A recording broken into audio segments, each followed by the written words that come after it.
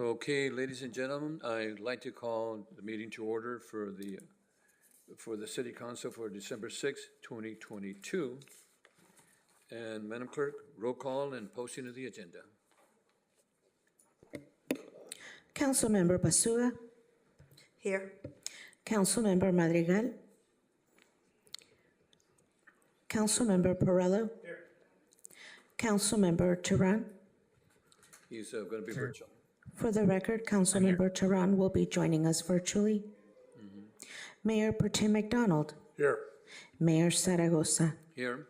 Thank you. We have a quorum.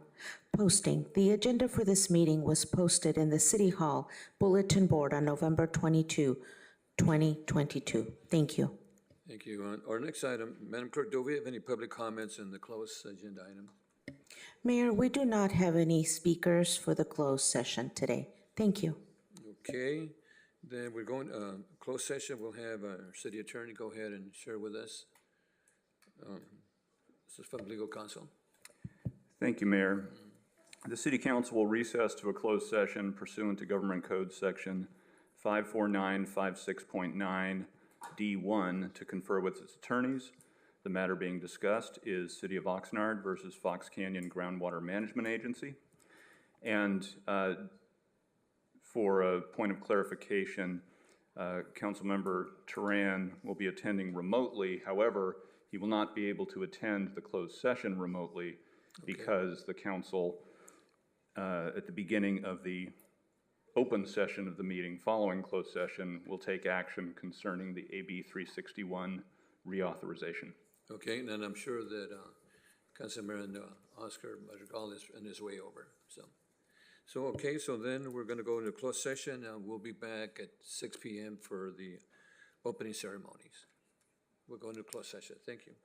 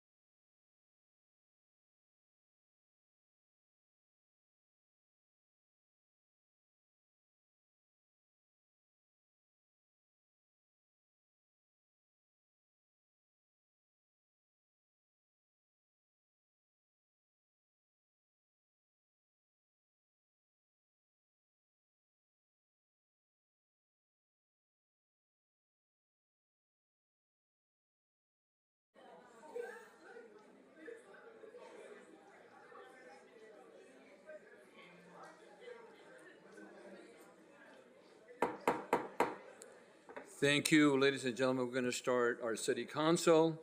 And before we start, we just came back from closed session, and before we go into the opening ceremonies, Mr. City Attorney, do we have any responses from closed session?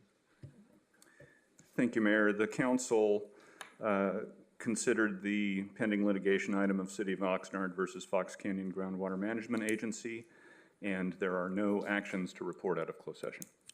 Thank you. Our next item is the Pledge of Allegiance, but before we can do with the Pledge of Allegiance, and Mayor Pro Tem is going to help us with that, we have a moment of silence, and Councilman Perrella would like to share a couple of words on that.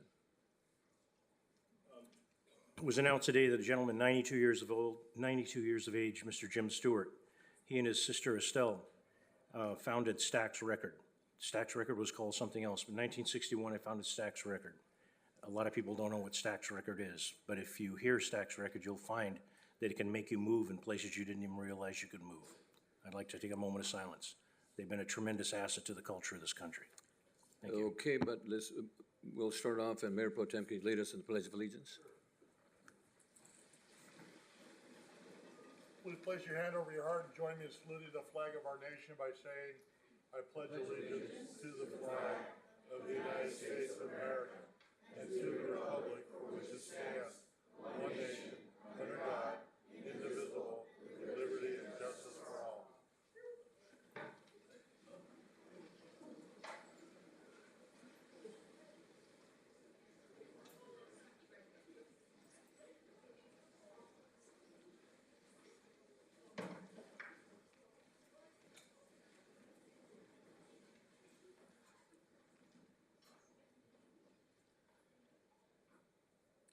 Thank you. Okay. Our next item is item E, and Madam Clerk, do we have any items not on the agenda?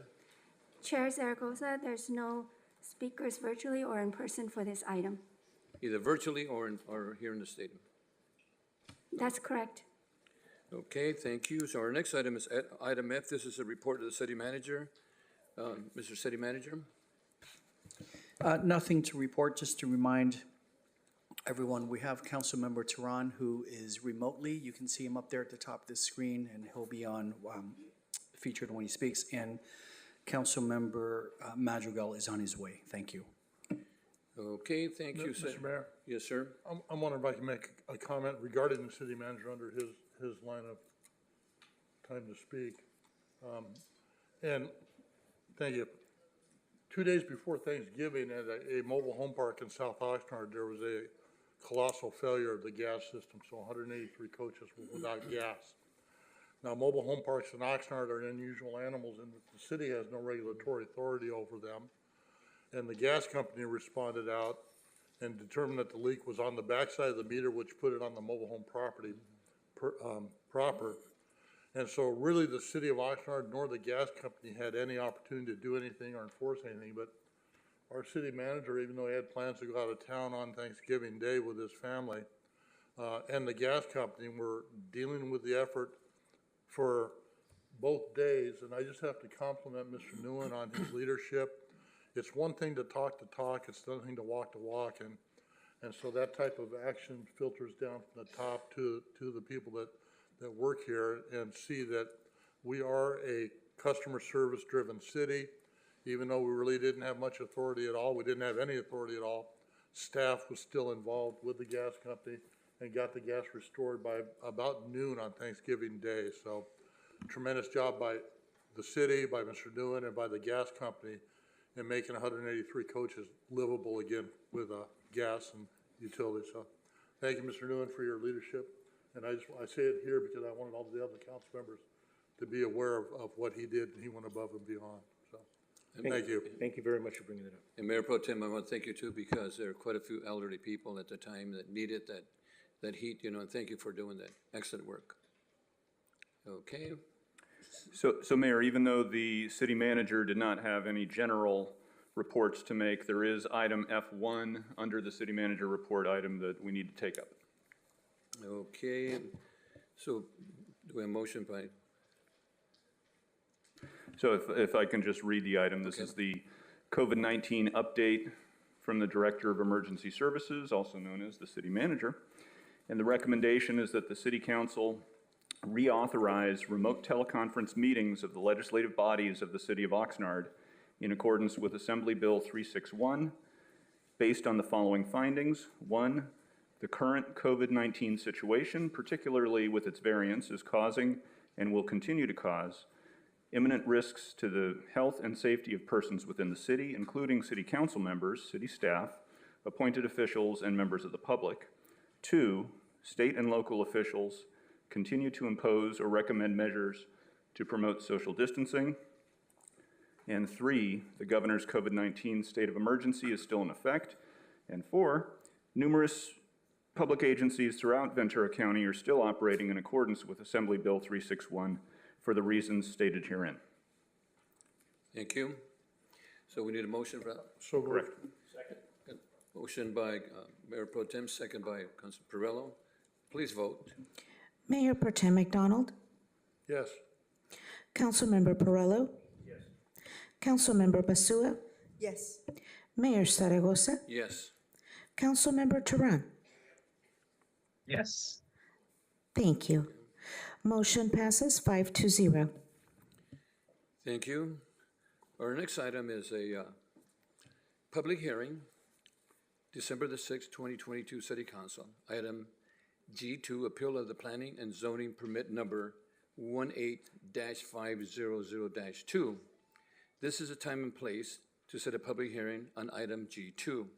Subject is appeal of the Planning and Zoning Permit Number 18-500-02, Special Use Permit, undeveloped parcel, the 34 acres located at southeast corner of Hueneme Road and Perkins Road.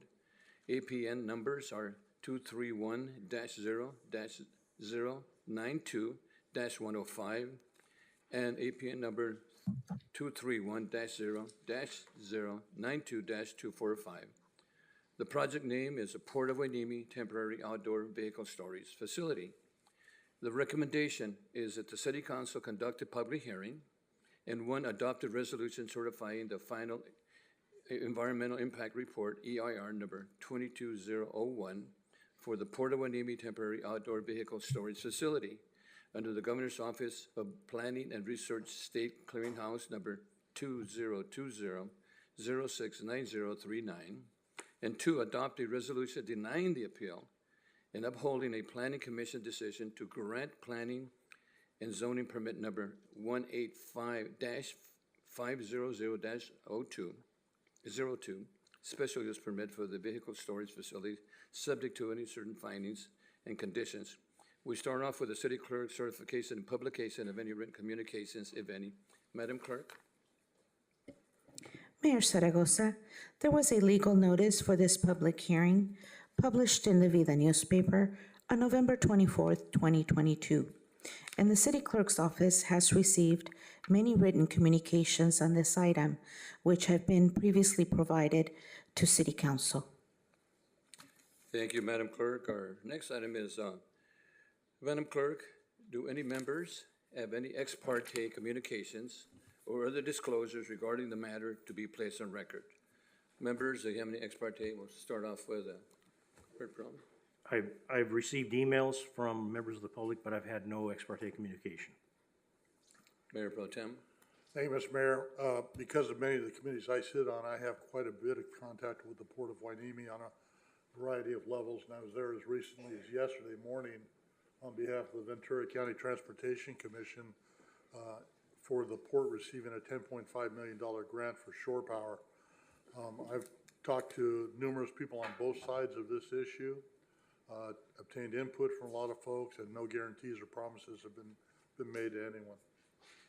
Thank you, and I'll go ahead and share before we go to the next council members. I've had numerous emails that were sent to me in support of the appellant, and also I had a telephone call from one of the harbor commissioners, and there was a letter that came in from the port to all the council members, and I'm sure everybody got one. Mr. Basua? I've also received numerous emails in regards to this project. I've had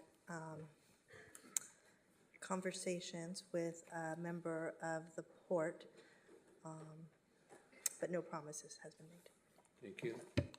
Councilman Madrigal, any expertise with it? Thank you very much. I've received emails, and I've spoken with one of the harbor commissioners at a public event. Okay, thank you. Councilman Turan? Thank you, Mayor. I have also received the emails that were sent to all the council members, the form letters, as well as some more individualized letters from members of the public. And I had a conversation with the West Ventura County Business Alliance, who reached out to me, and then also spoke with a representative from the Central Coast Labor Council. And prior to that, there was requests for meetings with me before the Planning Commission meeting, but those individuals and I ended up not being able to meet. Thank you. Thank you. Excuse me, Mayor. Yeah, Announcement for the record. Councilmember Madrigal has joined the meeting as of 6:14 p.m. Thank you. Thank you. Okay, our next item, there was a video presentation regarding this item, was posted by the Planning Supervisor Jay Dorowski. In accordance with Measure M, Planning Manager Joe Pearson will also provide a brief introduction regarding the item. Chief Assistant and City Attorney Ken Roselle will outline the process of the hearing, and the staff will be available to answer any brief clarifying questions council members may have before we begin the hearing. Council members will deliberate after the hearing has been closed. And I'll turn this over to Mr. Joe Pearson. Thank you, Mayor and Mayor Pro Tem and council members. Today before you is an appeal of the port storage project. The project was approved by the Planning Commission by a 4-1 vote, with 2 commissioners recusing themselves. And the project was subsequently appealed by the appellant. The appeal was filed by Earth Justice, Natural Resources Defense Council, Central Coast Alliance for United Sustainable Economy, and the Wichita Chumash Foundation. The project applicant is the Port of Hueneme Oxnard Harbor District. As you mentioned, city staff's recommendation on this project is to certify the EIR and uphold the Planning Commission's approval of the special use permit, subject to the findings and conditions provided in the staff report. Today, we have a team of city staff available to assist you this evening. Please feel free to call on us as you need. We have the case planner, Jay Dorowski, Ken Roselle, Chief City Attorney, Ashley Golden, the Acting Community Development Director, and myself, the Planning and Environmental Services Manager. In addition to our regular city staff, we have Jonathan Leach and Candice Magnus with Dudek here at the end of the table. The Dudek is the city's consultant who helped prepare the EIR. And in addition to Candice and Jonathan, we also have their technical experts who are joining us on the video call. They have expertise in the areas of biology, archaeology, traffic, hydrology, as well as air quality. And with that, I will hand it over to Ken Rosette. Thank you, Ken. Good evening. At tonight's public hearing, the appellants, who, as Mr. Pearson indicated, are Cause, NRDC, Earth Justice, and Wischoyo, will be given a total of 15 minutes to speak. The appellants have the option to reserve a portion of their time if they wish to have a rebuttal after all members of the public have been given the opportunity to speak. After the appellant's presentation, the port will be given a total of 15 minutes to make their presentation regarding the proposed project that is before you tonight. And after the port's presentation, the public will be given an opportunity to speak. Pursuant to Measure M, each member of the public will have 3 minutes to speak unless a translator is needed. If that occurs, then the individual with his or her translator will be given a total of 6 minutes to speak. After all members of the public have been given the opportunity to speak, the public hearing will be closed and the City Council will begin its deliberations on this matter. However, before we start the presentation, staff is available to answer any clarifying questions from the City Council regarding the process that's about to begin. Thank you, Ken. Council members, any questions regarding the process? Okay, Councilman Turan? No? Thank you. So I'm gonna continue with I'll continue and kind of reiterate what was mentioned by Ken. The appellant, the Central Coast Alliance United for a Sustainable Economy, Earth Justice, Natural Resources Defense Council, the Wistoya Shumash Foundation. Partnership will not give a presentation not to exceed 15 minutes, as Ken just mentioned. Do the appellants wish at this time to hold any reserve time before you continue? Where's the appellant? You wish to reserve any time at this time? Thank you, Mayor Zaragoza. Yes, we'd like to reserve 3 minutes. 3 minutes? Okay, then the clerk then will make sure that we get 3 minutes. Okay, then the appellant can go ahead and make your presentation. Go ahead and start your presentation.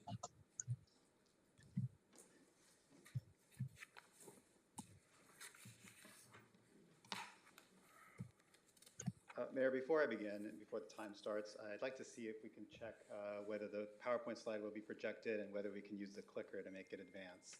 Do we have, Madam Clerk, where's Diego so we can start the presentation? Hmm?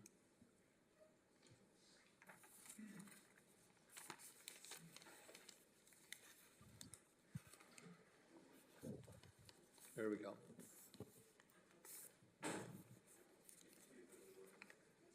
You want to try it on?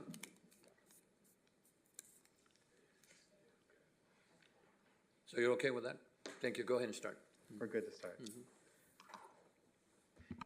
Good evening, Mayor Zaragoza and members of council. My name is Fernando Gaitan. I'm an attorney with Earth Justice, and we bring this appeal along with our partners at Wistoya Chumash Foundation, the Central Coast Alliance United for Sustainable Economy, and the Natural Resources Defense Council. I would like to reserve 3 minutes, as we mentioned before. Each of our organizations has a long history here of advocating for social, economic, and environmental justice in the city of Oxnard. For example, we stood in coalition with many of the council members here to defeat the Puente power plant that would have brought substantial harm to the community. Like that plant, this project involves powerful industries whose activities have consequences for our residents. Our appeal letters and previous submitted comments describe in great detail the many failures involved in approving this project.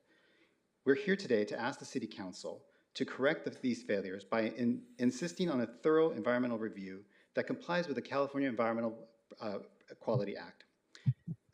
In this short presentation I'm about to give, I'm going to focus on 2 key areas. First, I'll provide a brief overview of why we are bringing this appeal and why this project is so important to the community. Second, I'm going to go through a few of the items that CEQA requires, 3 in fact, that are crucial to the process and which the Planning Commission failed to enforce. These include proper disclosure and transparency, protecting the environment to the fullest, and providing meaningful engagement of the public. Why are we appealing this project? It is well documented that activities from the freight and goods movement are some of the highest sources of pollution that threaten human health. The health effects from pollution are known to lead to cancer, heart disease, and asthma. The connection between the freight industry and these corridors are often called diesel death zones because of the type of damage that they can cause. South Oxnard has been in the crosshairs of this pollution from freight for several years. It is in an area with several schools and a majority of households that are non-white immigrant and farm worker families. This is precisely why the EIR is so vital. This project site, which is only 780 feet from sensitive areas like elementary schools, health clinics, has the potential of causing disproportionate harm to low-income and minority non-white residents, yet the EIR fails to analyze the environmental justice impacts that this might cause. Similarly, the lead agency has taken a cavalier approach to language access. Despite knowing that many residents don't have English as their primary language, the city decided to translate only 5 pages of an executive summary into Spanish. The decision not to translate a document is not discretionary. CEQA requires that lead agencies inform the public of a project's potential threats and promote public participation, yet no valid reason was given for not translating CEQA documents. In this instance, translation that would have treated all Oxnard residents equally and garnered meaningful input about this project, regardless of primary language. Why is this project so important? It's because CEQA only works to the extent that it can provide the public and decision makers such as yourselves a clear picture of the likely impacts that a project will bring. The principles that undergird CEQA are vital. And here the city has failed to address each of these: disclosing, protecting, and engaging. Luckily, CEQA also provides elected officials such as yourselves an opportunity to correct what's gone wrong by reviewing this matter de novo. That means that you have no obligation to adopt exactly what the Planning Commission has already done, but instead you're called upon to determine what can be done to better protect the environment and the residents of Oxnard. We've already spent some time discussing just one of the ways in which the city has failed to meaningfully engage all of its residents, especially in South Oxnard. Let's now turn to the failure to disclose. The law requires that the environmental impact report include detailed information to allow the public and decision makers to understand and meaningfully consider the issues. What you have before you is a flawed EIR, approved by a planning commission that didn't have all the facts in front of it. Here, the EIR arbitrarily limits the scope of this 34-acre site, the scope of this project to a 34-acre site, when the evidence shows that the port considers it just one step to securing a 250-acre site that is much larger and has many more impacts. This is an EIR that has a false project description, one that hides a more ambitious plan that the port has for this 250-acre multimodal logistics center. Why is an accurate project description so vital? Because CEQA prohibits piecemeal review of a project. That is to say, breaking up a larger project into smaller pieces that appears to have minimal impacts on their own.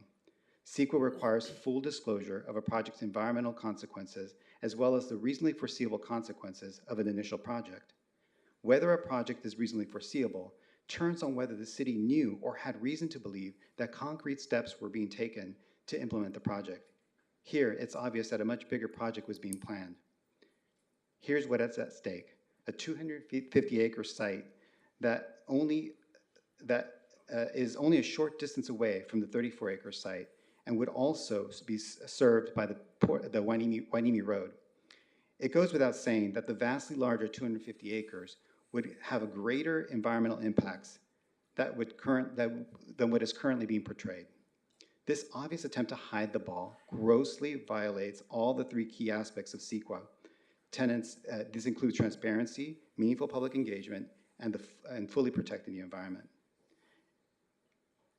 As far back as 2018, when the application for the 34-acre site was first submitted for consideration, financial reports disclosed that both the 250-acre site and the 34-acre site would serve the port's, quote, strategic plan to grow its off-port footprint and increase throughput.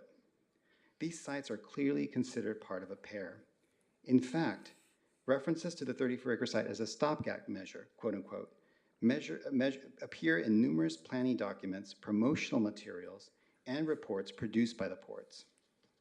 In case you had any doubts that maybe this is something that was just done when a one-off comment and not reflective of a concrete plan, there are numerous documents and numerous public reports that suggest otherwise. These include memorandums of understanding that show plans to purchase the parcels to form the 250-acre site, grant applications to fund the site's development, and inclusion of the 250-acre site in an opportunity zone, and the list goes on. Rather than engage with this evidence, the EIR omits the 250-acre site's impacts entirely. Instead, the port expects the public and this body to believe that the 34-acre site is both temporary and will result in consolidation of existing sites and produce more jobs. As Commissioner Nash noted, the city wants to have the truly robust EIR. It has to look beyond what happens after 5 years. The only logical answer is that the 250-acre site must be included as part of the impact analysis. This same hide-the-ball tactics flows into the analysis of growth and cumulative impacts. The EIR paid mere lip service to a number of projects that the port has in store for the region. This includes channel and berth widening on-dock and rail expansions, all of which are in various stages of development. One need to look only at this map that was produced by the ports, and it becomes clear that a larger plan for freight movement is afoot. The EIR fails to consider the growth and ignores the impact of increased shipping, trucking, rail, and other impacts on the communities of South Oxnard. These emissions are most important, of course, because they hide the potential risk to human health. Simply put, the EIR relies on an arbitrarily restricted definition of the project in concluding that less than significant impacts would exist. Failures in air modeling and underestimations of the emissions for this project also wrongly calculate the vehicle miles traveled and the impact of traffic. Madam Clerk, are we up to the time? Can we stop the clock? No, I already said it Okay. at the 12 minutes. I already reserved How 3 many more minutes, so minutes? you can continue. Well, go ahead. My apologies. Okay. Go ahead. Can we reset that to 3 Yeah, minutes? reset it. Thank you. Thank you. Thank you, Madam Clerk. Each of these failures has the potential to adversely affect public health, safety, general welfare, unless thoroughly vetted. These failures, the failure to conduct a thorough study means that the city code, under the city code, this special use permit should have never been issued. Let's now turn to the ways that the EIR fails to provide protection for the environment to the fullest. With respect to biological resources, the Planning Division failed to heed numerous warnings that their methods were failing to capture species that were at risk. And what exactly is at risk? The potential of loss of 200,000 birds, approximately. The permanent damage to sensitive wetlands that protect species and that these species survive on. All at a time when we're in a biodiversity crisis. Similarly, we stand to lose cultural resources vital to the region's Chumash people. As the Wichtoya Chumash Foundation highlighted, in comments, technology and methods exist to more properly identify and protect cultural resources, but the city chose not to use these. Simply put, the EIR fails to analyze real threats to cultural resources and offers only inadequate mitigation measures. The city must do more in this first instance. Our partners at Wichtoya Chumash Foundation also aptly noted that the EIR failed to assess potential wetlands retreat due to sea level rise, an obligation stemming from Oxnard's local coastal plan. This is something the city failed to do and must do now. Finally, CEQA requires feasible mitigation measures to be included in the EIR to minimize impacts. Because the EIR starts off with a disingenuous description of the project, the full impact is yet to be known. Because of this, the EIR fails to provide a proper assessment of the mitigation measures needed. Even still, the EIR dismisses numerous mitigation measures and alternatives offered that would address some of the problems from this very site in particular. On critical CEQA issues, disclosure, protection, engagement, the city has failed. But there's a chance to fix this. We therefore ask respectfully that you grant our appeal and require that a more thorough environmental review, one that will provide a full scope of the port's storage expansion plans, including the 250-acre site, be included. Thank you. Thank you. Okay, our applicant is up next. We have Christina Bursey on behalf of the property owner, A&J Oxnard LLC, will now give a presentation not to exceed 15 minutes. Applicant, you go ahead and proceed. Just for a matter of order, Kristen Dekas is going to be delivering the presentation Okay. this evening, CEO and Port Director for the Port. Is it? No, it's got 15 minutes. Okay, here we go. Good evening, City Council members and Mayor Zaragoza. We thank you, staff, and the community for your time this evening and appreciate your interest in the port and our projects, specifically Project 34. To start, I'd like to provide a brief overview as to how the Port of Hueneme supports our local, state, and U.S. economy. We rank in the top 10% of the nation's seaports for autos and fresh produce, are the 4th largest container port in California, and the 6th largest auto port in the U.S. With inflation rising, the port has become increasingly important to keeping the price of goods in check for items like medical supplies, electronics, low-emission and electric vehicles, and nutritious foods like bananas, melons, stone fruit, and avocados. According to the front page VC Star story on Sunday, Ventura County suffers the lowest performing economy in the entire state. The Port of Hueneme offers real solutions to counter this shortcoming, making up 4% of the county's gross domestic product. As the slide shows, trade has consistently grown faster and outperforms the county's economy. This type of continuous growth is critically needed to help address some of the socioeconomic challenges affecting Oxnard. According to the 2021 State of the Region report, 80% of children in Oxnard public schools qualify for free or discounted meals. The opportunities the port affords our community are life-changing.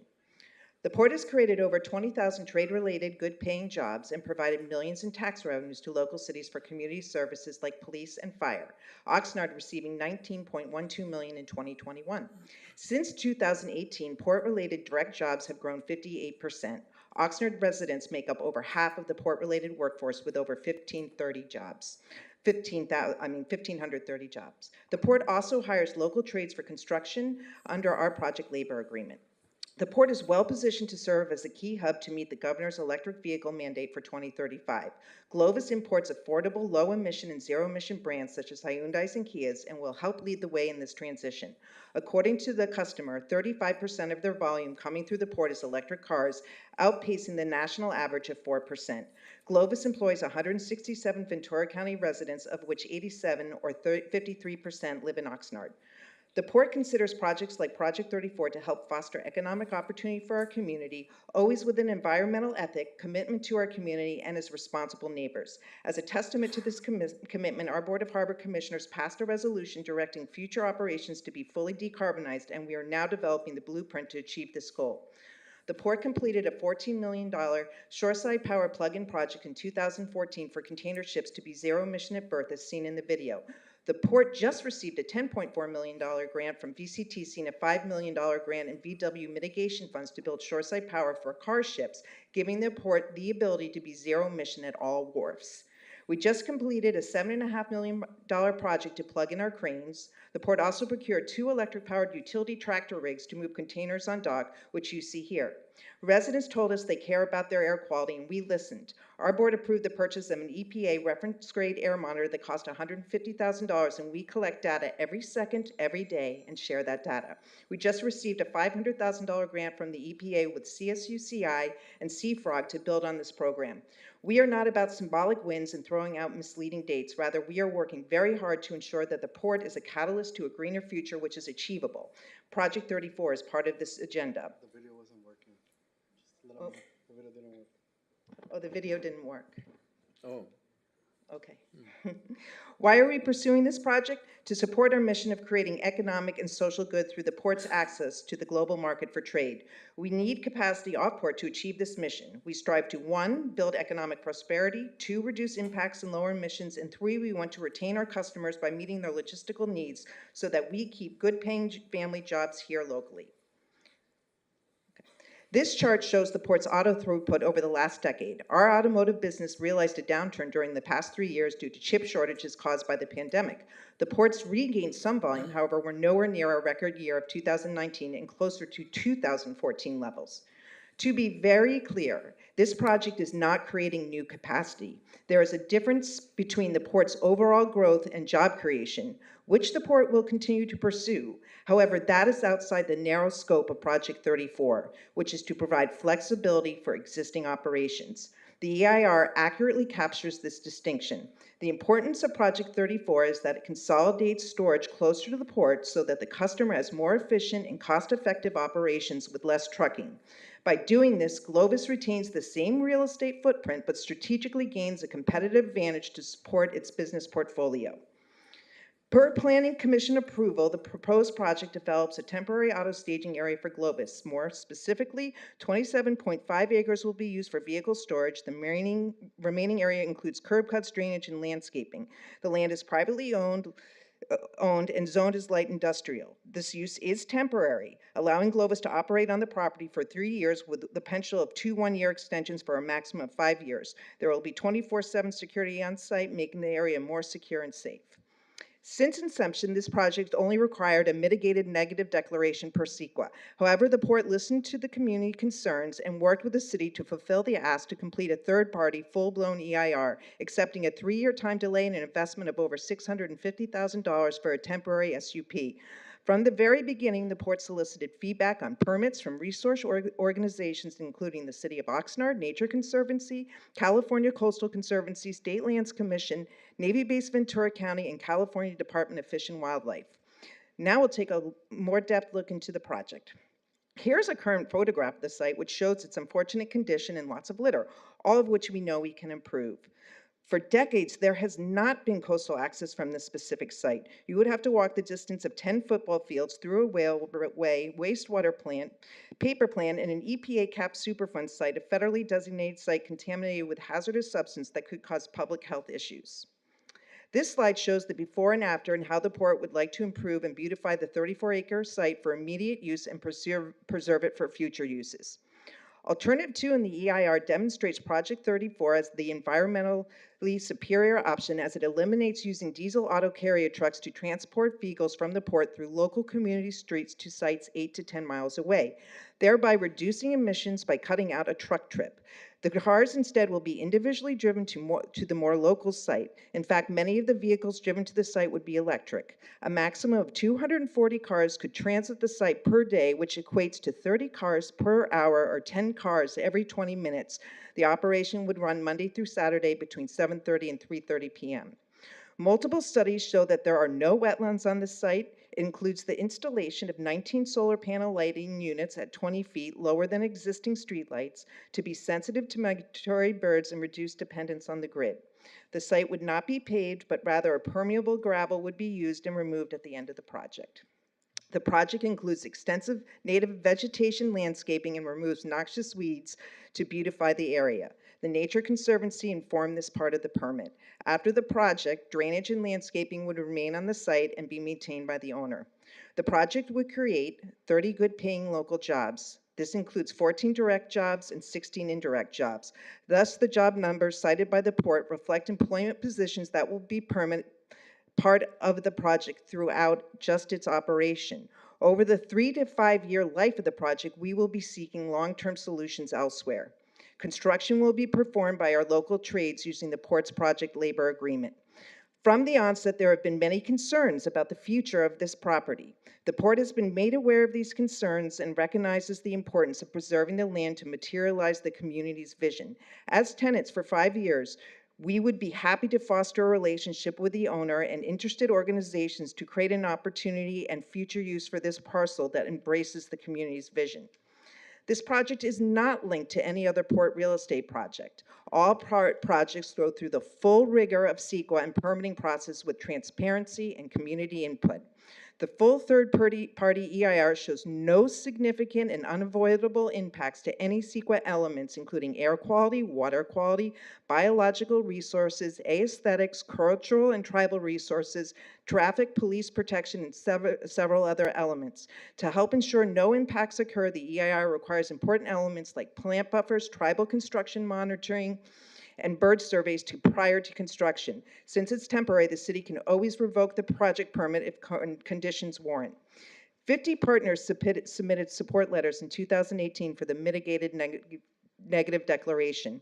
During the EIR comment period, the project received approximately 1,250 handwritten signatures in support of the project from the residents of South Winds neighborhood, labor groups, local businesses, and other community partners. In fact, local businesses and residents expressed that they want to see the project move forward to increase public security and safety in the area. As part of our due diligence, we had a third-party company, AlphaView, conduct a 598-person survey across Ventura County, and the results shown here demonstrate that over 77.8% of respondents support the port expansion, and over 88% support port expansion when it mitigates ecological impacts, creates high-paying jobs, and allows for more specialty cargo imports. Looking at the data for Oxnard and Port Hueneme, the same support holds true. Over 88% of the respondents support port expansion when it mitigates ecological impacts, creates high-paying jobs, and allows for more specialty cargo imports. To close, we hear our community. We worked with the city on the EIR for this temporary project, which identified no significant or unavoidable impacts, which the Planning Commission approved on October 20th. Thank you to you. Thank you to city staff for all their work on this project, and we ask that you uphold the Planning Commission's approval. We have a full team here of staff, legal, and consultants to answer any questions. With the remaining time, I'd like to invite Rodrigo Zaragoza, our engineering specialist, to speak to the last slide in Mixteco. Den sindo Rodrigo Nani Hernan Canisha, mi proyecto 34 yo no fundo. Ya no na kita kari perken si wane mendo new yo zona industrial kana shina achku kasanya na kon mina no har kunya kunjana ito itanan ko wasa kunjana nya. Kwa oni ato kuya kachinyo minya puerto yo minyo yo nya kachino nya como nya estacionamiento que anaksha carro kuita tosa.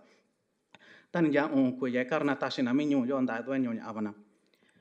Nakasa na mi proyecto yo, nakasa mi proyecto ya nakasa no minyo yo kwa kuya.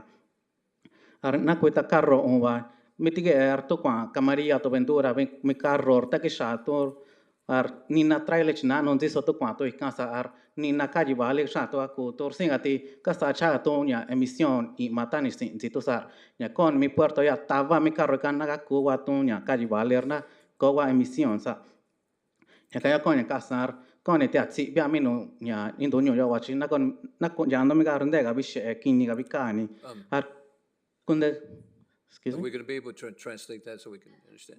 Okay, go ahead. Yeah. Siga.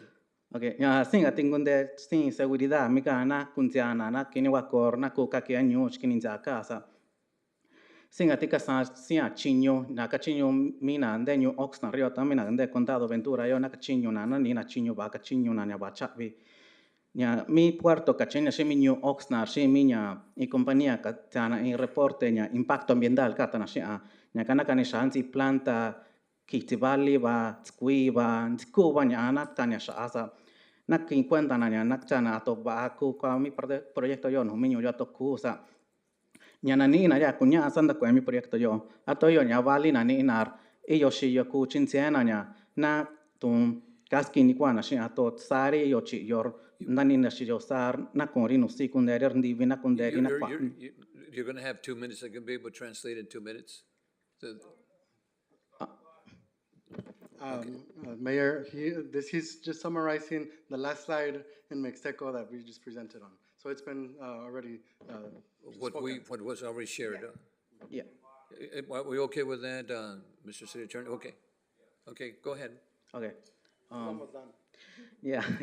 Sorry about Okay, that. thank you. Octubre yon sa mi puerto nya no comisión nya planación que se presenta na mi proyecto yo ani na kanina shanti imi nya shakiti baliba itomba skui na mi andeno mi nya yo shinzenzi inar nya na ni na ya kunya ni na ni inasa ato iyo nya vali na ni inar iyo washiyo ku chinziana kunzana nya nando ar inga tinya con indukando shindo ya nya yo hoyor ushimillón ya tashinya BST senda mi puerto na kasa i nya cargador ato no na kun ni shami barco china no que shayo na tani wa ima no motor na kaski ni watu nundesa ni siga na 1 millón na no nya programa nya BW nya chintia cha vincia shami proyecto yo ya bikuar at nya ni siga na 7 millón kachenyo na shi organización nya cifrag shi universidad nya Channel Islands na tahana monitor nya tachi nya ima na kunda ine nchaka nunde aton dibi atokini kanunde. Thank you. Thank you. Also, as part of the record, a copy of the transcript from the presentation was given to the interpreter for the Spanish translation. Okay, thank you so much. Thank you for your time this evening, and we appreciate the work of the city and yourselves. Thank you. And thank you to the appellants, okay? Now what we're going to do is open the public hearing, testimony portion. Members of the public were invited to sign up to speak on this item on the city's website. And a person who did not sign up at this time may do so by submitting a speaker card with the following instructions posted on the agenda for this meeting in the city website, which is Oxnard.org meetings. Speakers have 3 minutes to speak on this item. The city clerk has provided me a list of speakers, and I will begin calling those names out of the list in groups of 3. In fact, that's going to be in groups of 5, just for information. When you hear your name, please be ready to approach the podium to raise your hand in Zoom portion, once the speaker before you finished. So we're gonna start off with the speakers, and we have approximately 60-plus speakers at this time. And we're gonna start off with the list that I got initially. We're gonna start off with Joy Kobayashi, followed by Shirley Godwin, Liz Lamar, Cesar Hernandez, and Haley Ethers. Joy, are you in here? Are you here, Joy? Joy, please press *6 to unmute, and then you have 3 minutes.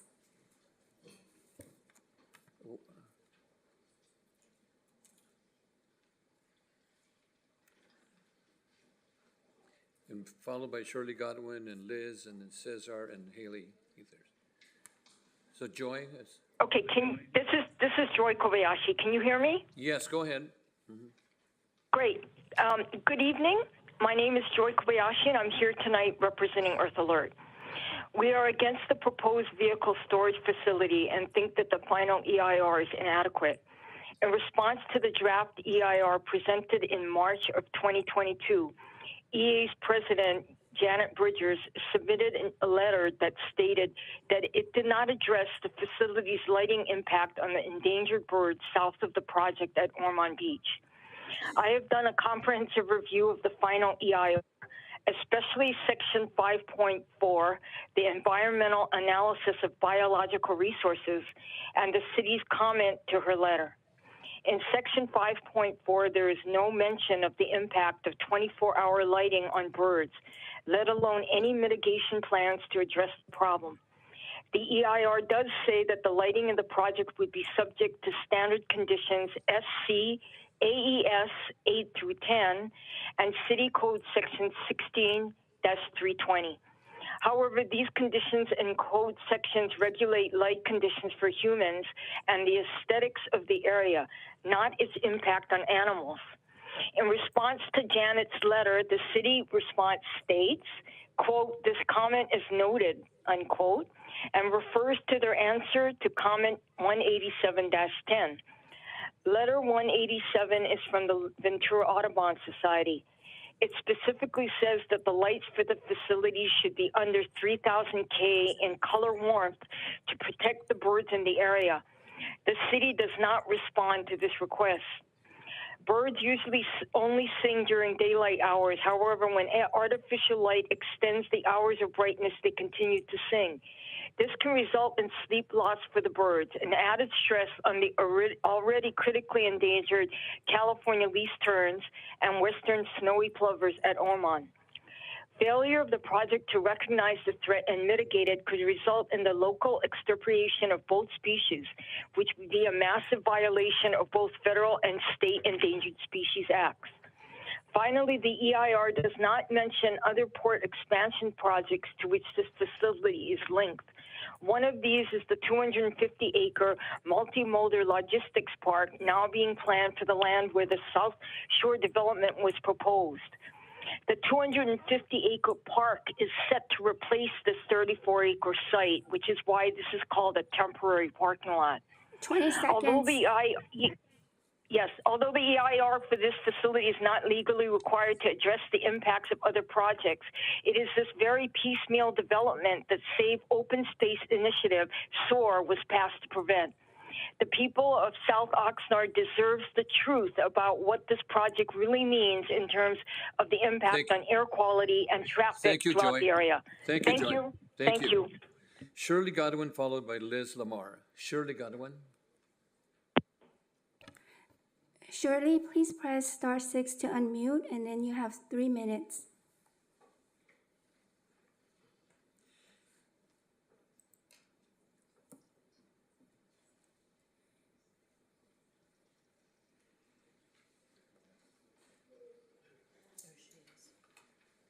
My name is Shirley Godwin. I'm a 60-year resident of South Oxnard. There are too many unanswered questions and inconsistencies to approve this project. I'm going to name 6 of them, but obviously there's a lot more. Number 1, no one has answered the question of where all these cars will be parked after 5 years? Number 2, on the question of why the chain link fencing will remain after the 5 years. The answer that it will be needed for the next owner or user of the property doesn't make sense when supposedly there is no plan after 5 years. Number 3, also, chain link fencing doesn't meet city standards or what is required for similar use. The city requires a solid perimeter wall similar to what the BMW Vehicle Processing Center has on Arcturus Road. Additionally, the city requires sidewalks for developments. This port storage project will not have a sidewalk along Wainimi Road. Number 5 is the question of, again, that was mentioned earlier, the cumulative impacts. There are 3 projects in close proximity to the 34-acre project, 1 on Wainimi Road and 2 on Arcturus that will both include truck and vehicle parking. Only the smaller one on Wainimi Road is included in the cumulative impacts. The 2 larger ones are called speculative in the EIR. This doesn't make sense. All submitted applications about a year ago. All have been in the planning process during the same time. And the planning department is working with the 3 developers on approval. Number 6 relates to the water. What about the water that will be needed on this site for irrigation and dust control? Where is the source of this water? Or what is the source of this water? Are they going to use well water, the city drinking water, or recycled water? And will irrigation pipes be installed along the perimeter to water the plants? And once the 5 years has passed, will the property owner be required to maintain that irrigation system? Also, will there be water trucks used to keep down the dust? We personally have a very drought-tolerant yard with many drought-tolerant plants. We have 20 found that it seconds. takes a lot of water to get the drought-tolerant plants established. There are too many inconsistencies and questions to approve this project in the EIR. Thank you.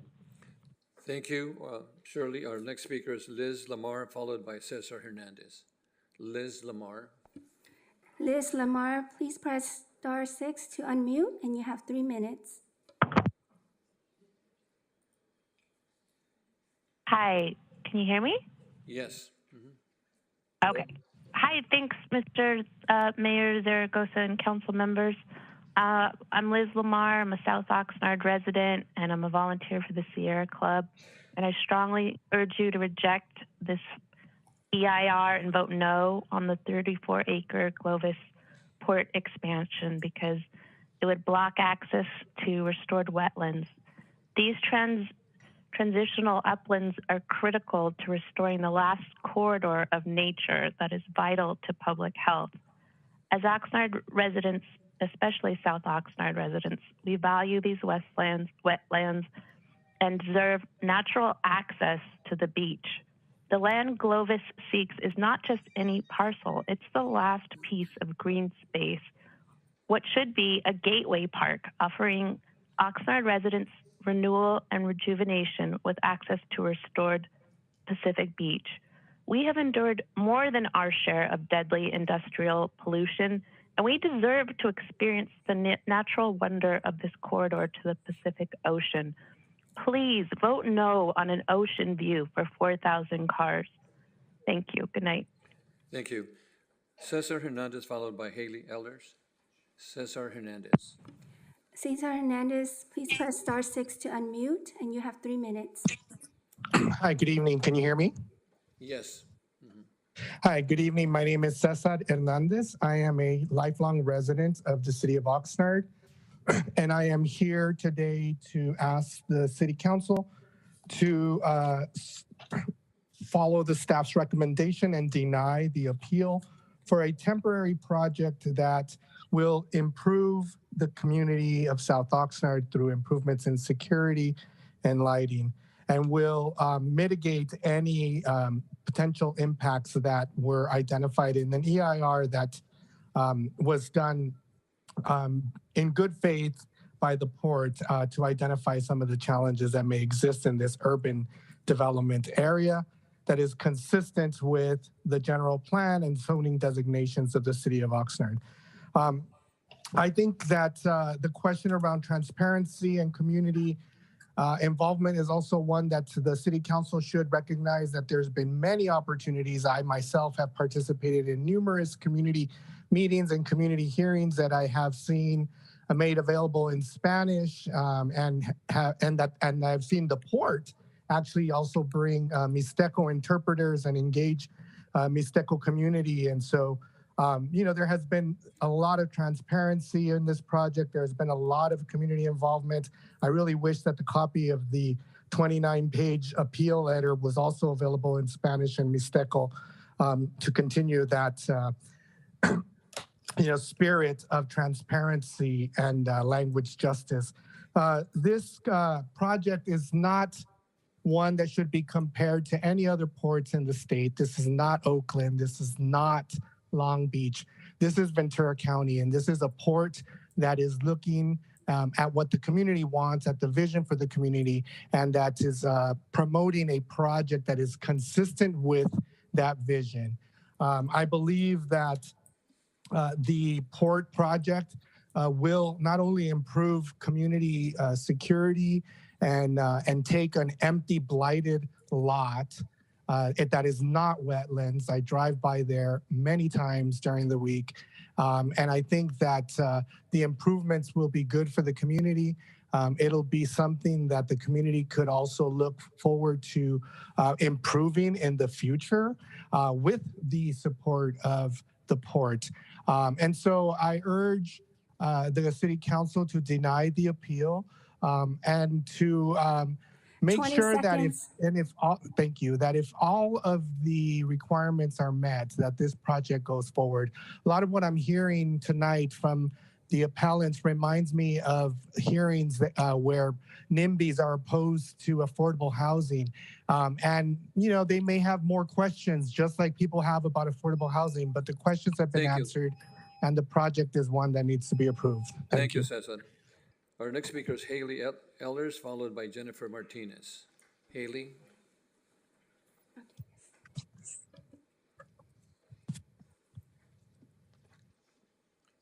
Hello, my name is Haley Ehlers, representing Climate First, Replacing Oil and Gas, or CFROG, a local nonprofit dedicated to the transition to a fossil fuel-free Ventura County. As a grassroots local nonprofit, we stand in solidarity and support of the South Oxnard community and urge the rejection of the final EIR and a no vote on the 34-acre Glovis Port expansion. This final EIR fails to consider the impact on air quality and community health from diesel trucks that will transport cars from the 34-acre site across the county and beyond. This expansion will bring even more diesel pollution to the Hueneme Road area, a community already heavily burdened with this cancer-causing exhaust and other harmful pollutants. The nearby South Oxnard community currently experiences an overall pollution burden higher than 94% of other California communities, and a diesel particulate matter burden higher than 86 to 90% of the rest of the state. This has real consequences for the health of the community members, leading to asthma, low birth weights, and cardiovascular diseases. Additionally, we are increasingly feeling the impacts of climate change here in Ventura County as the fastest warming county in the contiguous United States, from wildfires to continued drought to increasing heat.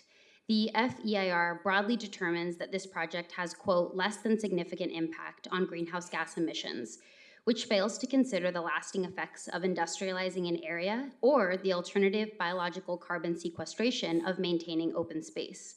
The FEIR drastically underestimates greenhouse gas emissions by inaccurately describing the project as temporary and only considering 3 to 5 years of impact. True commitment to the environment means a commitment to people. CFROG applauds the developing advancements of the Port of Hueneme has made in electrification and is a partner in the port's local air monitoring efforts. These Green efforts are not a substitute for being a good neighbor, and the ask for no more diesel truck infrastructure from the community is clear. We urge the port to truly follow its commitments by ensuring that all business decisions, from electrification to expansion, are done equitably and in a way that does not reinforce existing systemic inequities. We urge you to prioritize the health, air, quality, and future of South Oxnard over industrialization and diesel expansion by voting no on this expansion and rejecting this FEIR. Thank you. Thank you. Jennifer Martinez, followed by Jonathan Newman. Jennifer Martinez. Jennifer Martinez, please press star 6 to unmute, and you have 3 minutes. Hi, good evening, board members. My name is Jennifer Martinez, and I'm a resident of Oxnard and have been for the past 21 years here. And I'm here to ask you to please vote no on the 34-acre expansion project. Although this project seems to value jobs and tries to be as transparent, I also want to say that this seems to be a project that promotes environmentally racist ideas without undoubtedly putting more diesel pollution into the area that's already been marginalized. We have various students, children, elderly that will face disproportionate health issues due to the diesel trucks that will be running through the area. I ask you to please vote no on this 34-acre expansion project. Thank you. Jonathan Yulman, followed by Nancy Lindholm. Jonathan. Chair Zaragoza, Jonathan is not available virtually, and I haven't received a speaker card for him in person. Thank you. Nancy Lindholm, followed by Raul Flores. Nancy Lindholm. Nancy Lindholm is not available virtually, and I have not received a speaker card in person. Rodel Flores, followed by Sergio Sinan. Is that correct? Rodel Flores. Hello. Go ahead. Hi, I'm here to support the Port of Hueneme. I've been a resident of Port Hueneme for 47 years, and I'm really excited to see something new, something different in our community in South Oxnard. You know, I'm as excited as maybe as most residents of North Oxnard were when they're gonna build a collection. Nothing's been done for 47 years there, and the Port of Hueneme truly cares about the community. I've heard people give out statistics, numbers about truly caring about what's going on and the residents of South Oxnard, but how many of them have actually volunteered, participated, spent more than one day in South Oxnard? Not many. The Port of Hueneme has been instrumental, especially during COVID, as far as helping out the community, volunteering, bringing people together, giving students an opportunity to volunteer, internships, and really be part of the community. And I really want to support this change. And if they truly feel that they are a part of South Oxnard and truly care about the community, I'd suggest that they learn to feel comfortable being uncomfortable, because that's when we fully know what our full potential is. And I think South Oxnard deserves that opportunity to at least try some change. It's for 5 years, it's not permanent. And if it doesn't work, it doesn't work. But we are yearning for something different. And we truly know and care and know that the Port of Hueneme cares about us. And I really recommend that they be open to the change. We want change. You know, we want to feel like someone cares about the community down there. You know, I'm not lying. It's been 47 years of the same dirt and trash I see there. As a kid, walking to the beach, I cut my foot and tore my shoes. Homeless people, it's just a huge need, I think, that the community of South Oxnard need. And if you truly were to ask all the residents that truly live in the area that they are reporting are affected, they're in support of the port, because they're out there day in, day out supporting every weekend, food drives, not only in Port Hueneme and South Oxnard, but they've been able all over the county. And I've been able to participate in that and seeing how huge that's impacted not only the community they're serving, but how close it brings the community. So I just want to share the support I have for the port and in this project. Thank you. Thank you. Sergi CNN, I hope I'm pronouncing it. Sergi. Chair Zaragoza, Sergey is not available virtually, and I haven't seen a speaker card for him. Okay, then Christian Munoz. Christian Munoz. Christian Munoz, please press *6 to unmute, and you have 3 minutes. Okay, can you guys hear me?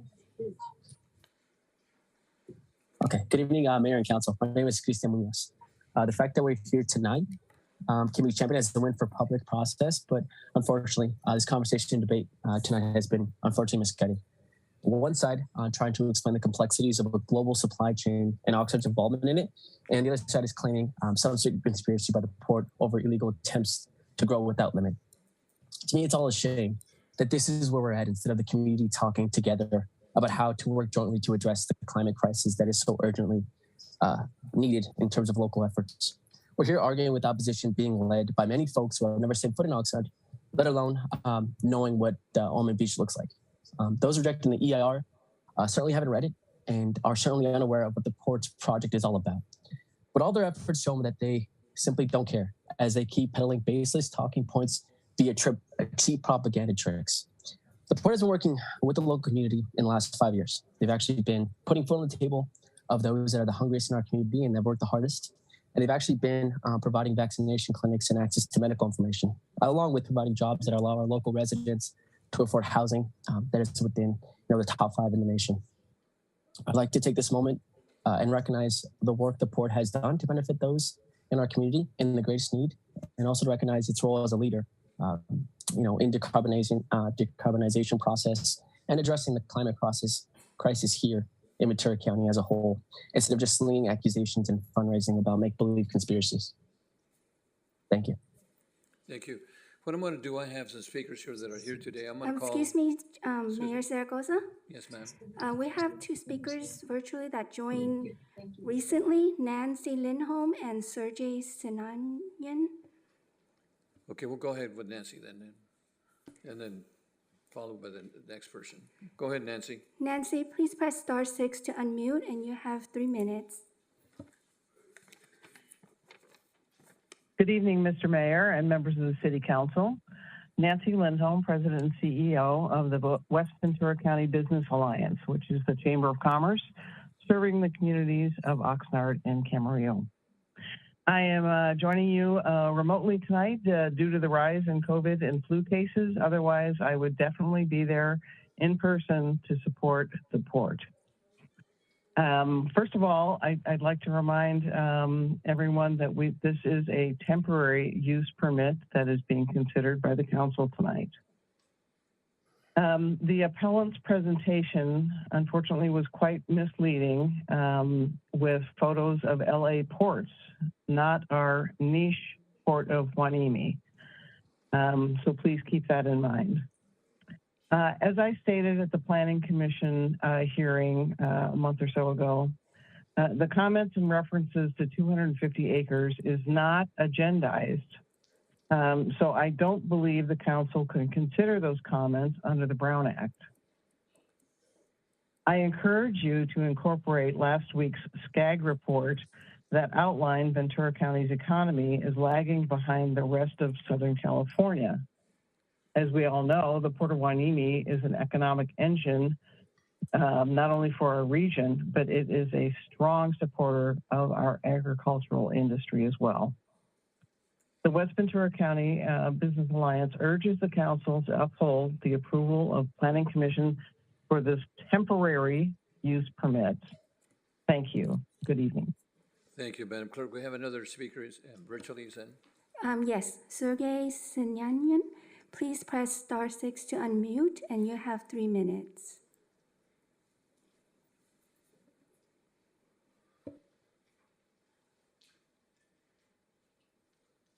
Good evening, Mr. Mayor and honorable council members. My name is Serge Sinanian. I represent the owner of the property at issue. The ownership entity is called A&J Oxnard LLC. We've owned this property for over 20 years, and we've spoken to all kinds of different potential buyers, as well as different potential lessees of this property. And they've all had different visions for the use of this property, including transportation, logistics, facilities, multi-family housing, single-family tract housing, manufacturing facilities, commercial shopping centers, and in all those conversations, we've just felt that it hasn't been the right fit and the right use. When the Port of Hueneme approached A&J Oxnard LLC to propose this temporary use, it seemed like a perfect match. The Port of Hueneme is an elected, is a public agency with elected officials that are beholden to the constituents of the county and of the city of Oxnard and the Hueneme district. They have constituents which they are beholden to. Their interests are in line with the residents. This use is, in our opinion, so minimal. I mean, basically what's happening is there will be grading of the site. Gravel will be base and gravel will be brought to the site. Temporary fencing will be installed 6 feet high. Lighting, a small guard booth, and it just doesn't warrant this type of opposition to have such a minimal impact on the landscape there. Plus, when you have such a presence there, you avoid situations where people, we've had on this property, squatters arrive and people, unlawfully reside there. So we think the nature of this use, the temporary nature of this use, and the following the use, the fact that the lease requires the port to return the site back to its original condition, it just seems like a too good to be true situation for the use of this property that's been vacant for over 2 decades, well, longer than that, but we've owned it for over 2 decades. With that, we're very supportive of this use, and we hope the council will approve it. Thank you very much. Good night. Thank you. Okay, any additional speakers virtually, Madam Clerk? Chair Zaragoza, there's no additional speakers virtually for this item. Okay, for the speakers here today, I'm going to call 5 people at a time. So listen for your name and then follow that procedure. The first speaker I'm going to have called is Veronica Munoz, followed by Javier Gomez, and then Casey Chacon, and Daniel Gonzalez, and Daniel Mora. We'll start off. So if you want to get in line, 3 minutes. Veronica, you're first. Good evening, Mr. Mayor and members of the council. My name is Veronica Munoz, co-owner of BG's Cafe. I'm both here as a lifelong resident of Oxnard and as a business owner to offer my support to the Port of Hueneme on Project 34. Even though I live in Oxnard, I speak to this because Hueneme has been a very important part of my upbringing here in the county. Oxnard and Hueneme are like sibling cities, for lack of a better metaphor, with many shared experiences of its citizenry, from visiting its beaches to having extended family living in both cities. In this light, we know that the port provides hundreds, if not thousands, of jobs to our local community, in turn providing a very strong economic force for both Oxnard and Port Hueneme. Over the years, I've known many individuals and families who've come to eat at our restaurant, who, interestingly enough, have multi-generational jobs from the Port of Hueneme. This discretionary income of the port's employees supports many of our local small businesses, and any addition to the workforce, as they promised, would only help to bolster our local economy. Additionally, they are a good neighbor in the sense that they give back directly to the community that houses them. Over the years, I've been witness to their generosity. They help many community organizations and nonprofits. They provide scholarships. They help put on cultural events. They even put on their own free community event, the Banana Festival.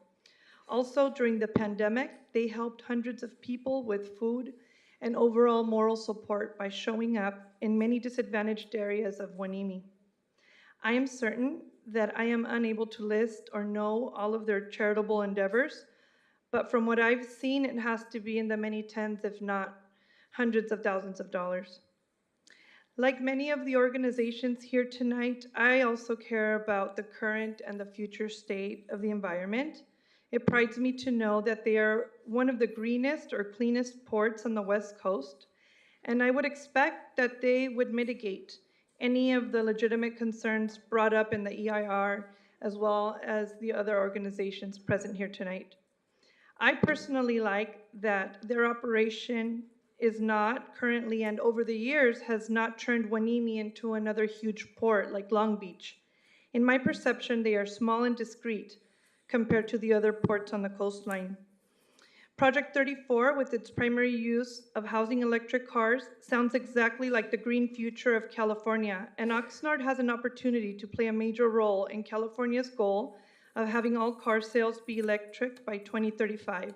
Overall, the proposed use of the land seems to be non-threatening, and I hope that you will consider approving Project 34. Thank you. Thank you. Javier Gomez. Javier Gomez, followed by Casey Chacon, and of course, then Daniel Gonzalez. Go ahead. Distinguished council members of the City of Oxnard and Honorable Mayor John Zaragoza. A city without culture has no soul. It is a wasteland. It needs cultural partners who support artists, who uplift, inspire, enrich the lives of its people. Artists create hope that empowers others to fight the good fight. La causa of our society is to support and champion those who make a difference, who think out of the box, who look to the future to make our environment cleaner, greener, and safe. My name is Javier Gomez. I am a retired educator for the Oxnard School District, and I am a local resident of the city of Oxnard for the past 51 years. But most people know me as Mr. G. I have been nearly running the NLACH for over 50 years, based in the heart of the city of Oxnard, performing throughout Ventura County, promoting cultura to enrich and heal our community. We have been providing free services to those seeking to learn about their language, their customs, their traditions. Our survival has been accomplished by having volunteer maestros, receiving donations from generous people. I am sad to say that our city has eliminated any of the funding for the arts. A culture city has artists who stimulate and revitalize local economy. They are the ones who create the aesthetic beauty of the community, inviting folks to patronage their businesses. But who is there to champion artists? I'm sad to say our city is currently not at that place. But we have been blessed to have a champion who has stepped up to fill that void as a creator, as an innovator, as a friend of the entire county of Ventura. This is the Port of Hueneme, the Harbor Commission, who has aggressively engaged itself in all activities, giving hope to working folks seeking jobs, to many organizations, businesses, and especially keeping the cultural arts alive. Port Hueneme's Harbor Commission has been present in over 80 food distributions countywide, co-hosting events with local colleges, schools, teachers, and like the Elite Theater, Teatro de las Americas, Animal Theater. Ask yourself, what is their motive? The simple truth is that they care. To create equity, create opportunities, to build bridges between all sectors of our society. The Port of Hueneme's Commission is the only large business entity supporting our local economy. I ask, where is Costco? Where is Amazon? Where is Walmart? As a cultural artist, community organizer, and as a parent, the Harbor Commission has its impact has been felt everywhere. They are a humble business equity in our community. Recently, they hosted the Casa Lopez Thanksgiving dinner by donating and helping to feed the homeless, to the hungry of our community. Later this month, they will again be co-hosting the annual Tamal dinner for our community. Thank you so much. Okay, Casey Chacon. Please, no clapping, please. Do not clap. Thank you so much. Thank you so much. Hello, my name is Cassandra Chacon. I'm a longshoreman out of the Port of Hueneme. My family goes back 5 generations. I was born and raised in Oxnard, grew up in Port Hueneme, so we have a lot of history here. We are fully invested in South Oxnard's future. We've been working diligently to become a clean, green port. We have state-of-the-art cranes powered by electricity. This will revolutionize the way we make cargo move. We also got a $5 million grant for hybrid electric cranes. We have shoreside power that allows vessels to turn off their engines and plug into electricity at our port. If we get this land and it gets approved, It'll be really good for our community. 80% of Globus employees live in the city of Oxnard. We are very involved in our community. We do toy drives, turkey drives, just to name a few. There's so much more that I could go on about that. We just hit a milestone with Alex's Lemonade. She was a young girl who had cancer, and we funded her, and she passed, and we just hit $1 million of over the years raising that for her for supporting her cause. For every acre, it will employ 30 jobs, which is 1,020 jobs. Our port creates many different jobs, starting with longshore, vehicle processing, maintenance, security, also job opportunities for local veterans and retirement community. I feel like this, living here and seeing this pass would benefit us. I would never want anything to be put there that I feel would hurt our community. We are going green. Our cars are electric, and we're moving forward towards it, and we're working really hard with it. Thank you. Thank you. No clapping, please. Daniel Martinez, followed by Daniel Mora. Daniel Martinez, followed by Daniel Mora. Martinez? I'm sorry, Daniel Gonzalez, excuse me. I'm sorry, Daniel Gonzalez, followed by Daniel Mora. All right. Hello, council members. My name is Daniel Gonzalez, Organizing Director with Future Leaders of America.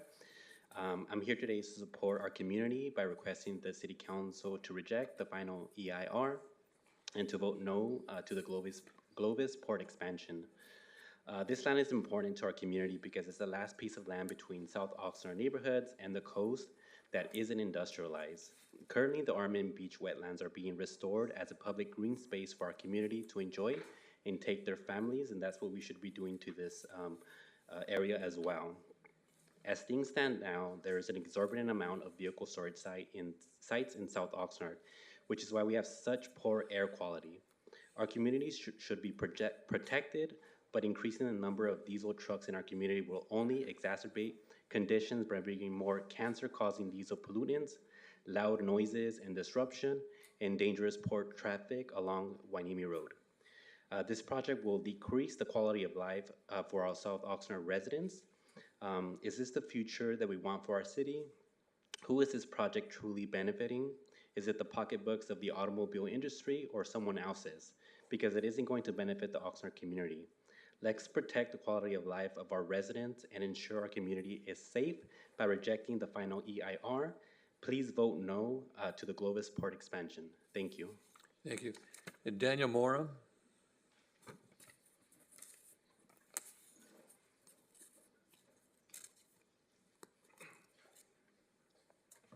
Thank you, Mr. Mayor, Council, Gabe on the TV over there.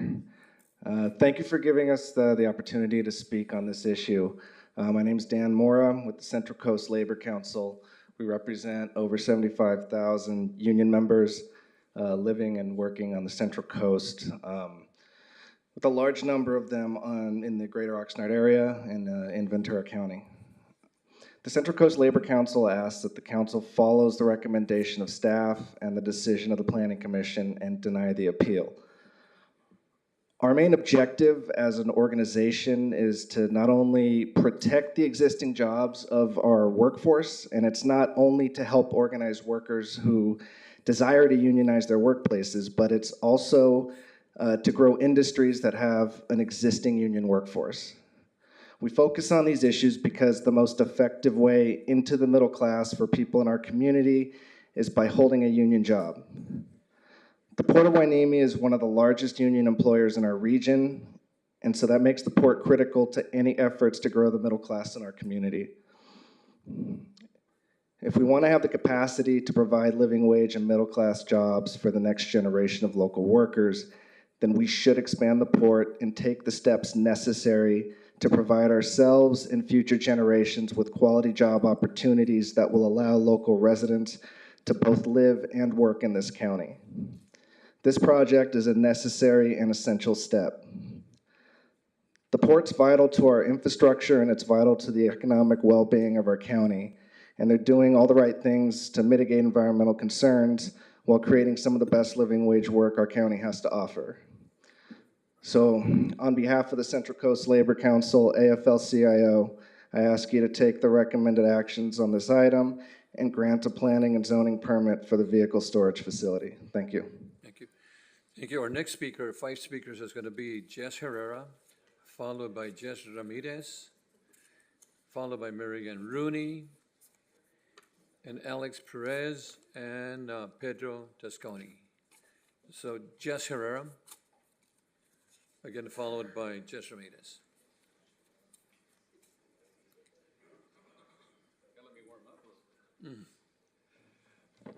Good evening, Mayor, council members. You know, I became an elected official so I could make a difference, so I could make a change, and I hope that you've done that too. You know, you've all heard about the Port of Hueneme and how it's been a good friend, a good neighbor, and a good partner. The millions of dollars it provides for our counties, for our cities of Oxnard. We estimate that in the last 10 years, the city of Oxnard has gotten approximately $200 million. You heard about the 40,000 families that we fed at a cost of $150,000 and 1.3 tons of food that was included in that. The Port of Hueneme was founded by Richard Bard. Richard Bard and his family had one vision. And actually, they had a purpose. Their purpose was to create a public asset that would provide for generations prosperity and opportunity for our community. That was their values, and that is our values. That is why you see the Port of Hueneme reaching out in every direction that we possibly can to strengthen our community and empower it and help them along. Now, we have lost too many opportunities as a city and as a port, and yet we still have 11% of our population living in poverty. We should be ashamed of ourselves. You should be jumping on the boat with the Port of Hueneme to say we need to create those jobs for our community. Even if it's one job at a time, there are families that are starving. Our statistics show 1 out of every 4 children goes to bed hungry in our community. That's ridiculous. I call on you to make a change. I call on you to do it differently.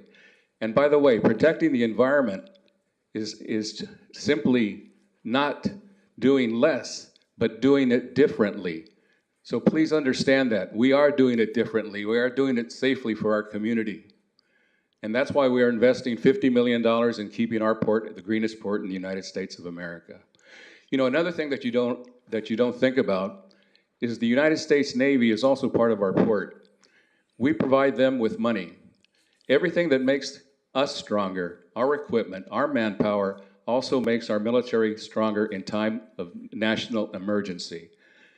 Each year, our customers provide over $60 million to our Navy, and the port takes care of their maintenance in areas that they require it. So there's a lot that goes to the port that people simply don't see. I don't know how we ever built anything on the north end.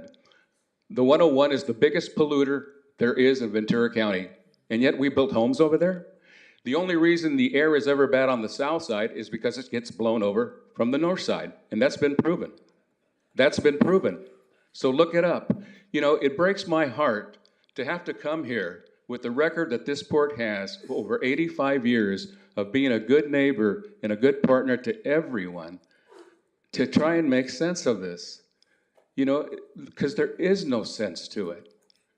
You know, we do the best that anybody can do. I defy anyone to beat the port at what it does. Thank you. Okay, Jess Ramirez, followed by Marian Rooney. How come you picked us all together here? That's the way it was set up. All right. Just for the record, 28 years ago when I got, first of all, Mayor, good evening. Council members, good evening. Absolutely. Anyway, I got excited with Jesse speaking. 28 years ago when I first got elected to the commission, this is an article from a newspaper, I wanted to go in the records, where I finished my article by saying, I am for growth, but it has to be slow quality growth. He said, I don't want the port to be turned into another San Pedro, all right? Which means that back 28 years ago, I was already environmental activist, right? I have 4 daughters who are all activists. And if I don't follow the rules, if, you know, my daughter, you know my daughters, okay? But anyway, so tonight I'm speaking, you've heard what the port does for the community and jobs and this and that. I'm going to speak tonight as a Vietnam veteran. I'm 78 years old. I joined the Army when I was 19, right out of high school. So, in the last 40 years, I've become an activist, and I'm always selling tickets for for things throughout the community. I have tickets tonight in case somebody wants. Okay, for the Guadalupe Church. But anyway, so I've done my whole life has been community service. The job that I've had as a longshoreman for 51 years allowed me the time to really do what I love to do, and that is enrich my community. All right. So 5 years ago, I had the pleasure of meeting Manuel Meni Gonzalez from the veterans, and I've never met a veteran who was so dedicated to serving the needs of the veterans in our community. So for the last 5 years, even though I was a founder of Future Leaders of America, which I see kids here with their T-shirts, that's why I started the Mariachi Festival to help them fund it. I decided that I'm going to focus on the needs of the veterans. So what we have done, we have collaborated with the Knights of Columbus for wheelchairs. So we have wheelchairs for any veteran that needs a wheelchair, and we have them stored at the port. We provided lunch for the cutting service in Ventura for their grand opening of the clinic, and we're also the keepers of the Veterans Memorial downtown Oxnard. From now on, you guys don't have to worry about buying plants because we buy the plants and we have people that do it. So that's going to be my life challenge now, is help my veterans, because everyone else is helping everyone else. So, but the veterans gave up their life to support us, and I'm there. Thank you. Thank you, Jess. Marianne Rooney, followed by Alex Perez. Good evening, Mayor Zaragoza and Mayor Pro Tem McDonald and all council members. Thank you for your time and diligence in hearing this item before you tonight, and we look forward to future collaborations in bringing green projects like this one to Oxnard that provide economic prosperity and new opportunities for our community. My name is Mary Ann Rooney, and as the president of the Board of Harbor Commissioners at the Port of Hueneme, I'm here to respectfully ask you that you deny the appeal and ratify the Planning Commission's well-considered vote to approve this temporary project. Unlike many other national commercial ports, the Port of Hueneme is governed by a board of 5 locally elected harbor commissioners, like myself and the 3 other commissioners here this evening, whose mission is to provide the maximum possible economic and social benefits to our community by optimizing the potential of maritime-related commerce in our region.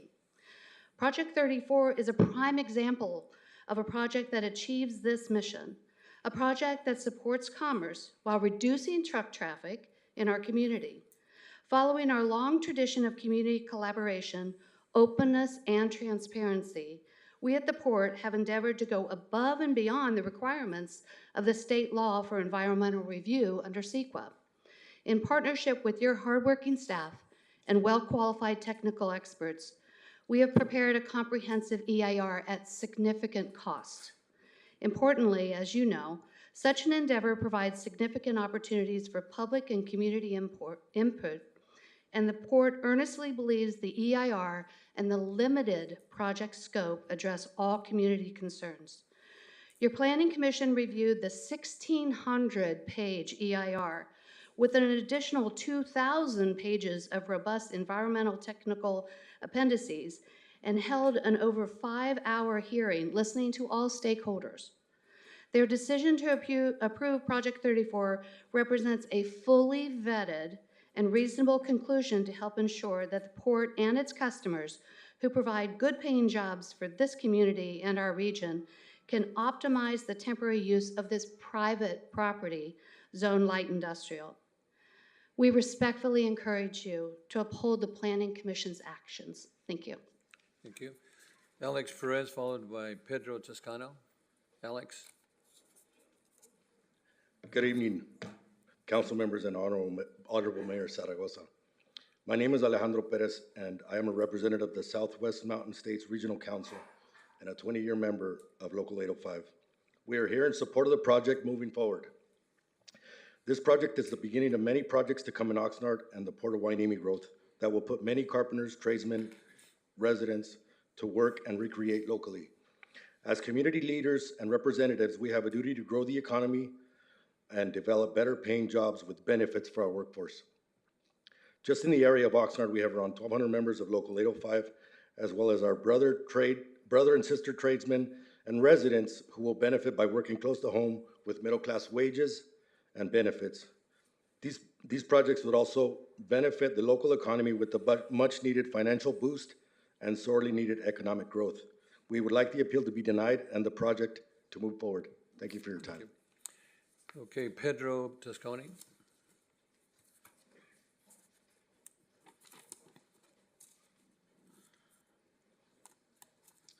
Good evening, Mayor, Council members. My name is Pedro Toscano.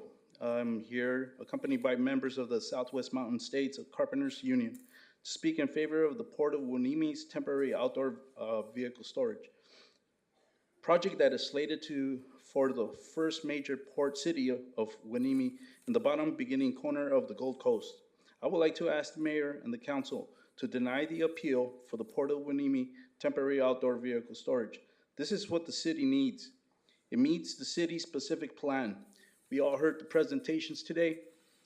We need to be ready. You know, speaking off script a little bit, every major city in the United States right now is preparing for high rising ocean climate change. This city is already on top of that.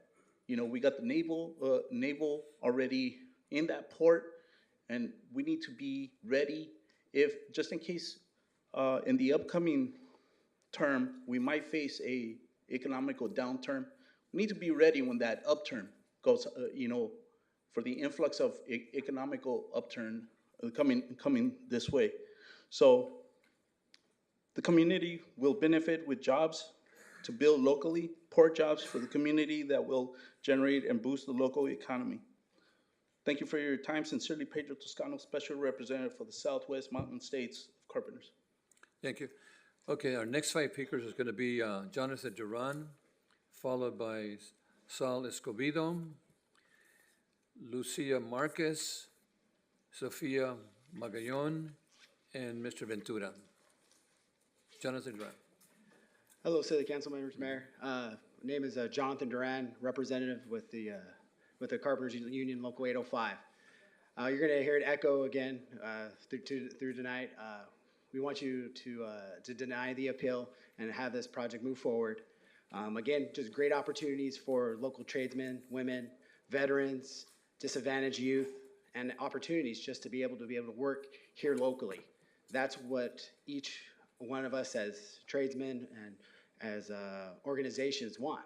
We want to be able to have those opportunities for those individuals to go to work and be able to provide for their families, have good wages, good benefits. And the best thing is when you have an opportunity to work close to home, the money cycles right back into the community. On top of the clean energy that CAUSE is advocating for is, yes, we're wanting to be a part of that too.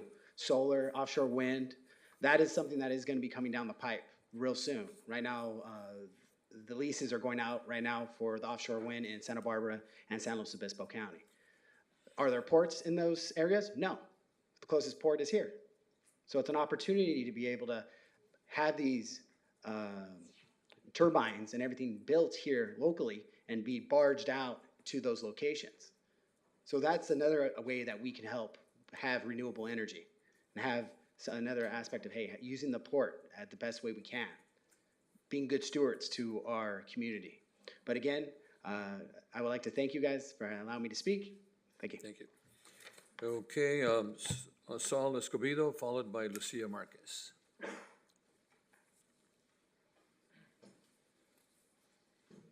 Buenas noches, autoridades y personas presentes.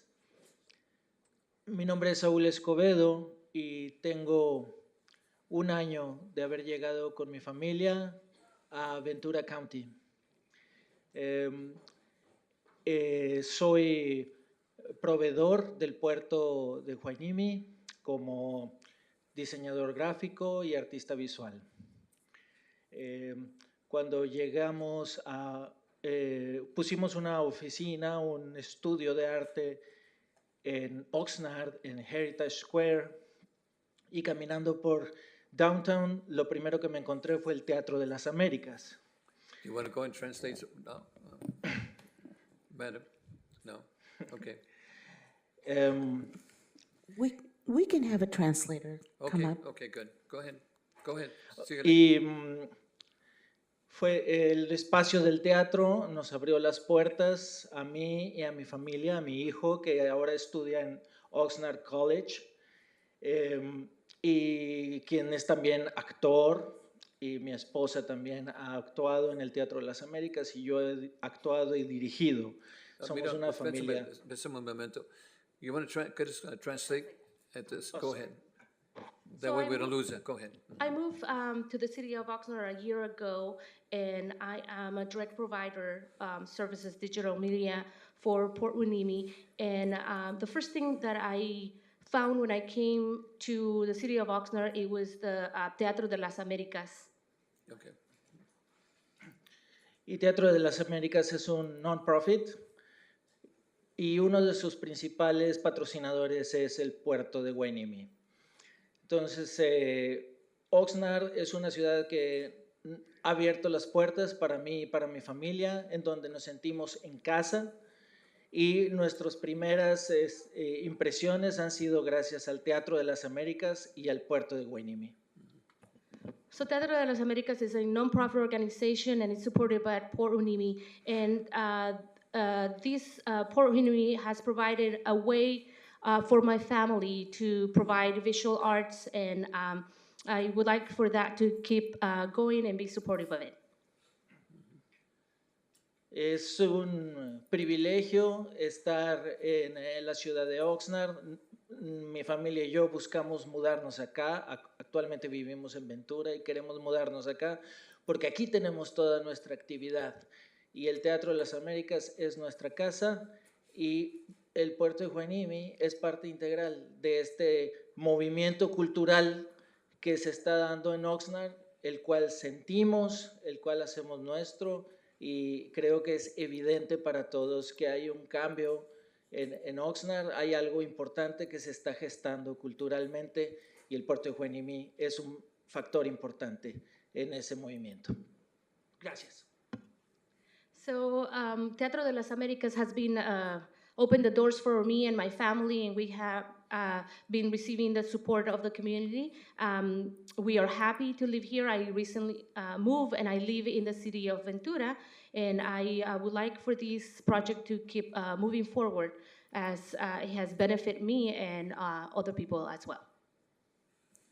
Thank you. Gracias. Thank you. Gracias. Okay. Lucia Marquez, followed by Sofia Magayan. Good evening, council members. My name is Lucia Marquez, the Associate Policy Director at CAUSE. Tonight isn't just about the 34-acre project. It's about an encroachment of much bigger port expansion that's being welcomed if this project is approved. This is a growing problem in California, from Barrio Logan in San Diego to West Oakland. It's communities of color who are on the front lines of diesel pollution from their neighboring ports and cut off from green space by massive storage lots, busy trucking routes, and so much more. Tonight, this council has the opportunity to determine the future of the health of our community and their access to open green space. It wasn't too long ago when many of us were working together to fight for clean air in Oxnard to defeat the NRG Puente power plant, because we could no longer allow Oxnard to be the sacrifice zone for polluting industry. Instead, we had the vision of restoring Ormond Beach to be accessible to all residents. That is the vision we are still fighting for today. There's no denying that the Port of Hueneme is an important partner to the county, but we cannot rush to approve a project that is meant to be a stopgap measure for a much bigger, permanent project that we all know is planned, yet was left out of the EIR. Globus and the port's goal is to import as many cars as possible, and this 34-acre project is only the beginning of much bigger expansion into South Oxnard. It's fact that every single car stored by Globus will be put on a diesel truck and arrive at its final destination, a car dealership. Those trucks will pass elementary schools and neighborhoods in our community. The damage to the health of students, teachers, families, that is not temporary, that is permanent. The port will not be full electric or zero emission until it does something about the thousands of diesel trucks that constantly flow in and out of its gates through South Oxnard. The 34-acre Glovis project is intended to allow the port and its customers to grow their business. That needs to be studied in an EIR. Grant the appeal, reverse the EIR certification, and deny the special use permit. Thank you. Thank you.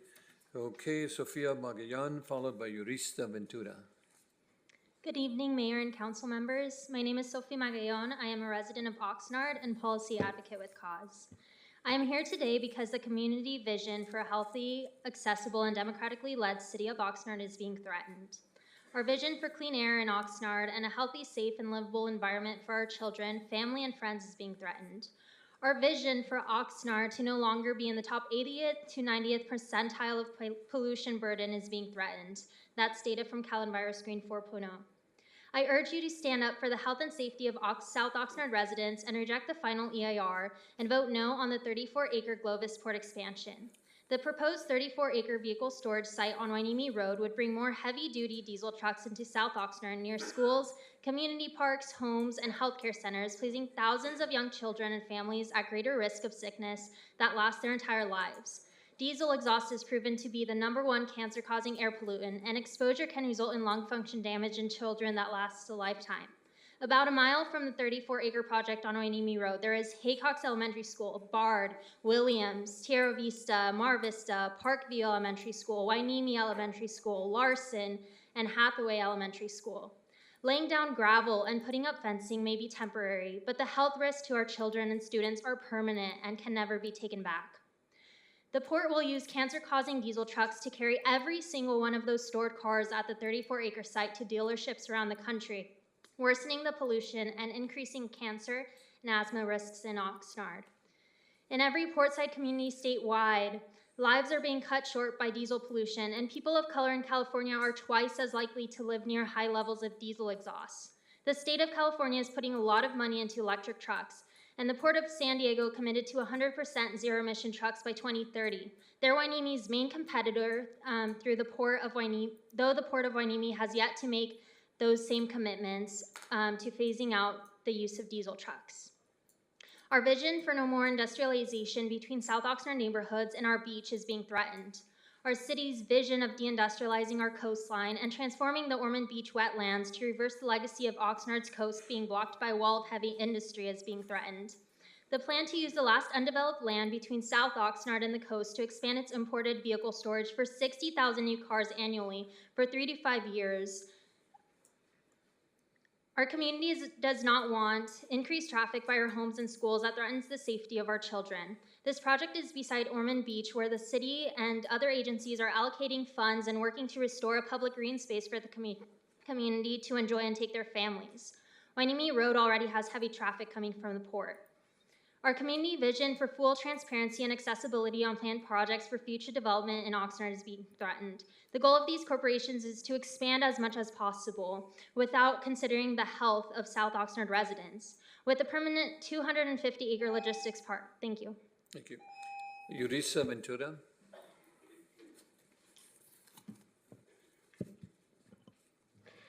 Good evening, Oxnard City Council. My name is Yurista Ventura. I am a senior at Wainimi High School. I'm here tonight to speak about the health impacts this project will cause. I'm here to ask you to vote no on the 34-acre expansion project. The port has been telling us that this project will not involve any diesel trucks, but at the community workshop held in March, they said diesel trucks would be utilized to get the cars from the 34 acres to sell at the dealerships around the country. The project will bring in even more diesel trucks on Wainimi Road. As a result, this will further pollute our air with cancer and asthma causing diesel exhaust. Oxnard is already in the 90th percentile for asthma rates in all of California. We don't want this number to become any higher. I have lived my entire life in Oxnard, and the majority of it right next to Wainimi Road. And I have seen how the trucks always pass by. I never thought they were harmful, and just were vehicles, normal vehicles in my eyes. So it was shocking when I learned that those trucks cause asthma, cancer, and birth defects. This is something very important to me, since less than a mile away from Wainimi Road is Haycox, an elementary school. I went to Haycox when I was younger. There, two of my younger siblings also go, and soon another younger sibling will also go there too. I don't want them to suffer the negative effects of diesel. Thank you for taking your time to listen. Thank you. Thank you. Our next five speakers are going to be Sarli Passion, followed by Saul Medina, and then Oliver Martinez, and gee, Merry Christmas. KEA, Kai, I'm going to spell it, Shekana. I hope I got it correctly, and then Jeremy Myers. So, Sarli Passion. Sarli, Sarle.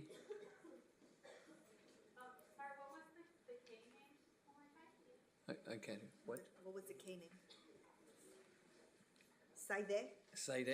Saide, but Yes. yes, Passion. Yes. Yes. My apologies for and that's followed by Saul Medina.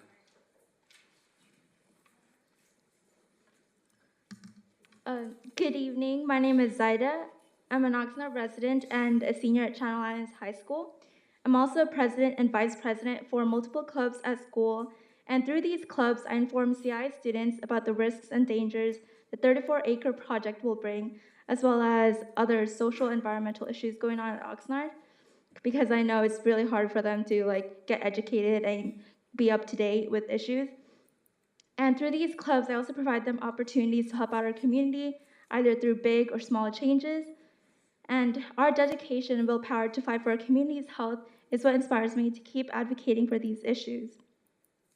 As we all know, Oxnard is a heavily polluted city, and a plethora of research and scientists have discovered that particles, coarse, fine, inhalable, and ultrafine particles produced when diesel burns are harmful to our bodies and even enter our bloodstreams, which also increases the chance of blood clots forming in arteries, leading to heart attacks and strokes. Moreover, these same particles are also cancerous, can even cause premature births and other complications that goes along with it. I have a 92-year-old grandmother who needs constant care 24/7, and she just recently got out of the hospital a few weeks ago. She's old. I mean, 92, I can barely even dream of reaching that age, especially living in Oxnard where the air is so polluted and so hazardous.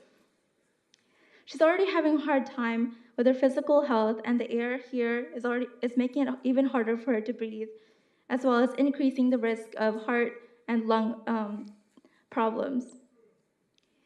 My aunt also recently gave birth to my 3-month-old baby cousin in August when she was told that she was due in September.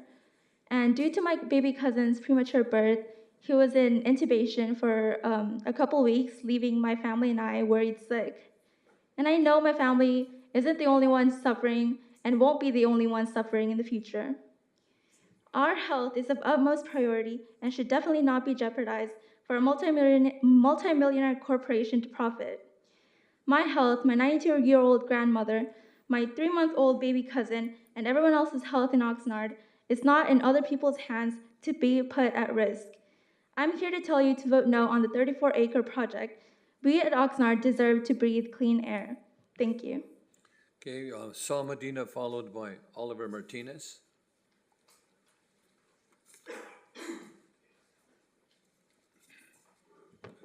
Good evening. My name is Saul Medina. I am a South Oxnard resident and former planning commissioner for 8 years. I pride myself on reading the EIRs, 600, 700 pages, as much as they have. I've read this EIR. I've also participated in the 2020 plan development and the 2030 plan for the city of Oxnard. This project meets those goals. The goals of making sure that open space is being utilized. A lot is being talked about diesel trucks. but they are not willing to talk about the electronic vehicles with zero emissions that are going to be in this place. And I think it's also important that their presentation also included pictures from LA County and not from here, which in their description is exactly what they're accusing the port of doing, is not being transparent. And I think that shows a lot of their character as well, of misinformation, intended or unintended. But back to this project, not 1 acre will be cement, which could be reused. And, you know, that's very important because it's a special use project that for 3 years, if it works, great, another 2 is extended. That's exactly what a special use project is, to see if it works. You know, I don't know if they know, but, you know, a couple of days ago, there was Elon Musk broke out with, you know, a non-diesel transportation, right? Energy-free, electric, just like their vehicles. So I think we need to be in front of this issue instead of behind it. I also want to remind the people from CAUSE that 11 years ago, they shot down South Shore in this very area of affordable and quality homes to be built very close to where this project is. And they said there's better projects. We want green projects. It should be what the 2020 plan or the 2030 plan should be. This is exactly what it is. It's green jobs, it's within the rules, and it's a temporary permit for 3 years, an extension of 2. And that's what they should be focused on, not on something else pie in the sky or other things that they want to say is a death trap. I would like to say Halico still hasn't been cleaned, and it's in that area, and they're not advocating for that area to be cleaned. There's still homelessness in that area, and I would also like to state that 5th Street and Rice is the number 3rd worst intersection in the state of California, and they need to build the bridge. That's what they need to do. Thank you. Okay, Oliver Martinez, followed by Ken, K-E-A. Oliver Martinez. Good evening. Good evening. My name is Oliver. I am in 10th grade. Pull the mic down so you can hear you. I am a 10th grader at Wainimi High School and a youth leader with CAUSE. I am here to speak about the jobs and transparency with the port and ask you to please vote no on the 34-acre expansion project. The port says that this project is just moving the storage from Ventura and Camarillo to South Oxnard and not expanding more shipments. They also promised the community a lot of good quality jobs. But how will that happen if they say this expansion won't expand shipments and only create 14 temporary jobs? So what is it? Is it more jobs or not? The jobs that will be made will not be good quality union jobs. Instead, the jobs actually being made are minimum wage and non-union, and they will be contracted by Glovis. The construction jobs will end quickly, and the minimum wage jobs are only there for 3 to 5 years. What happens after 3 to 5 years? Will the workers be laid off? And what about the cars? These quote-unquote good jobs will be minimum wage and temporary. The port is giving false hope to people who actually trust them. I know many people who have minimum wage jobs because it is the only jobs that they could get. These minimum wage jobs can barely support families. Some of these people live paycheck to paycheck, while others still worry if they have a job next week. The community of Oxnard deserves long-term, good-paying union jobs. They shouldn't be getting these false promises that the port can't complete. The community of Oxnard deserves better. They deserve the honest truth. While the port is saying that the project is temporary, they do have plans for a bigger, permanent 250-acre project. This will solve the problem of the 34-acre site by giving them more storage. They have already started contracts and applied for grants for the 250-acre project. The community requested public records from the port, which showed this information. Why is this project not being shared with the community? Why is the port lying to the community? I thought the port said that they were trustworthy and that they wanted to help the community. Then why don't they share the reality of the types of jobs being offered and the permanent 250-acre project with the community? Why hide it? Why not have the EIR fully translated instead of giving a small summary for an almost 1,000-page EIR? Please vote no on the 34-acre expansion project. Oxnard deserves the truth. We deserve the full impact of this expansion. Thank you for your time. Thank you. Okay, Kia Adreles, followed by Jeremy Meyer. Kia? My apologies for not pronouncing it. It's all right. Good evening, Cool the Mr. mic Mayor. down. Good evening, Mr. Mayor and the City Council officials. I am Kia Shakina Adrales. I am a sophomore at Wainimi High School. I am also here to ask you to vote no on the 34-acre expansion project and stop the good city of Oxnard from becoming a diesel death zone. I was born in the Philippines, a country that is condemned to high levels of pollution and gas. I have seen through my very eyes how the people in my homeland live. There was never a day where I'd wake up and not smell diesel. Children who didn't know any better would play around the streets where cars and motorcycles and trucks would pass by at an alarming rate. People in the audience may think, why is she comparing an entire country to a small city like Oxnard? The reason is simple. Oxnard is my home, second only to the Philippines. I never wish to see it in the same condition as my homeland. We are fortunate enough to be able to resolve these types of matters. Glovis promised the good people of Oxnard more new jobs per acre of the land they plan to use. However, there are only 14 stated jobs in the EIR. Was that a mere miscalculation? I don't know where there would be more of these promised jobs once the project is in motion. Something doesn't add up. As a long-term resident, I can't help but raise a brow at this too good to be true promise. The final proposals all seems like rash planning with no concrete base. Has there been any consideration out of all the plenty alternatives at all? This is merely a plan to deepen the pockets of Glovis with cash, with the people of Oxnard's well-being as the cost of this quote-unquote endeavor. If you do plan to vote yes, then I propose that Glovis includes health care alongside with their 14 over 20 jobs. I implore you to vote no on the 34-acre expansion project. Thank you for listening to what I have to say and have a wonderful rest of your night. Okay, Jerry Meyer, or Meyer, excuse me. Jerry? Okay.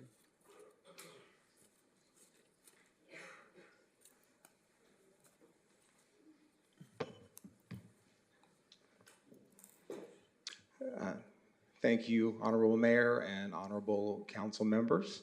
My name is Jeremy Meyer. I have made Oxnard my home for over 20 years. I'm a public health professional overseeing the health of several hundred children ages 0 to 5 and their families living in Oxnard and served by the Head Start program of Child Development Resources. I also serve as a planning commissioner for the city of Oxnard, although I do not represent the Planning Commission in my remarks here. I was one of the planning commissioners who recused myself from voting on this item because I also serve as president of the board for CAUSE. CAUSE is a partner in the campaign for a healthy and responsible port in support of a different vision for South Oxnard, where residents can enjoy clean air, high quality and safe job opportunities, access to the unique and important coastline, and build community power. We feel there's been a lack of transparency about Glovis and the port's long-term expansion plans, with almost no public information about the much larger planned permanent 250-acre expansion this project is building towards. The violations of CEQA from this piecemeal approach have already been noted. We also feel there's been a lack of hard commitments to zero-emission targets and want to see the Port of Hueneme match its competitor port at San Diego's commitment to 100% zero-emission trucks by 2030.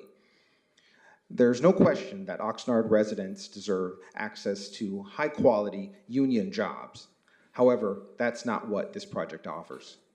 Over the 5 years the site will operate, it will create 14 non-union, temporary, dead-end jobs through Glovis, and even more very temporary construction jobs. The port claims More jobs will be created by this project, but that's inconsistent with the environmental analysis prepared for this project. This project cannot be both a temporary project consolidating existing car storage and a job creator at the same time. If the city believes this project will bring more jobs to Oxnard, then it must require the port to redo its environmental analysis to encompass the full scope and impact of the project. From my over 20 years as a resident of the city, as well as my experience as a planning commissioner and cause leader, I believe this is not the vision we want to see planned for Hueneme Road. Turning Hueneme Road into an increasingly busy freight corridor will lead to a wall of polluting heavy-duty trucks traffic between South Oxnard and its coast, which is the opposite of our city's vision to restore and open access to Ormond Beach, where hundreds of acres of environmental restoration are already in place. Thank you. Thank you. Okay, next 5 speakers is Johnny Escobedo, followed by Joshua Madreno, and then Natalie Espinosa, and Kyle De La Torre, and Jonathan Martinez. So we have Johnny Escobedo.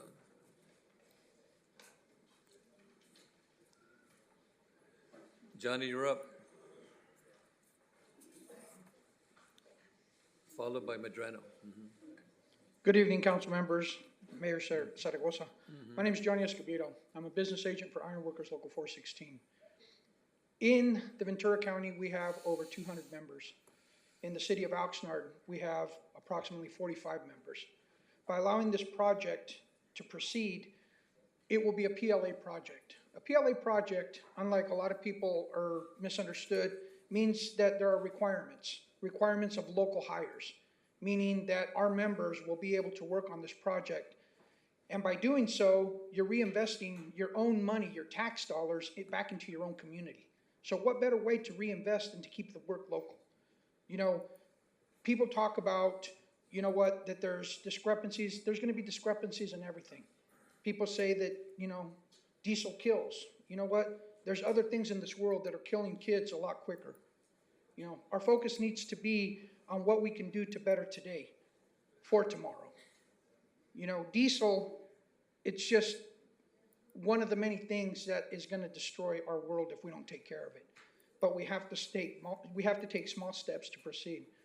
The Port of Hueneme has done a stellar job in employing union workers, not just iron workers, but all tradesmen. And by proceeding with this project, it'll only help us to keep local work local. Thank you very much. Thank you. Joshua Madreno, followed by Natalie Espinosa. Mr. Madreno. Good evening, Honorable Mayor Zaragoza and City Council. My name is Joshua Medrano, and I'm the Executive Secretary Treasurer of the Tri-Counties Building and Construction Trades Council of San Luis Obispo, Santa Barbara, and Ventura Counties. I am a lifelong resident of Ventura County. I was born and raised here in the beautiful city of Oxnard, over at the old St. John's. My family, for over 50 years, has owned and operated La Special Bakery off of Hueneme and Perkins Road. So I grew up looking at that beautiful dirt lot with nothing there for years. Now, I am here to support moving forward with this project, okay? I've heard young individuals here, which it actually warms my heart to know that there's a bright future with all these advocates here. But I recommend that you use your time wisely, you educate yourself, and you do not go after low-hanging fruit. There was an example earlier of Halico. For the longest time, we've had an issue with that plant. It's been poisoning the water for years. There is a homeless problem there. It is something that can unite this community if we go after that project and mitigation together. Cause, I'm looking at you. Come talk to the building trades. Come talk to the building trades. Address it, Chair. Okay. Now, here, what we'd like to see is to move forward, and why. The tax dollars that are generated here, regardless of what anybody may say about the jobs that are not being created, and it's only a couple jobs, The building trades will always stand side by side with labor, regardless of how many jobs, small or not, are afforded to the community. Why? Because it's betterment for these individuals, which means betterment for this community, which means that all benefit from it. Yes, this is a temporary project. It has saved the community $650,000 in an EIR report that was done by a third party. The Port of Hueneme is a friend of this community, and we need to make sure to recognize their friendship and continue to work side by side with them to improve this community. Please move forward with this project and deny the appeal. Thank you for your time. Thank you. Okay, Natalie Espinosa, followed by Kyle De La Torre. Is it Ospino? Opino, excuse me. It's okay. It's always a hard one. Good evening, Mr. Mayor and council members. My name is Natalia Ospina, and I'm an attorney with the Natural Resources Defense Council and formerly an attorney with CRLA. NRDC stands with CAUSE, local residents, and other organizations that are raising concerns about the important impact from the Glovis 34-acre project. The Planning Commission decision should be overturned because the final EIR is legally deficient and is based on findings that are not supported by evidence. The owner of the property said it best earlier. This project is too good to be true. I'm not here to paint the port in a bad light. Instead, I'm here to ask you to hold the port accountable to its values. The final EIR for this project is incomplete and inaccurate, which we've supported through letters and expert testimony. Some of these deficiencies include the artificially narrow project description that illegally piecemeals the 34-acre project from the proposed 250-acre logistics park. This gap infects the entire EIR, causing it to underestimate the project impacts and ignore feasible mitigation measures and alternatives. The EIR does not address that this project is one of numerous expansions that will increase vehicle, truck, and train traffic, which will increase diesel pollution in South Oxnard. Diesel particulate matter is considered a carcinogen and is a threat to health that must be taken seriously. There is no commitment here that the port will stop using the other two existing car storage sites or that zero-emission technology will be used in relation to this project. The EIR fails to consider the 250-acre site despite documents that this project is a stopgap to this 250-acre logistics park. The port has never acknowledged or explained these documents, but instead refers to long-term solutions that they are considering. Analyzing this project without analyzing those long-term solutions is improper under CEQA. Moreover, the EIR does not fully consider the environmental justice impacts of concentrating industrial uses like this project next to sensitive uses like schools and clinics, and the disproportionate impacts on communities of color and low-income families. There are so many questions that this EIR leaves unanswered. How will these jobs be permanent if the environmental impacts are temporary? What are the air emissions from the trains and the trucks that will move 60,000 cars to dealerships through Oxnard? The public is entitled under CEQA to receive answers to these questions. For these reasons, I urge you to vote today in support of our appeal and in support of clean air, union jobs, transparency, and community self-determination. Please deny the permit and overturn the certification of the final EIR. Thank you. Thank you. Okay, Kyle De La Torre, followed by Johanna Martinez. Kyle De La Torre.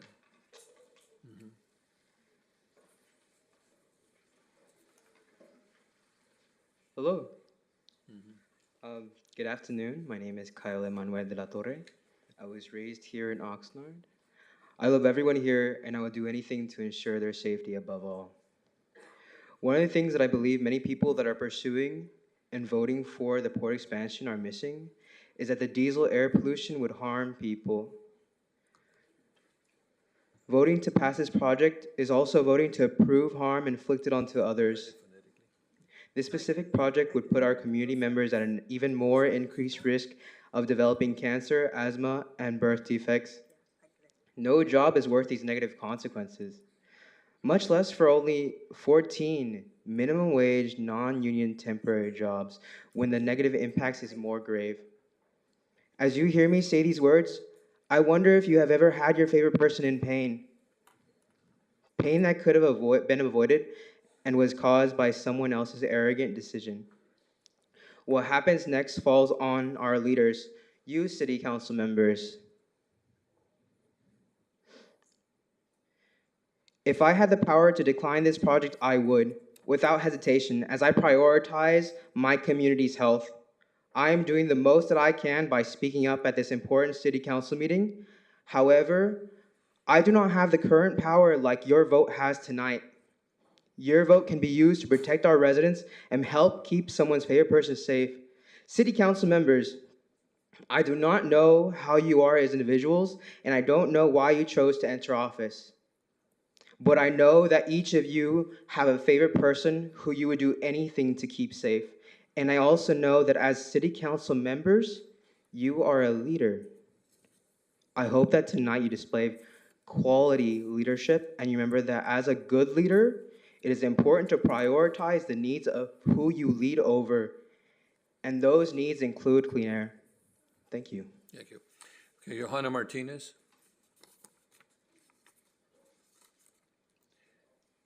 Is Martinez in?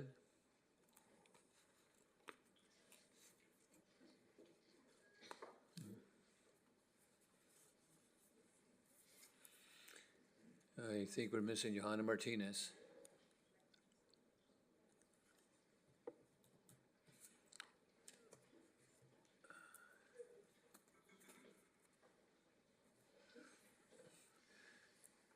Okay, we're going to go to the next five speakers, and we're going to go with Jeanette Ritza and Art Chavez and Carolina Magana and Angie Rosales and Jehualla. Are you? I'm Janet Ritza. Okay, go ahead, Jen. Mayor, council members. Okay, I was born in Detroit. I moved out here in a military family. Lived here since '68.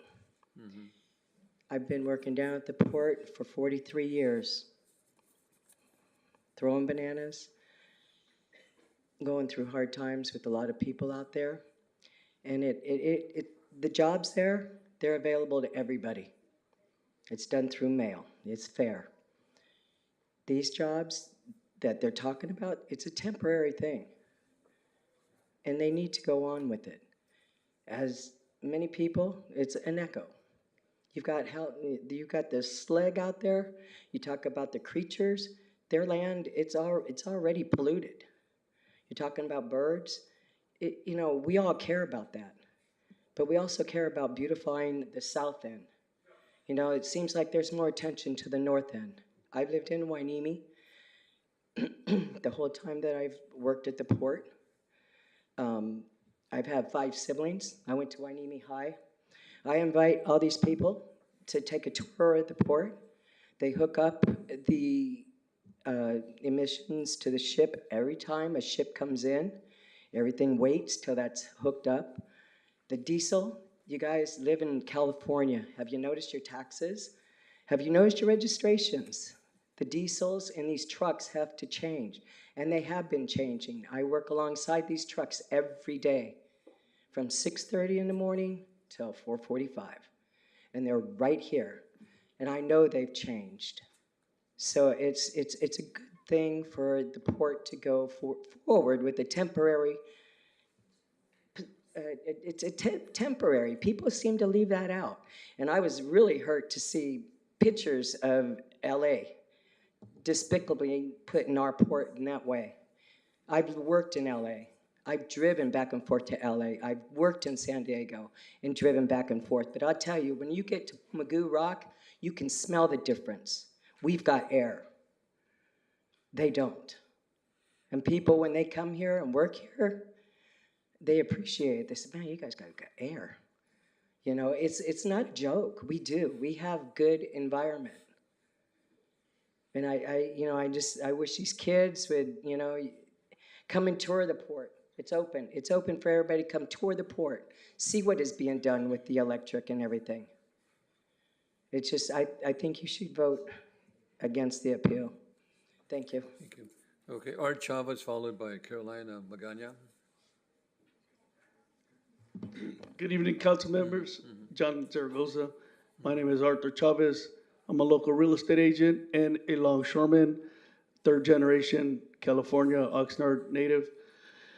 We hear all these different scenarios about bad jobs and whatnot. Every job's a good job because if you put them out there and you have 5, 10, 15, 20 people applying for one job, that's a good job for somebody. You start somewhere, you may not be perfect, you move on. You know, I bring in companies from other areas to try to expand our commercial real estate. I brought a company in, they brought in 200 jobs right there to Statham. Excellent company. They plan to hire another 100 people. We need to continue to support South Oxnard. It's in the dilapidated area. Wainimi Road has been the same picture for many, many years. Trash, pollution, all that stuff. We need to clean it up. Port of Wainimi is as a steward, I've been there for 35 years. We are making a difference. We donate to the charities. We do the food drives. We're trying to help. We want to make a difference. The port, combined 29 ports in California, is a $2 trillion game. They moved 26 million cans in 2021. We're moving 2.2 million cans a month within 29 ports. We are making a difference.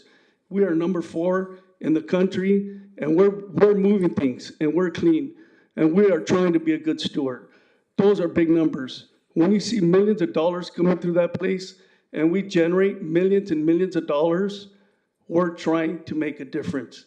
The council has a decision to make to expand. They ought to hold hands with the port and join efforts to move forward. We can do it as a team.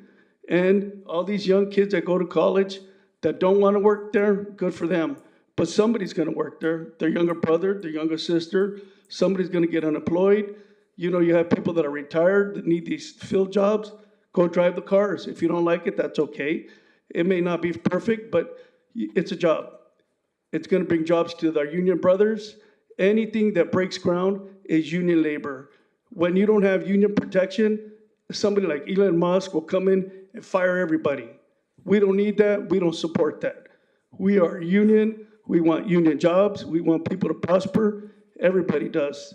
If you own a home here in Oxnard and you look at your assessments on your taxes, they're climbing. I have 3, and it's a list in every single one of assessments. That has to stop. All these young kids that are promoting against it, they're in high school. They don't even vote. Come to the real world, pay taxes, put your kids to college, get a union job, and then you make a difference. We support that. We pay they get the free education. Hey, that's good for you. Move forward, move up. My grandfather worked the fields for the Borchards. Never came out of that. He used to come head to toe dirty from working those fields. Thank you. Please support our project. Thank you. Caroline Magana, followed by Angeli Rosales. Caroline.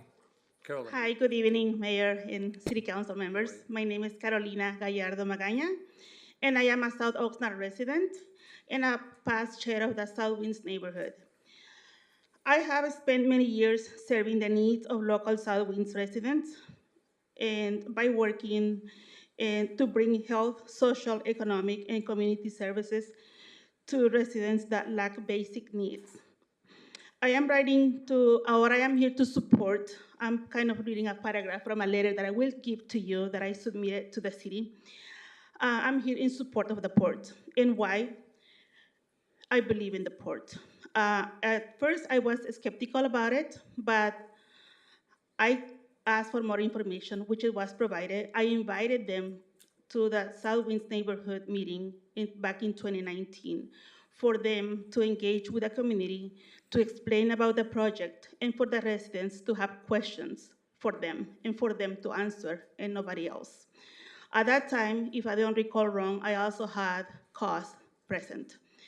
So they all had the opportunity to say what they have to say and to be asked.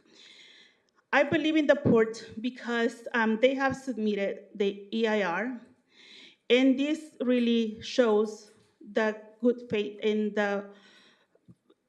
they want to be good to the community, if not better. Last year, it was either last year or the year before, there was an air quality monitor that was going to be installed in Winimi Elementary School. We requested for that monitor to be installed at Haycox Elementary School. Why? Because we have the Ormond Beach just across. We have the Indy plant. We have Halico. We have the power plant. We have the fields. And that was granted. So the air quality monitor is at Haycox Elementary School. The port also created a community outreach department, which is good to engage with the community. And they have been in good support for the community. I myself, when I learned more about the project, went around and reunited with some volunteers to gather signatures, which I have with me, which I will give to you.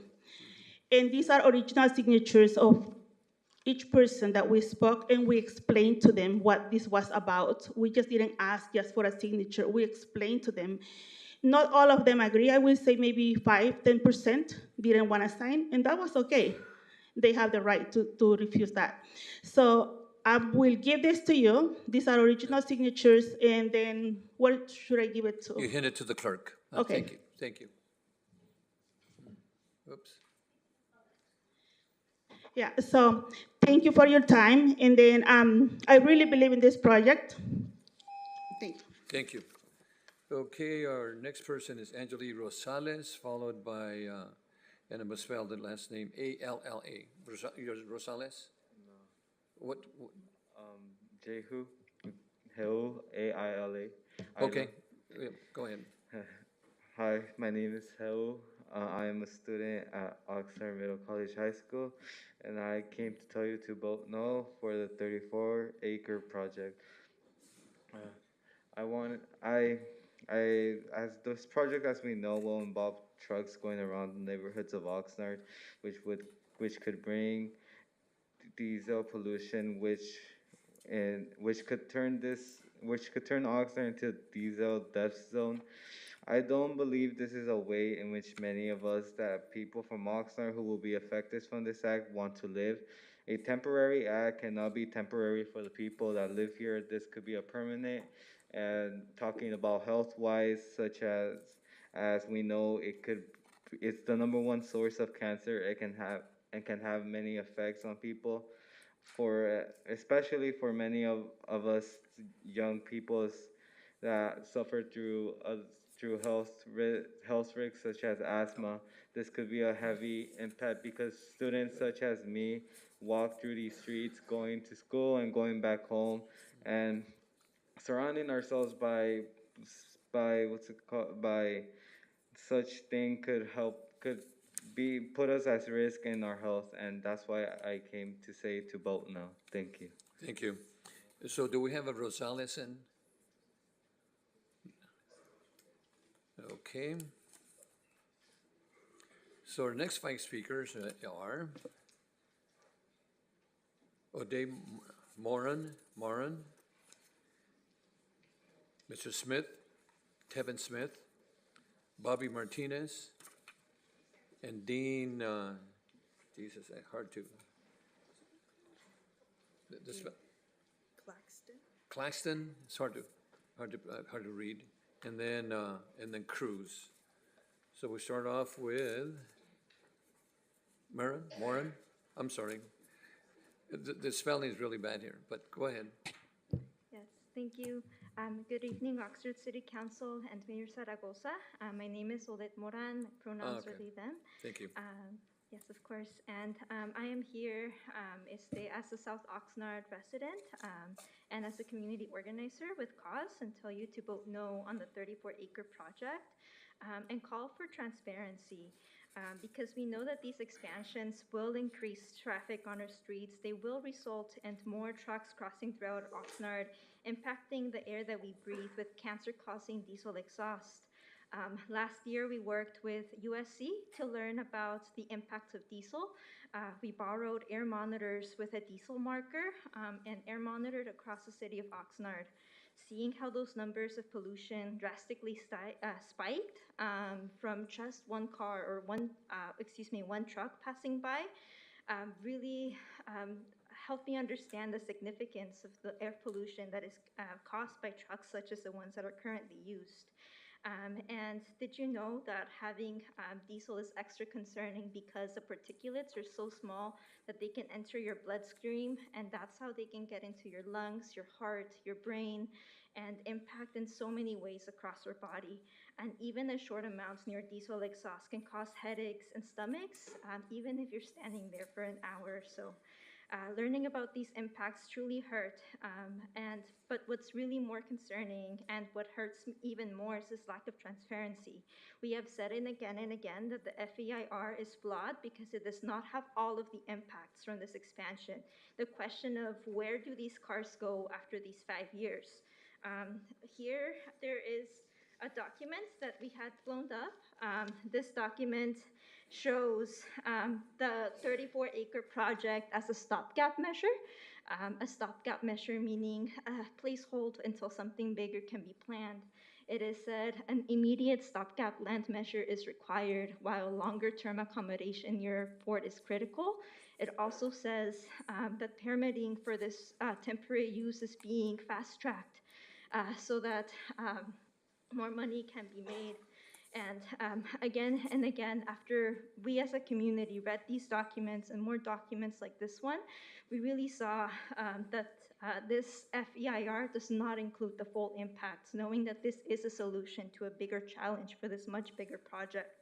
And it's just because it is not part of the agenda, it does not mean that it is not going to impact us all.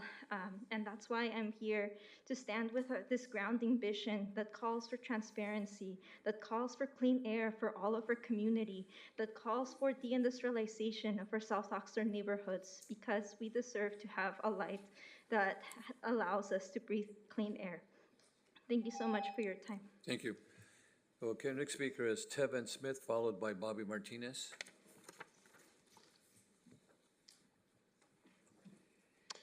Good evening, City Council members. My name is Tevin Schmidt, and I am the Watershed Scientist for the Wish-Toyo-Chumash Foundation. I would like to take the opportunity to thank you for setting a hearing for this appeal. For the following reasons, the Wish-Toyo Foundation urges City Council to reject the final EIR for the Port of Hueneme temporary vehicle storage facility. The final EIR failed to inform the public of the full scope of the Port of Hueneme's expansion in Oxnard and misrepresented the definition of reasonably foreseeable impacts that the project would have on the environment, cultural resources, and the Oxnard community. There are multiple documents in the administrative record detailing the connection between the 34-acre temporary facility and the 250-acre permanent facility for which the port has sought funding. The city has had contact with the port to discuss this temporary facility as a stopgap measure while the city and port work on permitting requirements for the larger project. The 250-acre project meets the definitions of reasonably foreseeable, even if the city has not received a formal application for this project. If this FEIR is approved as written, the city would be in violation of the California Environmental Quality Act for piecemealing the project and is legally liable as the lead agency. The city's responses to public comments in the FEIR and the city's response to this appeal are woefully inadequate. The city crafted generalized global responses to dozens of substantive comments without properly addressing the detailed concerns. It is the city's obligation to consider all comments received and edit the EIR to address the community's concerns. The city must take this obligation seriously in order for the community to effectively engage in the environmental review process. The FEIR failed in its review of project impacts to cultural resources. Supplemental analysis conducted for the FEIR completely failed to supplement the city's initial analysis. Ormond Beach wetlands and the surrounding areas have remained important cultural sites for Chumash peoples, where members of Chumash communities continue to visit to gather in ceremony, practice traditional ecological knowledge, and enjoy wildlife viewing. The FEIR completely failed to address the project's impacts to these cultural uses and cultural sites, and utterly failed to address the ecological history of the region and how it influences the cultural and archaeological resources that may be present at the project site. City Council cannot approve this EIR as written. Wish-Toyo urges the council members to reject the FEIR and demand a thorough, honest, and transparent environmental review for the Port of Hueneme's expansion. Thank you for your time and consideration. Thank you, sir. Our next speaker will be Bobby Martinez, please.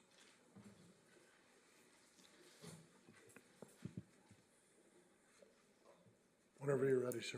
Okay. Good evening, City Council members and city staff. My name is Bobby Martinez, and I am a resident of Port Hueneme. I am a local high school teacher within the district of Oxnard Union High School District. I've also happened to be a city council member within the city of Port Hueneme. Currently, I am the mayor pro tem of the city of Hueneme.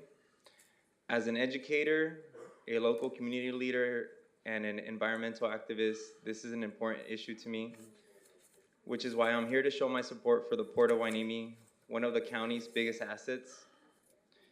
It's an asset because for the past 85 years, the Port of Hueneme has served as a key driver and economic force in our region.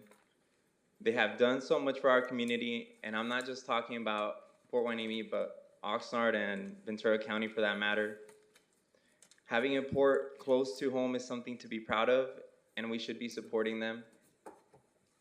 They have donated hundreds of thousands of dollars in forms of turkey dinners, community events, and tours for our students. On my way to teach, I drive through Hueneme Road, and I see the vacant lot that is in question today, and I think to myself, how is this area in our community so neglected? The people that live in this area are our people. From low socioeconomic status, field workers, Hispanics, and people of color. I wish for this area to get cleaned up and beautified. We deserve it, and they deserve it too.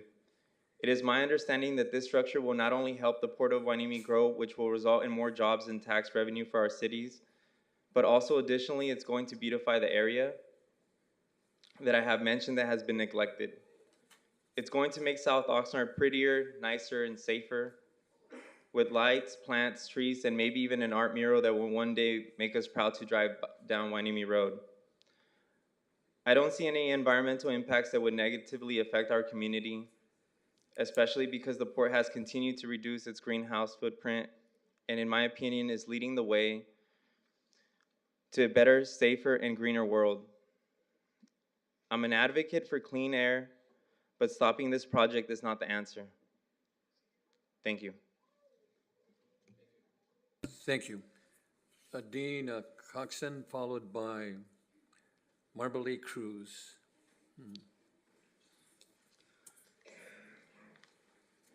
Good evening, Mayor. Good evening, City Council. My name is Dean Claxton. I work for Glovis. I have been with Glovis for over 20 years, or nearly 20 years. I'm in charge of the port operations nationally. I just came here.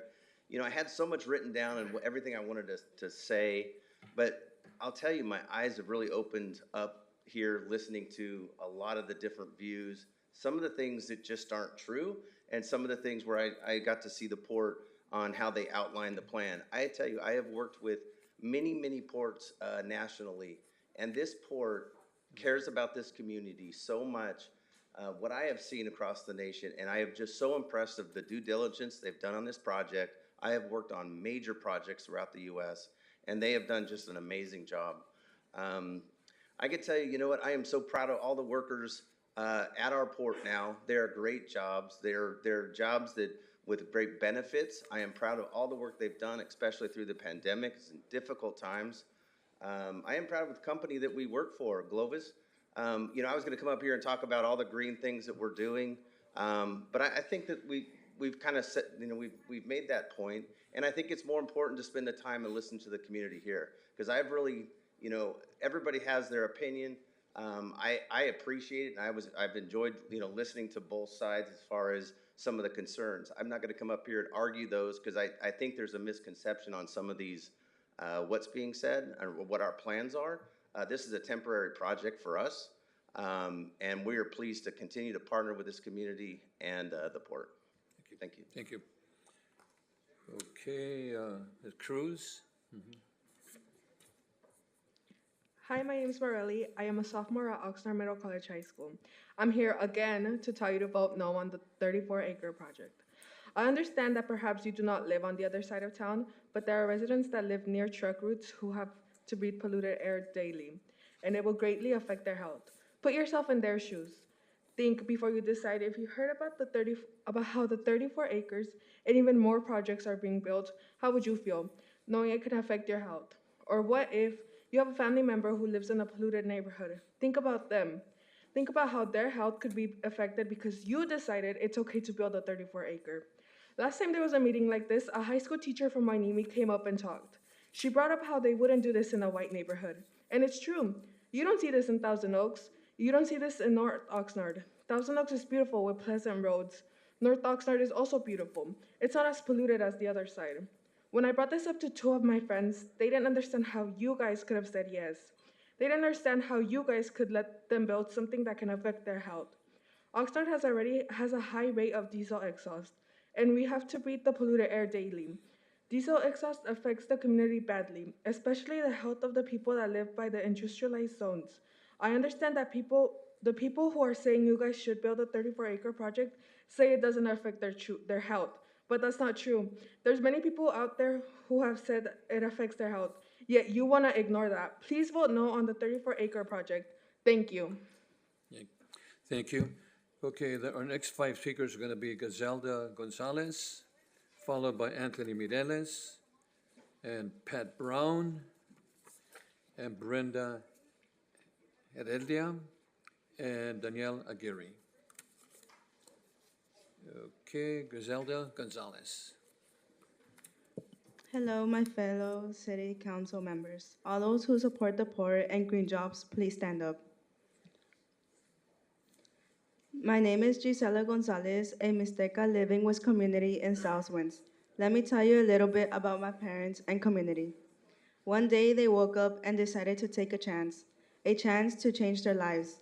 They decided to leave their country and come to a completely new world, walking through the desert without food and water. Have you ever walked in the desert at night where your water freezes and you're dying of thirst? My community and parents did.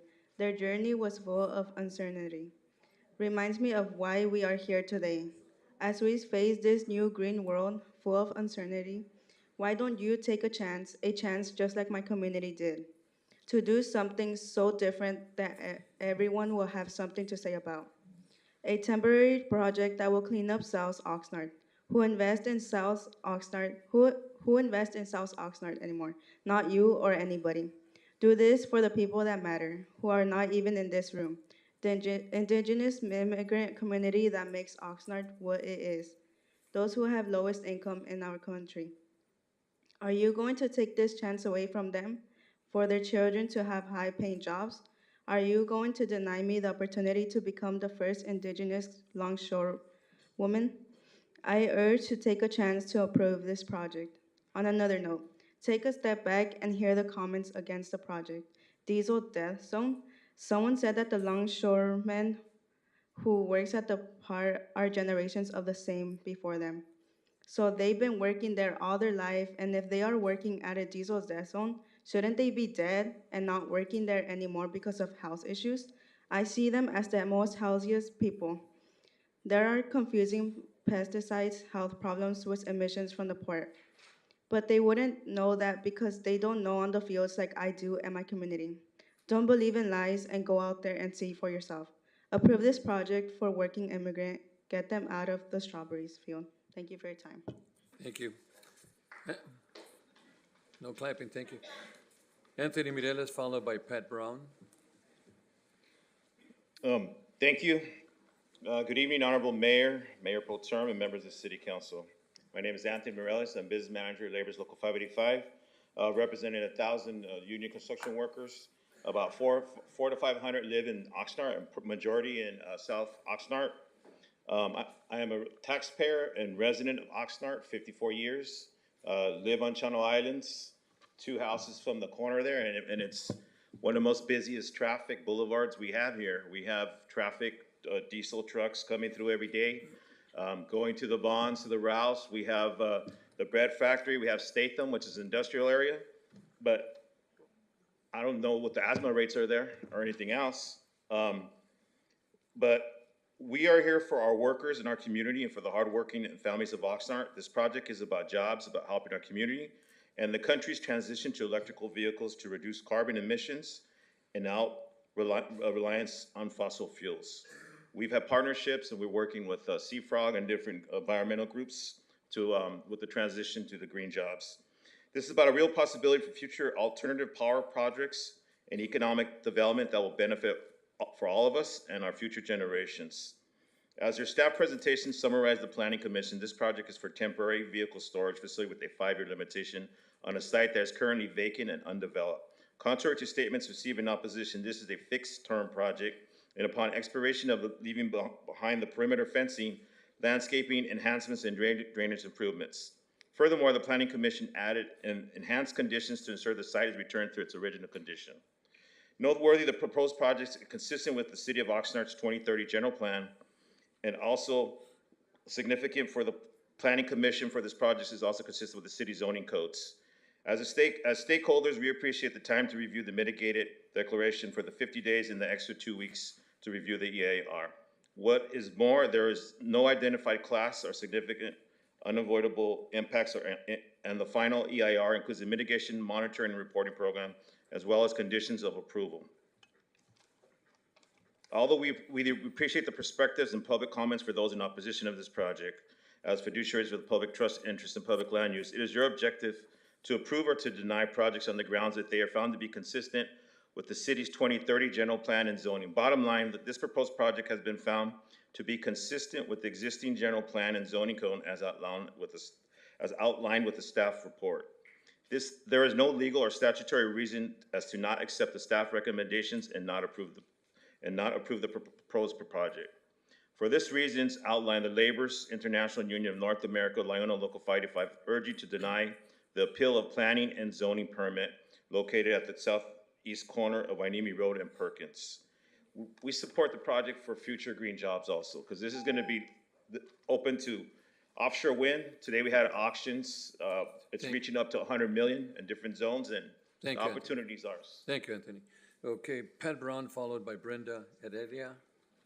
Pat Brown. And Daniela Aguirre follows you. Yes. I was a bit shocked when I got the agenda for this meeting.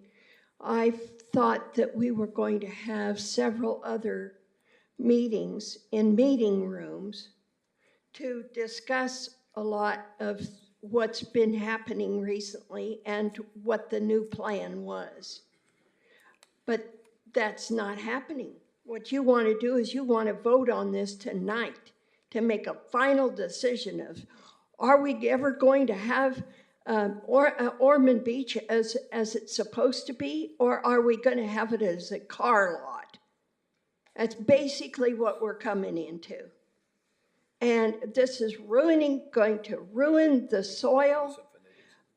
I mentioned to my sister on the phone, she lives in Arizona, that they were going to put down gravel on the places where they were going to drive the cars, new cars in. She said, "What?" And she just cracked up. She said, "Oh my God, you know what happens? The gravel, it hits the sides of the car and dents them in. That's why all the farmers where we grew up, when they go out and buy a new car, it was only new for a very short period of time because they had to drive on graveled roads. And every spring we had to add more gravel because of the snow making the gravel sink. So it got down to the point where finally they actually did pave it. A farm road. They paved it because of this. And I'm not kidding you. I don't want to hear about it. If any cars get dented on the sides of them from the rocks, sharp edges of the rocks, I don't want to hear a word about it because I've given you plenty of notice.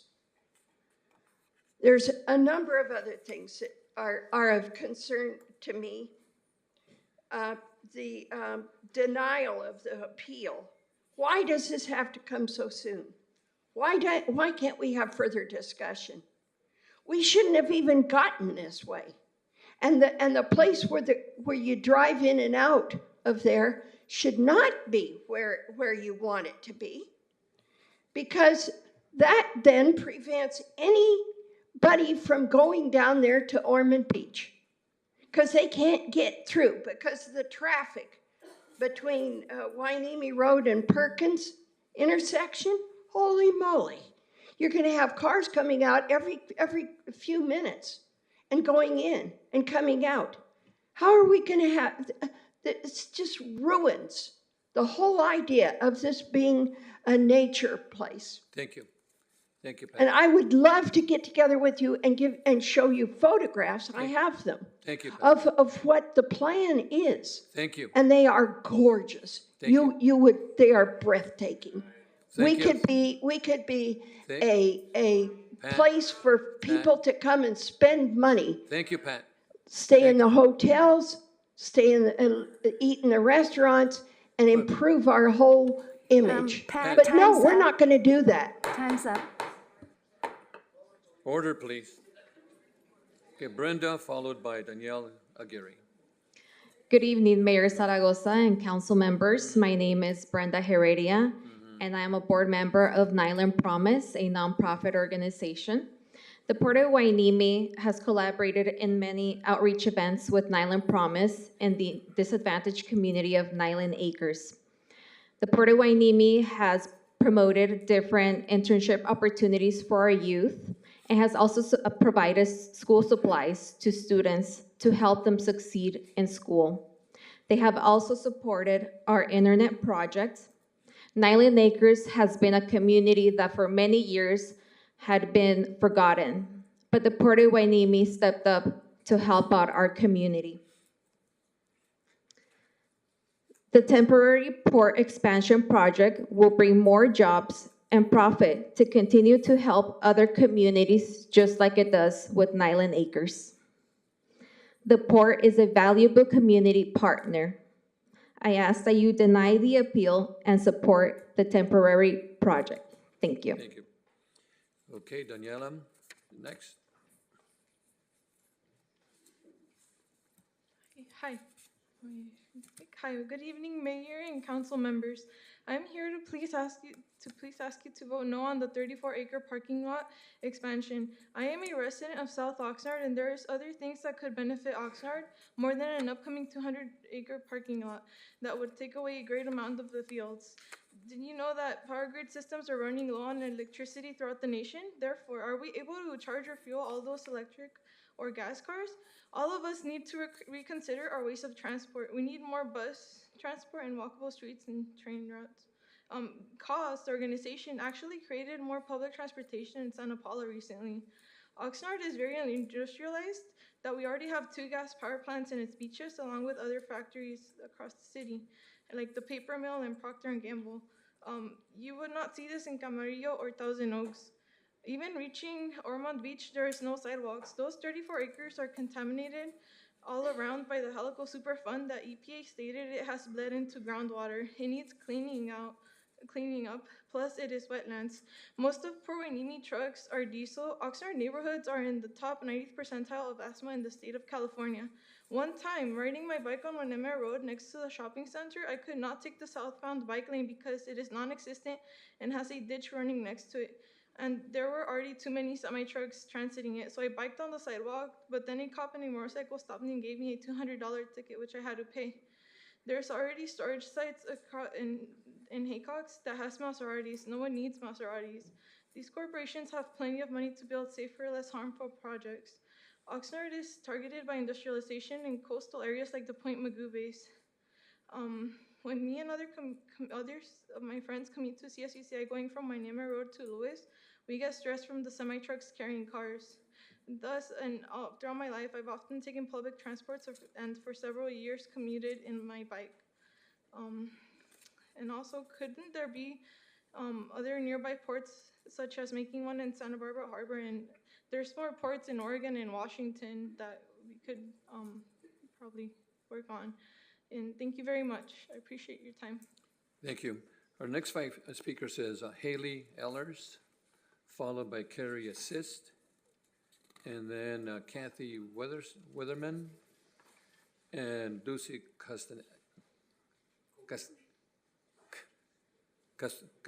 Castagena, and Vanessa Ballesteros. Haley, to start off with. Mayor Zaragoza, Haley already spoke earlier today because Okay. she signed up on the virtual list. Okay, we have a couple of them here. Well, then Carrie Assist, AIST, Carrie, Yes, Carrie is on the phone. okay. Carrie, please press *6 to unmute, and you have 3 minutes.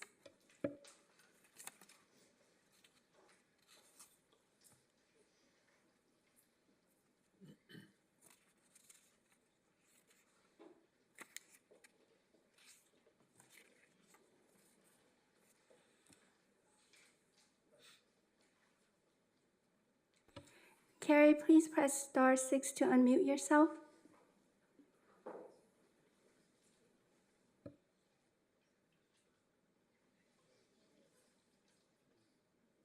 Hello. Thank you for your patience while I figured out how to unmute myself. My name is Carrie Ace. Can you hear me? Yes. Thank you. My name is Carrie Ace. I sit on the leadership circle of Showing Up for Racial Justice, or SURGE, in Ventura County. And I was there in person, but I had to leave, so I'm calling in as a solidarity partner supporting causes appeal or opposition to the port expansion project. But I'm also calling as a longtime resident of Ventura County. I would like to focus my statement on emissions because I'm very concerned about air quality as a person who lives in the county and shares the air with the area around the port. Port has not committed to an all-electric fleet.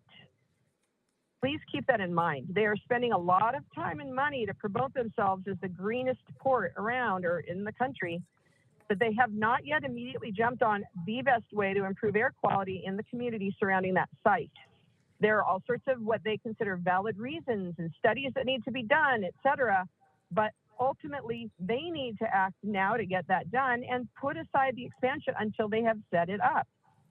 No matter what, all the cars that are going to be involved in this proposed project are going to be put on diesel trucks, and that will pollute the air in Oxnard as they are transported.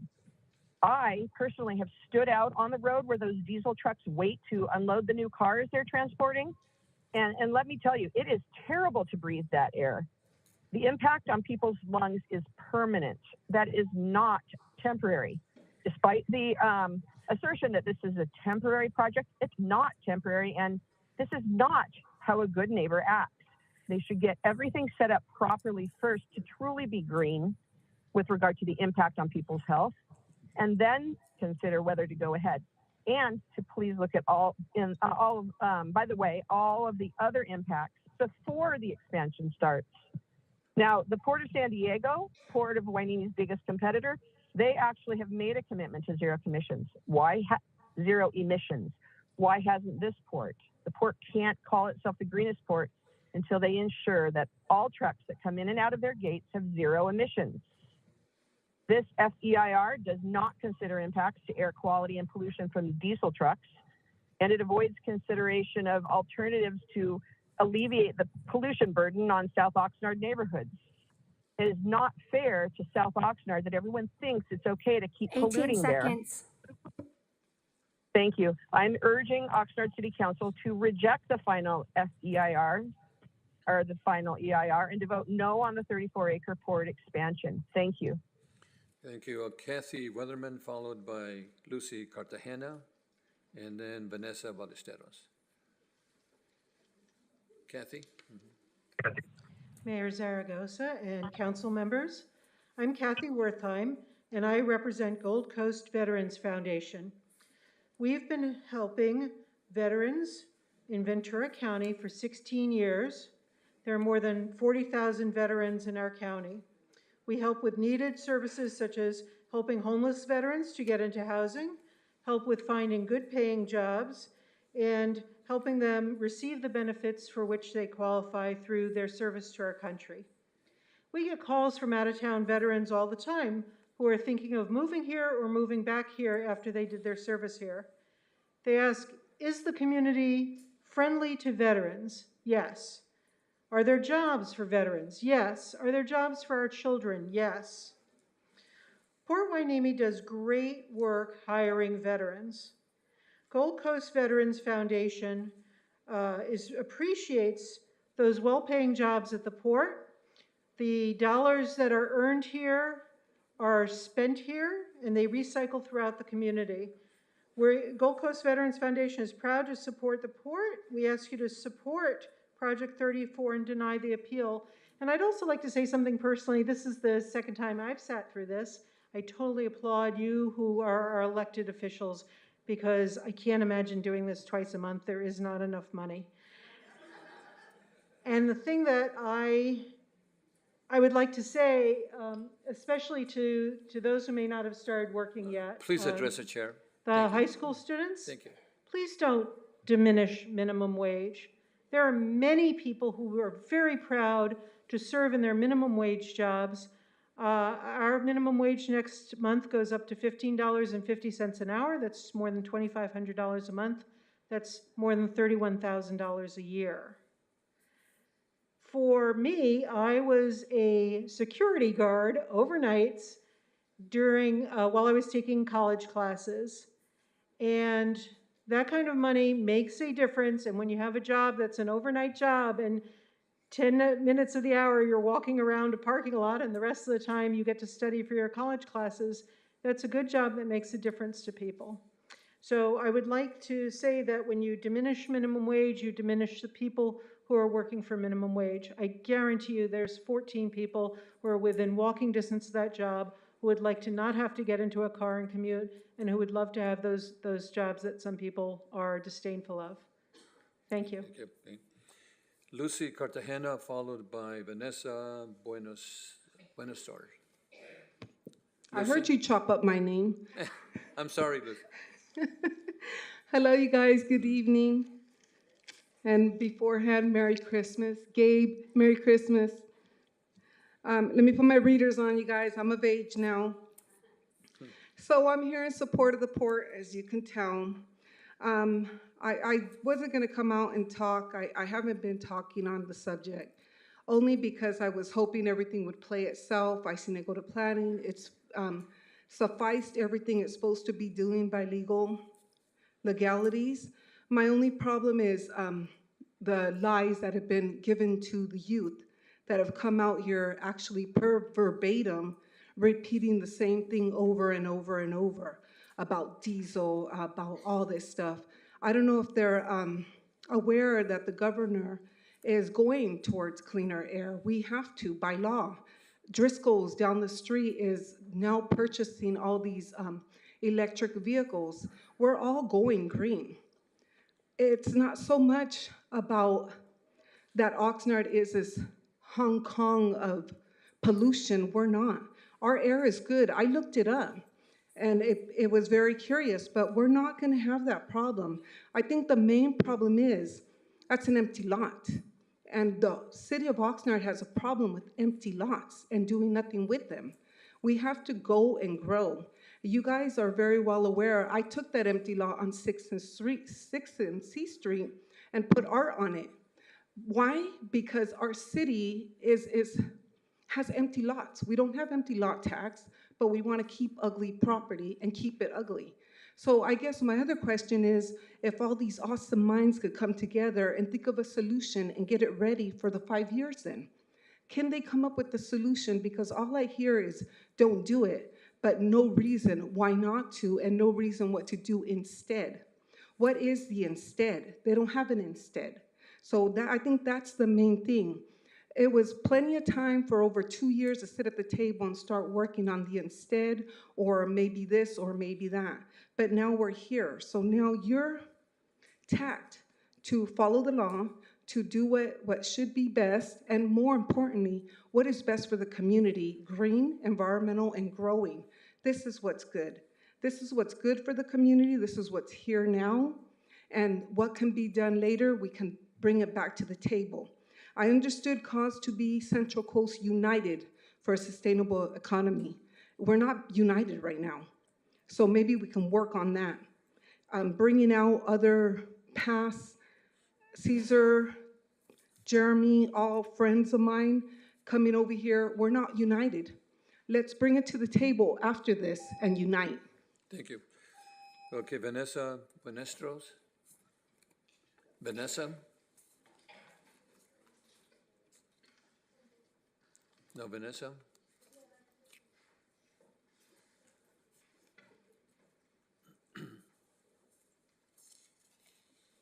Sorry, just to confirm, is it Bondrosro or? Yeah. Okay, cool. All right. Hello, everyone. Good evening, Oxnard City Council. My name is Vanessa Bondrosro. I am a student at California Lutheran University studying environmental science and a member of the Emergency Climate Committee for Ventura County. I am here tonight to speak about the impacts of the 34-acre parking lot and to tell you to vote no on the 34-acre expansion. For years, South Oxnard has been abused by environmental racism. I have lived in South Oxnard, specifically Villa Capri, my whole life, and I can confidently say that Oxnard continues to be a diesel death zone. My family, including myself, suffer from respiratory problems, and since we cannot afford much medical support, we are left with needing to deal with it. Every day, I am inhaling diesel exhaust to the point where I have been diagnosed with asthma. Instead of building these parking lots, why don't we create safer and clean recreational areas? Is it like while breathing these pollutants, it's like being sprayed with poison every day from pesticide exposure and emissions of diesel. We depend on you to make positive changes in our lives. We voted for you because we believe you can accomplish our needs and your needs as well. Our future depends on this prop. We cannot continue to let these industries win and continue to make our community a sacrifice zone. Researchers have stated that Oxnard is in the 90th percentile of asthma rates in the country due to air pollution. Oxnard is considered a sacrifice zone, meaning that we are being used for industrial profit, used for dangerous labor, and used for being a toxic wasteland. In recent years, Oxnard has had a grade F from the ALA, American Lung Association, for the annual ozone air quality. This means that we had an increase in volatile organic compounds and nitrogen oxides, which are found in emissions from vehicles, motorized equipment, and factories. These are a few of the reasons why you should vote no on the 34-acre project. Thank you. Okay. Okay, our next 5 speakers are Rick Castanero, Emil Delgado, Jose Del Rio, Art Valenzuela Jr., and Selena Zacharias. Rick. Good evening, Mayor Zaragoza, Council. I'm here this evening to speak to you about something that's important to South Oxnard. I'm a native son of South Oxnard, and I've never been more concerned about health. But I have to tell you, as a board member of Fuerza Latina Health Association, the port has been our #1 partner. When COVID hit, the port went right into action. As we founded Feeding the Front Line, feeding farm workers, we started giving food out all over our county, but especially in South Oxnard, because it's one of the most neediest spaces in our county. Housing is crowded. We've started to work on food as medicine, giving organic food to families who have diabetes, hypertension, and the port is always willing to help us whenever we need support. So we talk about a diesel death trap. I've been in Oxnard all my life. I've not witnessed that. And as a purveyor of health, I have to tell you, the port helped get some of the air monitors into the roofs at clinicas. The staff there has also helped get that monitor on the roof at Haycox Elementary, an elementary school I went to. We have the best air monitor in our county in Southern California because of the port. Who is concerned more about health than an organization that puts food on the table of the most needy, and make sure that they test the air in South Oxnard. We have to be real about this. We're looking at a project that's going to create jobs. Nothing stops a bullet like a job. Right now, I work with single fathers, and many of them are working out at the port, driving vehicles off ships into spaces, parking spaces. These are men between the ages of 16. The ones that work at the port are older, 25 and up, about 40. And these men are working there part-time to feed their families. Thank you, Rick. Please support this project. It's important for our community. Okay. Thank you. Imael Delgado, followed by Jose Del Rio.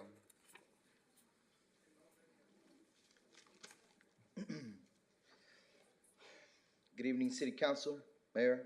My name is Emmanuel Delgado, lifelong Oxnard resident, volunteer in beach cleanups and community cleanups.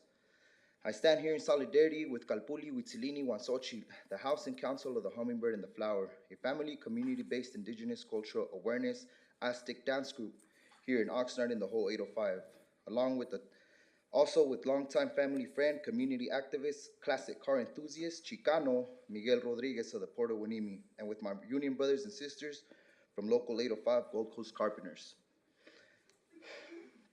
Growing up in Oxnard, looking for work with the record was tough. I had to take whatever minimum wage job I could land, with no future or chance to grow. I grew up, matured, and saw life here in the United States for what it was, the land of opportunity. I had to make something of myself, reform my lifestyle, get a better paying job, and go to school. Shout out to Oxnard College.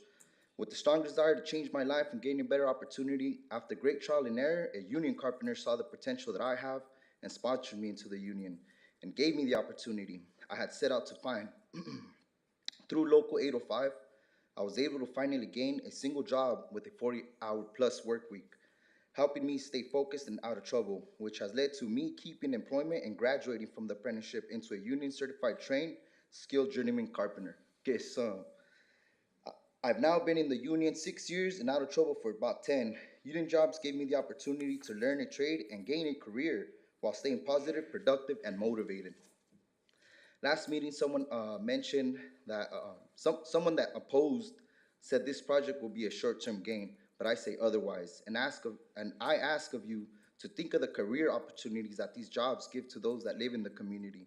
Sure, that job will come to an end, but it will also open the doors for others to join middle-class America with good-paying jobs and benefits. They, in return, shop local, work here, contribute back to their communities, and hopefully inspire others. I come from a single-parent, lower-income family home, La Colonia Village housing projects. Through union wages and benefits, becoming a homeowner here in Oxnard is a real possibility for me now, on my own. Before that, it was just a dream. I say approve this project, give this community struggling generation a chance at middle class so they can break through the barriers and overcome their obstacles. I say please continue to work with the communities along with unions, providing PLA projects with local hire so we can all do our little part to contribute in building a better and stronger city of Oxnard / Port of Hueneme. To all my relations, thank you. Home Takiase. Okay, Jose Del Rio, followed by Arthur Valenzuela Jr., and then Selena Zacharias. Jose. Buenas noches. Buenas noches. ¿Puedo ser un intérprete? Sí. Where's the translator? Espera un momento.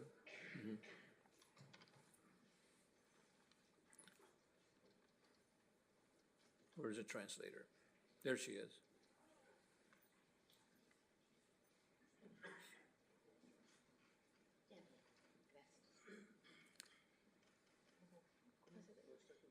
Buenas noches, mi nombre es José del Río, mi compañero es Joaquín.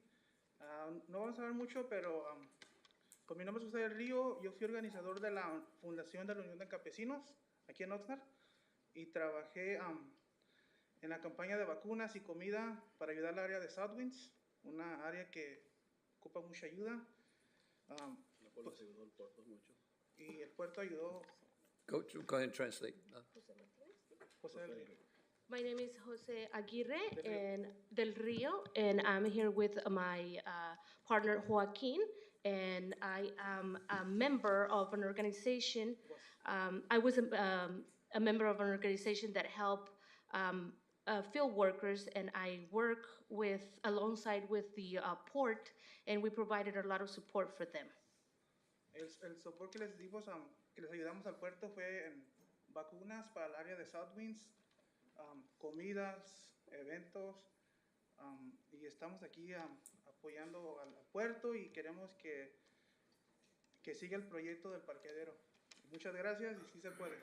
We supported a project with vaccination for the field workers. We provided food, and we are here to support the port project. Okay. Gracias y sí se puede. Thank you, and Gracias. we can do this. Thank you. Okay.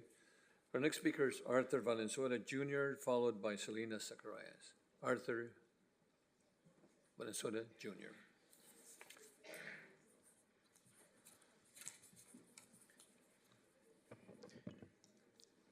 Good evening, Mayor Zaragoza, members of the council. My name is Arthur Valenzuela Jr., and I work as a longshoreman at the Port of Hueneme. This issue has put me personally in an awkward situation because on one side I have my coworkers and family members who are in favor of the project, and on the other hand, I have a lot of friends, some of them I've known for 10 plus years now, who are opposed to the project. Ultimately, I think to make this world a better place, labor does need to embrace the environmental justice movement to provide better health and safety for the community. I think that's what I believe, that's what the environmental justice activists are pushing for, to reduce carbon emissions, to keep our community safe and healthy. However, I believe workers shouldn't be caught in the middle of this project due to an international shipping company putting this project forward.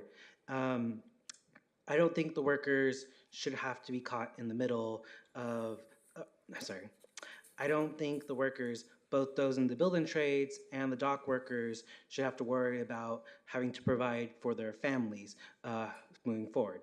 So that's why I'm in favor of this 34-acre projects moving forward after the past 4 years. As we move forward to the future, though, I do want to state, I believe the city of Oxnard should create a master plan with the Port of Hueneme and hold an annual joint governmental meetings.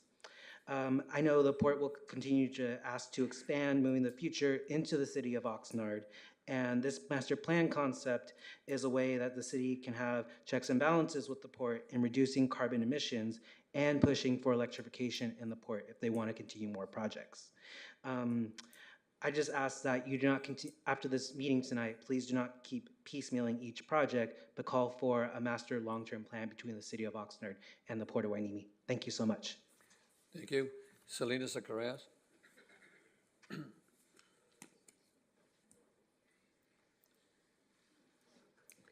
Good evening, Mayor Zaragoza, Council Member, City Manager.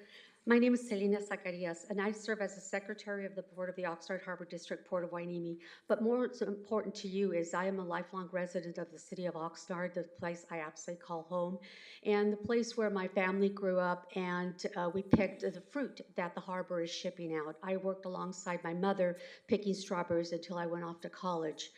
I was proud to join this board and help lead this organization that brings Ventura County products to the rest of the world. Several years ago, I was in China, and I looked over and I saw Oxnard lemons. And I thought to myself, and not even knowing back then, right, wow, we import all the way out to China, so that was amazing.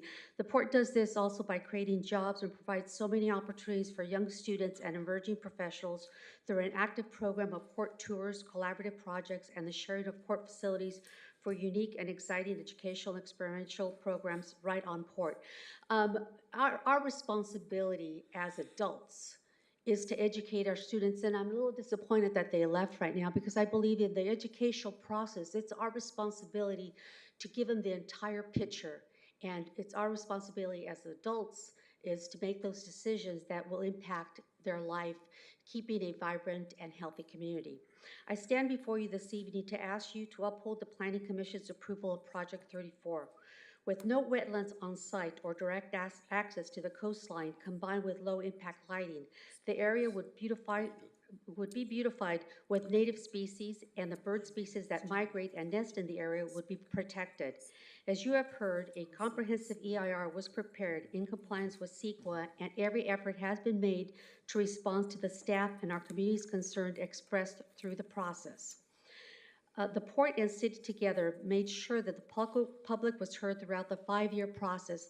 5-year process, how much potential growth and business and opportunities have we missed out in those 5 years for our community? 2 public workshops were hosted by the city to encourage community input in a most open and transparent manner, and that is very important to the Port of Hueneme, and I'm sure to the City of Oxnard that we both be transparent as possible. The Port posted the EIR on its website with a translation of the EIR summary in Spanish. The Port also posted videos and project information in English, Mixteco, and Spanish to properly inform and engage our entire community.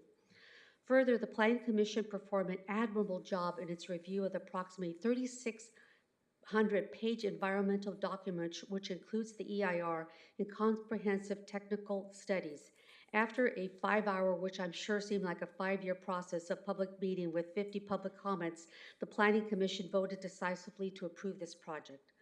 I respectfully stand before you and ask you to vote to deny the appeal and uphold the Planning Commission's action on this project. Thank you. Thank you so much. Thank you.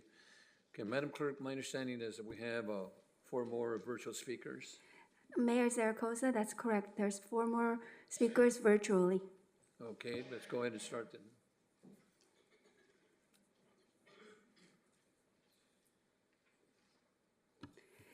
Speakers with phone number ending in 5006, please press *6 to unmute and introduce yourself if you like, and you have 3 minutes. Good evening, Mayor Zaragoza and the City Council members. My name is Len Mazzella. I'm a 26-year resident of Oxnard, employed with Pacific Railroad.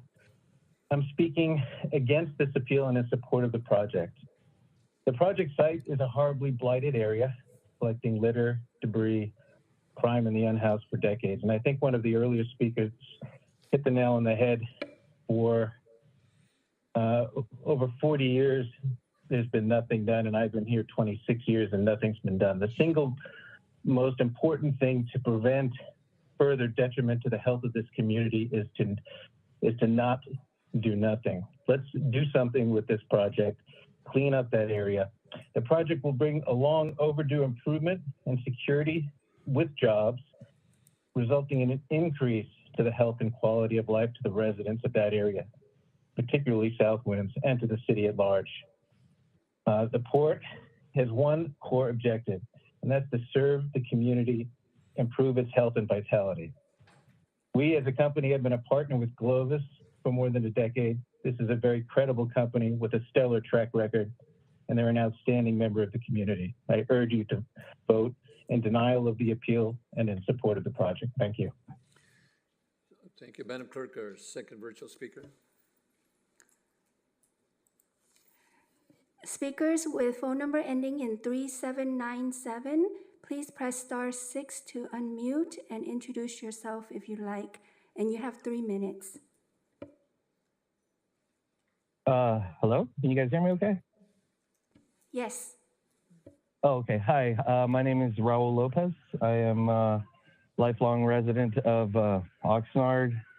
I was a former organizer with Cause. I have friends on both sides of this issue, and I just kind of wanted to give my piece. I've heard a lot of what seems to be inflammatory language coming out. I know that we're dealing with a sensitive piece of land, but I really want everybody to remember this piece of land is private. A lot of people talk about it as if it's up in the air and it's up for grabs, and we can go and just kind of make a beautiful gateway to the Ormond Beach wetlands or the ocean.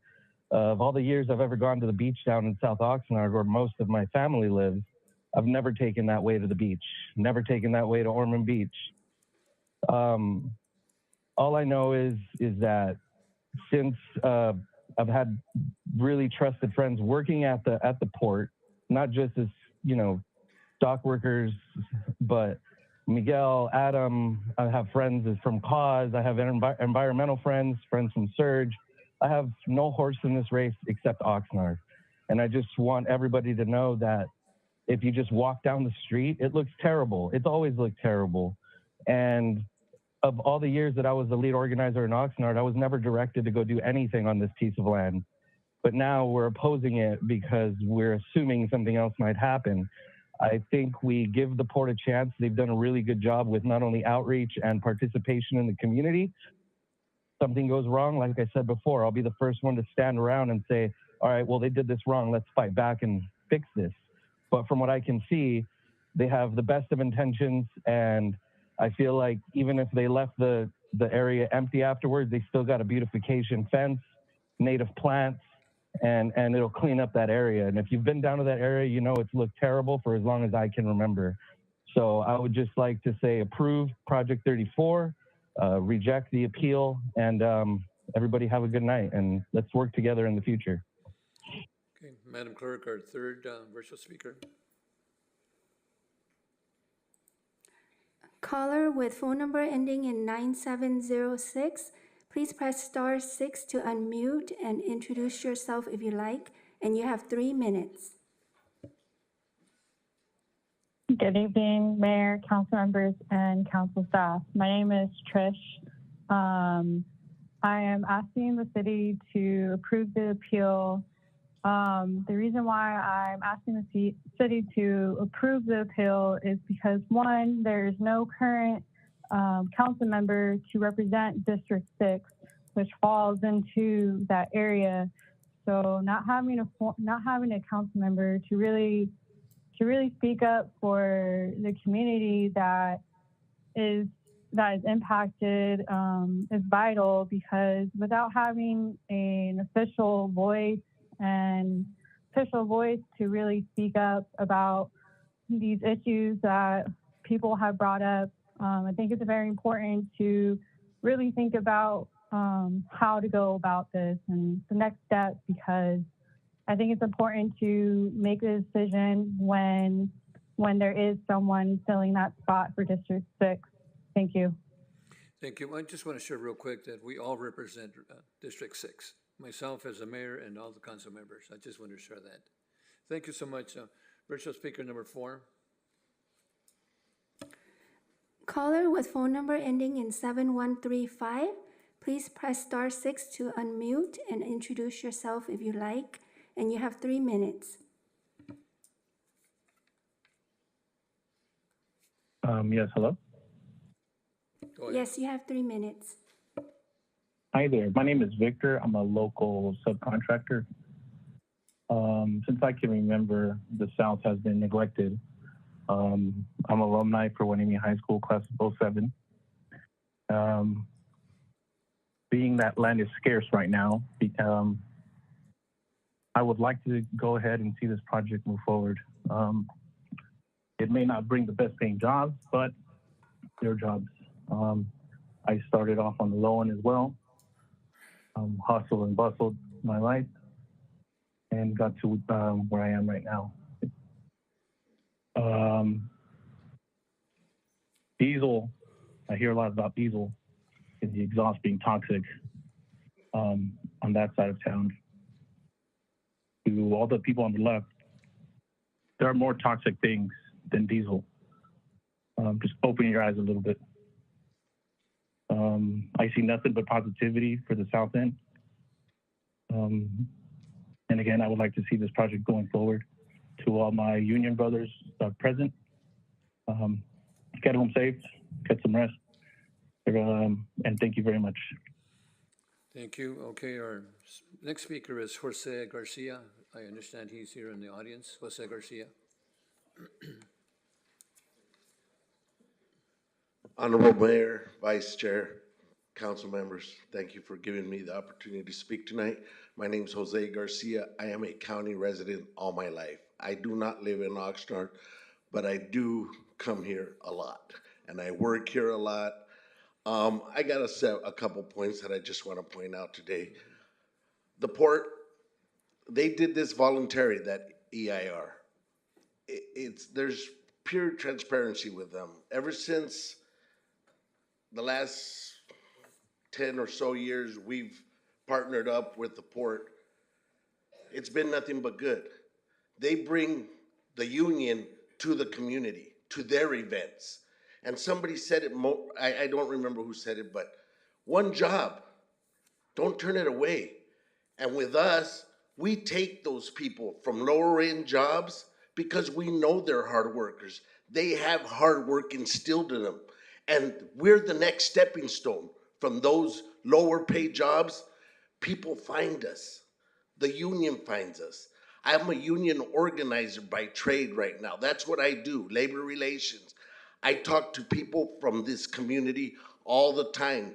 High schools, the EDD, the Banana Festival, the Port of Hueneme. We attend all those as a union to bring opportunity to this community. The port helps us do that. They support us. And I hope that by us denying the appeal and moving this project forward, they are here hearing us, that people want better jobs. And if they're gonna bring more jobs, hopefully the next are better than this. But we can't sit back and wait.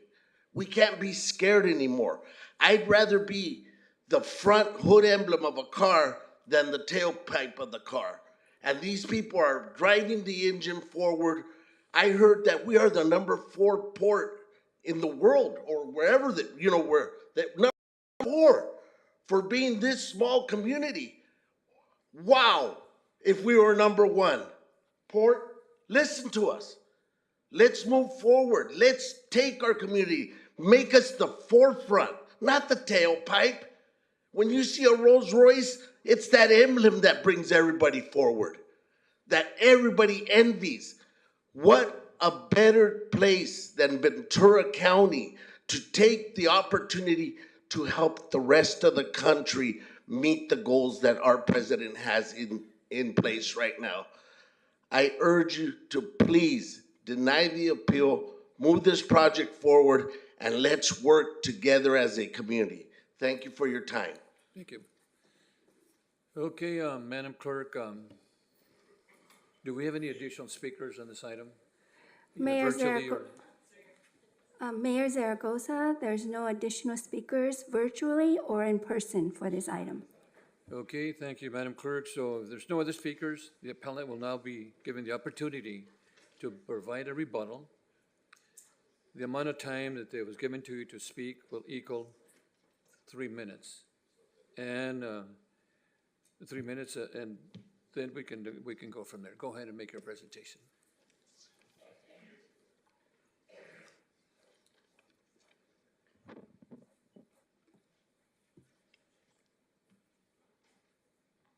Thank you, Mayor and Council. We've heard a lot today. We've heard a lot from the port staff about their efforts to bring jobs to the region. We heard about efforts to electrify the ports. And we heard about the port becoming an economic engine, or being an economic engine for the city of Oxnard. And these are all laudable goals at their face value. But the issue here before you today is whether the city complied with California law in fully disclosing the impacts that this project will have on the region.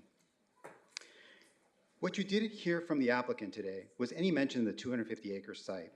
And that's curious and should raise your doubts as well.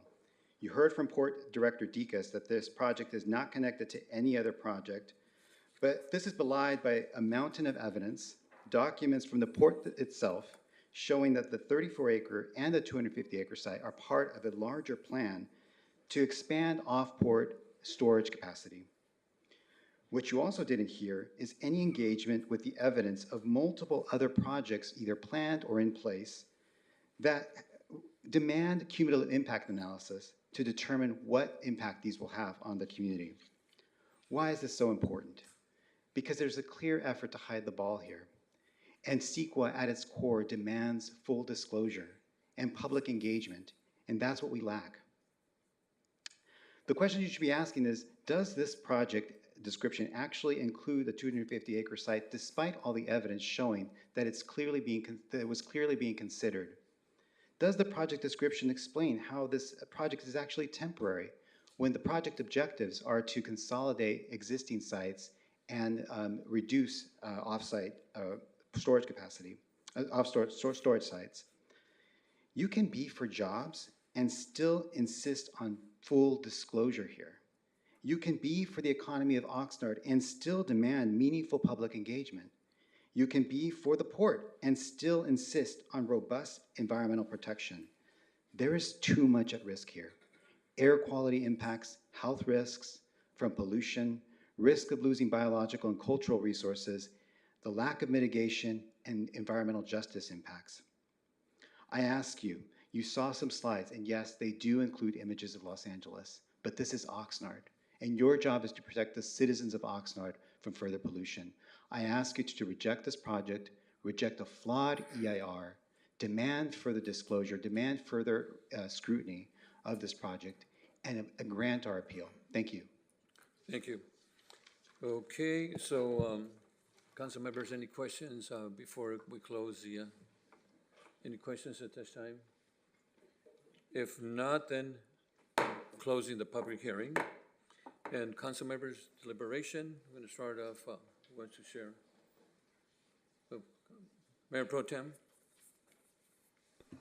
Thank you, Mr. Mayor. I want to ask staff a couple questions. I don't know whether Mr. Pearson will field them or Mr. Roselle will field them, but when this project first came to the city, in terms of a planning approach, my understanding is that it didn't require an environmental impact report, that it could have been done through a mitigated negative declaration. Is that correct? Mayor Pro Tem McDonald, so yes, when the initial environmental review was conducted, it was determined that an M&D would be adequate. However, after the public comment period, the city and the port team decided to move forward with a full EIR to put together the most comprehensive document possible for this project. So we're being asked to reject something that wasn't even required in the beginning of the process, correct? And Mayor Pro Tem McDonald, so the EIR itself did not identify any significant impacts, so essentially, no, an EIR would not have been required on this. Okay. I'm just going to, Mr. Mayor, I'm going to respond to several comments I heard tonight overall. Go ahead. You know, we're at a place where we've been presented with a full environmental impact report, and realistically, it could have been done through a mitigated negative declaration. So obviously someone stepped up and said, let's go a little bit extra. And I think it was in an effort to be provided as much information as possible. That's my take on it. I heard one comment about, you know, increased truck trips, and another comment said no truck trips. Realistically, and this is just from talking to people around this community, is to load a car carrier takes a couple hours, to unload a car carrier takes about an hour, to drive the cars from point A to point B off the roll-off to the source takes about 3 minutes.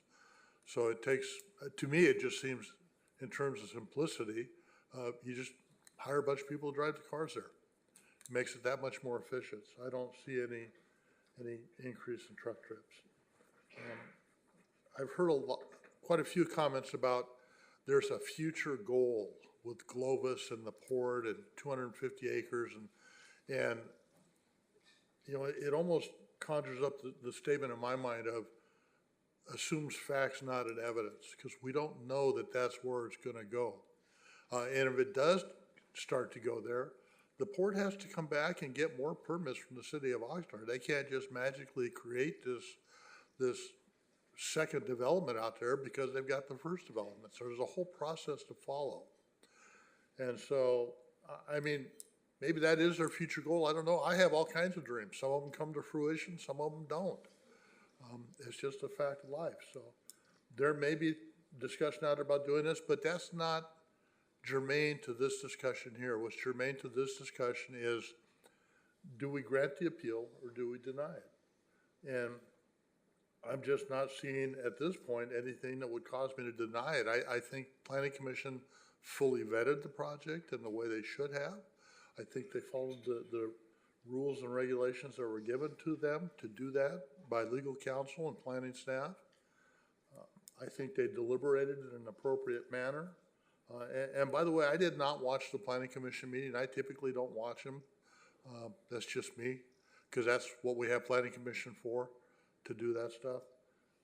And they are the other decision-making body of this city.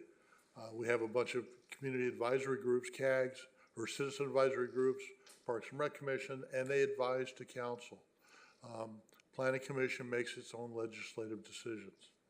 So they're a different breed of animal. I heard a comment about why are we rushing this hearing because there's a lot to digest and stuff. Well, it's really not our choice. When an appeal is filed to a Planning Commission decision, state law kicks in and there is a certain amount of time to respond to that appeal, and that's where we're at. So the timeline was set by someone other than us. We're just doing what the law requires. You know, I appreciate all the people coming out tonight, spending their whole night here. I appreciate all the comments. I agree with the idea of, I think we need jobs in this city. And I'm just not a big fan of saying, well, they're low-paying jobs, so they're not worth chasing in this community. You know, a job is a job, and there are a lot of people out there looking for them, and not everybody starts out. I started out at McDonald's when I was in high school. That was a long, long, long time ago. And minimum wage was $2.44 an hour, and we got free food for working there. And then the minimum wage went up to $2.50 an hour, and we lost our free food. You know, that's kind of a handoff you look at, but it was still a job, still things I could afford to do. You know, but back then gasoline was 35 cents a gallon. So that tells you how long ago it was. It was a long time. But we all have to start somewhere. And, you know, I started doing that, flipping hamburgers at a McDonald's, and I went to college. I, you know, found a career path that I wanted to follow. And, you know, I improved myself during that path. So, you know, you don't, even the people that go to college for 4 years, 8 years, however long, they don't always come out of college to get the high-paying jobs right away. They have to start somewhere and work their way up and establish themselves. So I think the fact that we're going to potentially offer jobs to people, even if it's only 14 jobs, well, it's 14 more jobs than what we have down there right now. And maybe that will improve. I don't know, you know, and looking at everything that's presented to me, the question we're asked to decide is, do we grant the appeal or do we deny it? And at this point, I'm not seeing anything that I've seen tonight that would encourage me to overturn Planning Commission's decision. I would support the Planning Commission decision and say deny the appeal, but that's just me until we get around to voting. But those are my comments, Mr. Mayor. Thank you, Mayor Pro Tem. I'm going to follow up and then on this item. I just want to thank all the speakers today because I know we've had about 3-4 hours of testimony. And I want to thank the applicants and I want to thank the appellant, you know, and staff, you know, and council members for actually hearing this tonight.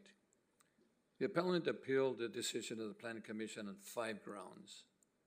And the 5 grounds that they appealed, I studied them, I looked at them, and I believe that staff really responded to the 5 appeals satisfactorily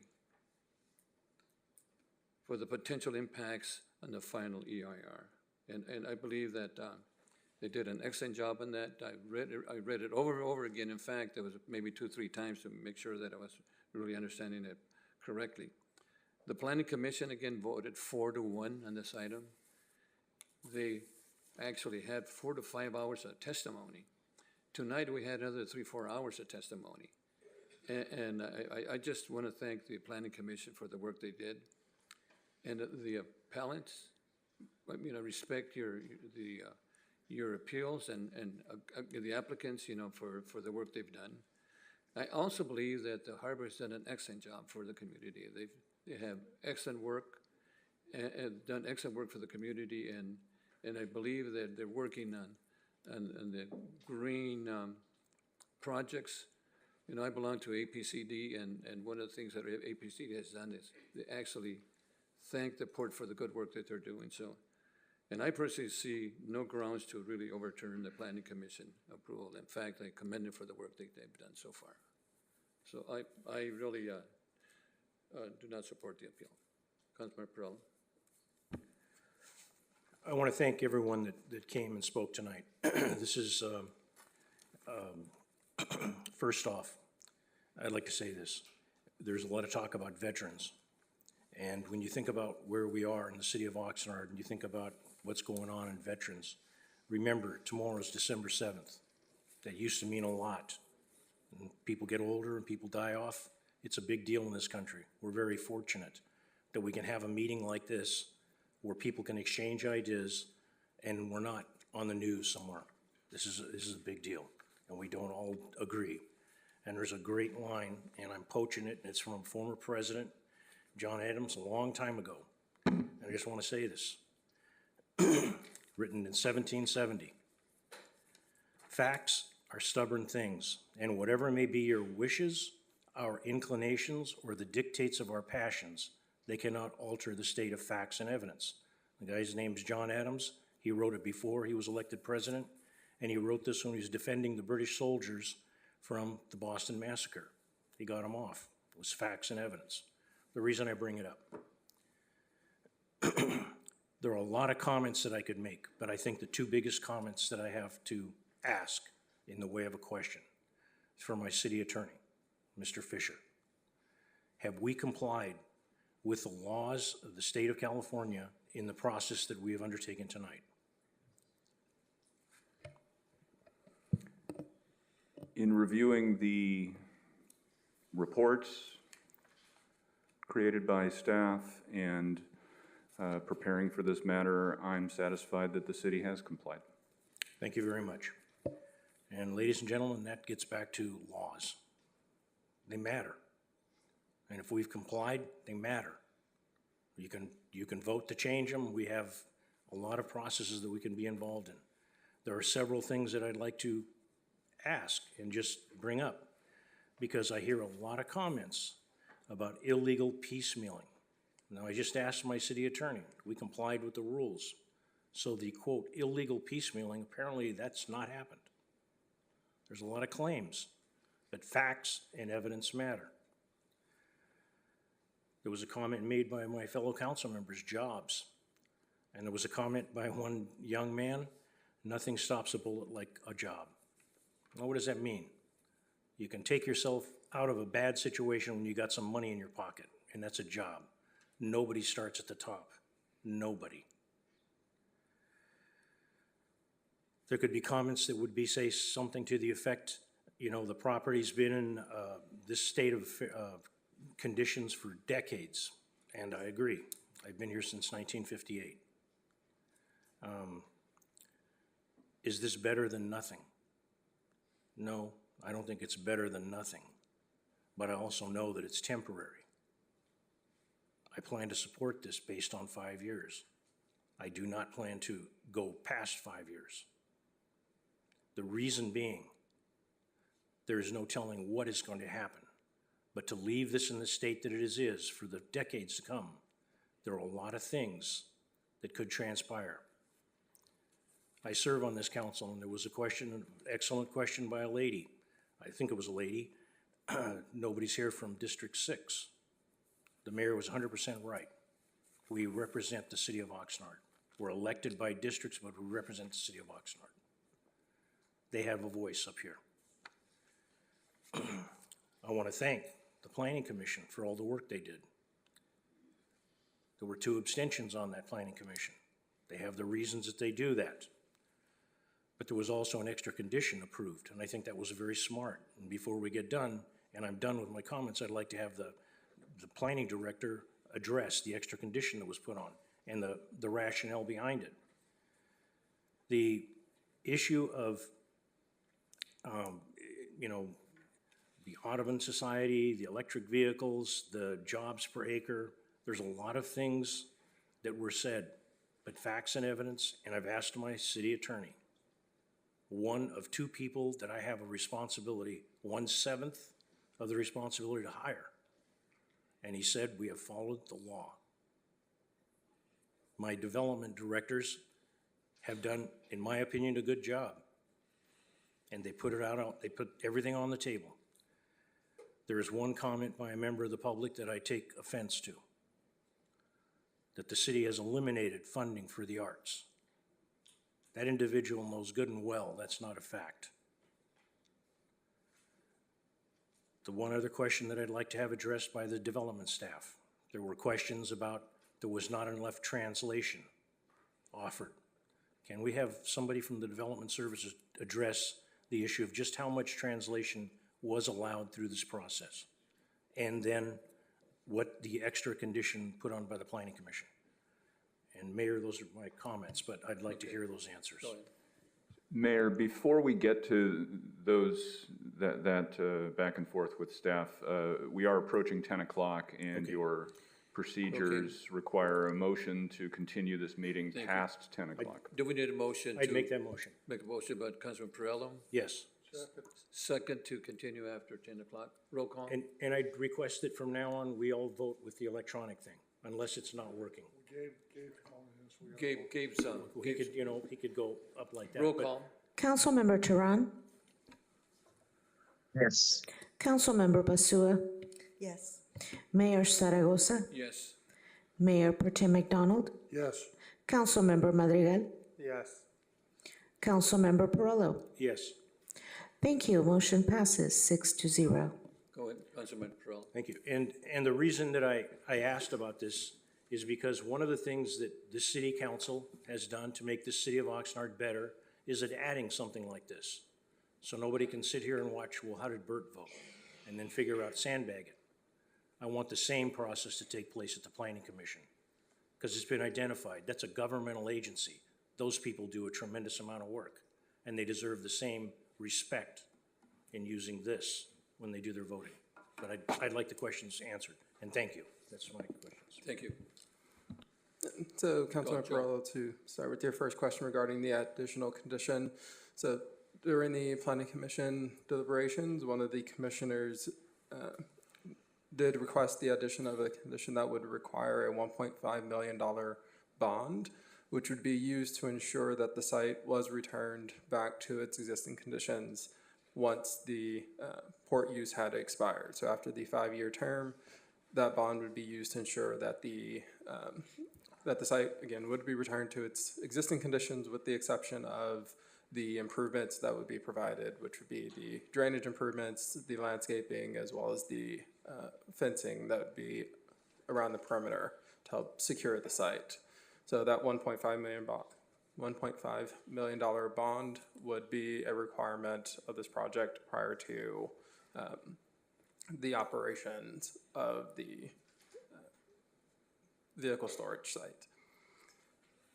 In response to your second question regarding opportunities for input, as identified in the staff report as well as in the presentation, again, there was multiple opportunities for community input in this process, as well as through the community workshops, through the initial public comment period for the MND, as well as the public comment period for the EIR itself.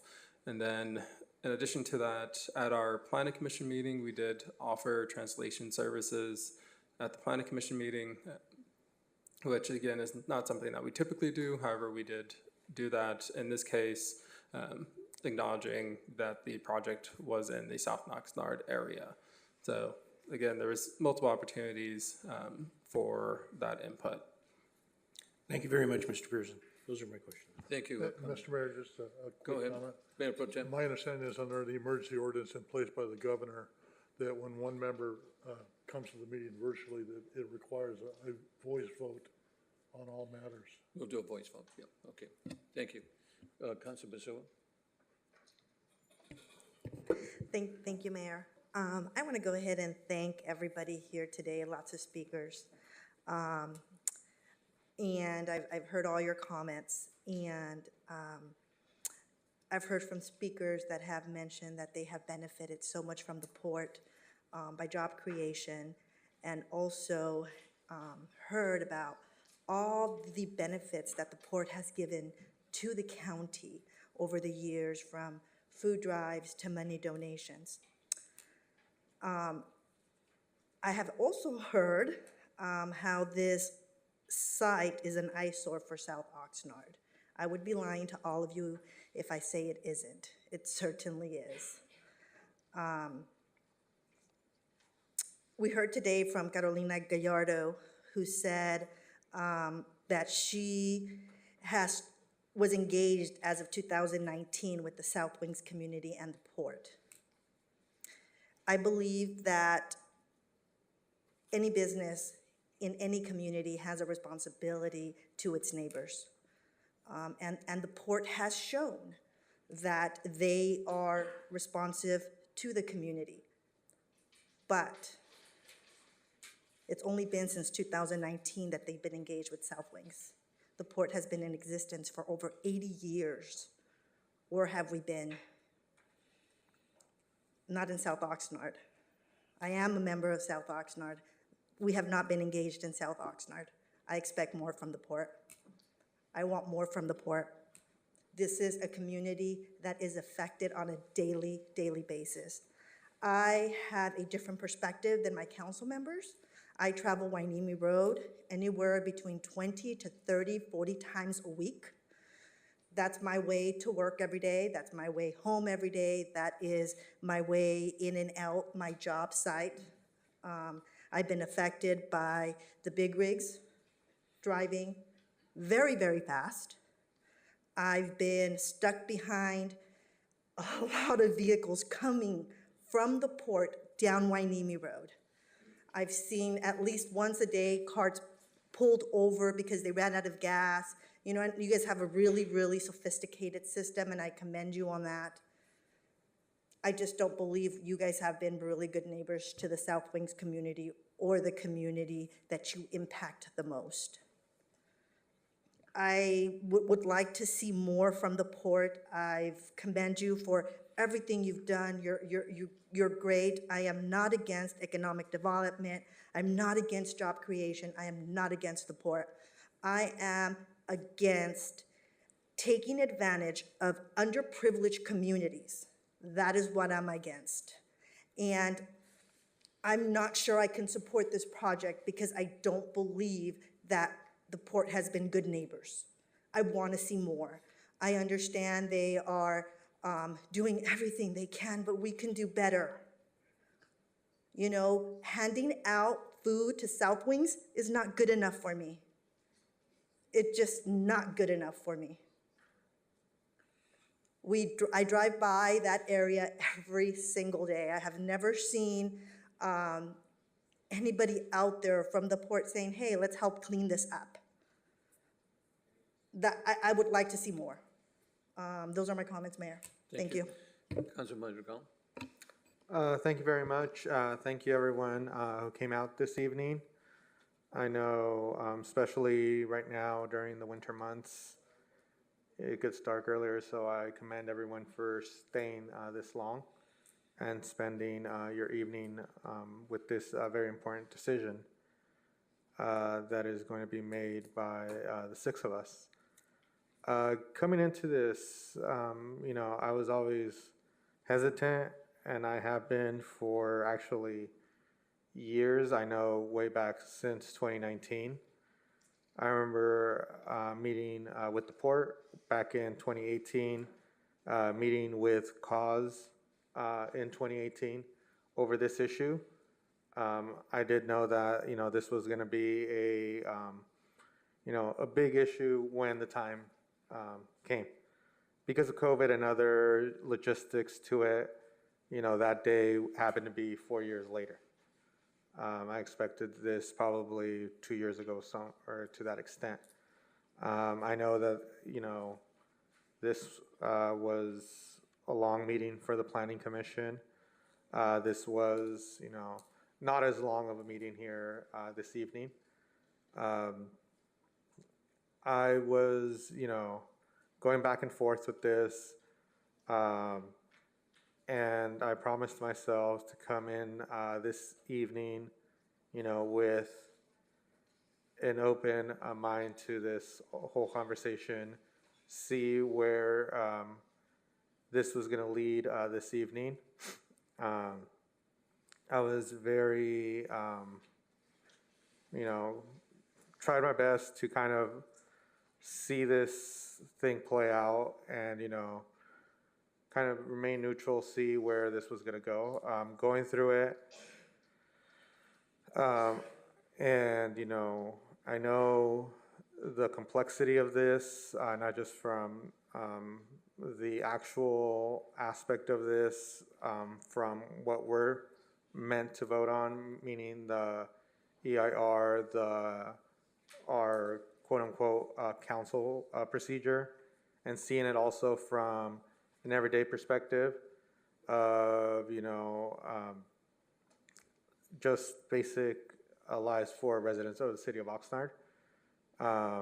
Seeing, the South Oxnard aspect of it, and then at the same time seeing a job creation aspect to this, and all through public comment, kept going back and forth, seeing the aspects, both sides to this. And, at the end of the day, I just kind of went back to the Planning Commission's decision, and ultimately, I did not feel that there was enough for me to overturn the Planning Commission's decision on this aspect. I did not speak to any planning commissioners. I really wanted to, but I decided to not go in that direction. And at the end of the day, I have to put my trust in their decision on this aspect. So that's the way I'm gonna go. Thank you, Councilman Jerome. Yes, thank you, Mayor. I do want to thank everybody also for coming out and speaking on both sides of the item. And we heard a lot of public testimony, and I just appreciate people being engaged in this process. I have a couple items. I took a lot of notes based on what I was hearing, first from the appellant presentation, then by the applicant. And some things that kind of jumped out at me, just in some cursory research, I could certainly look more. I'd invite the representative from the appellant to provide more info later, but I couldn't find anywhere that said that South Oxnard is, as of now, designated as a diesel death zone officially, nor could I find any thresholds that the anticipated or projected truck traffic that were to come in would meet that threshold and give it that designation. Regardless, it's not lost on me that we do have a lot of heavy traffic through that corridor, as well as Ventura Road heading up to the 101, as well as Rice Avenue heading up to the 101, and what Mr. Herrera had mentioned about the 101 being a major source of emissions and pollution. I don't know if I haven't seen the data on that, but intuitively it does make a lot of sense as well, where the north end, especially River Park, the Wagon Wheel area, and all of those neighborhoods adjacent to the 101 likely get a lot of pollution their way as well, due to the traffic going through there 24 hours a day, 7 days a week. Now, I'm not trying to play the environmental Olympics here of who has it worse, but I think those were important considerations that were brought up that didn't cross my mind until it was mentioned. So I appreciate that point of view. Another thing that comes to mind is this particular project predates me on the council and predates the mayor. And so coming into it, it was something that, I did look at and heard about, and I did watch the Planning Commission meeting as well.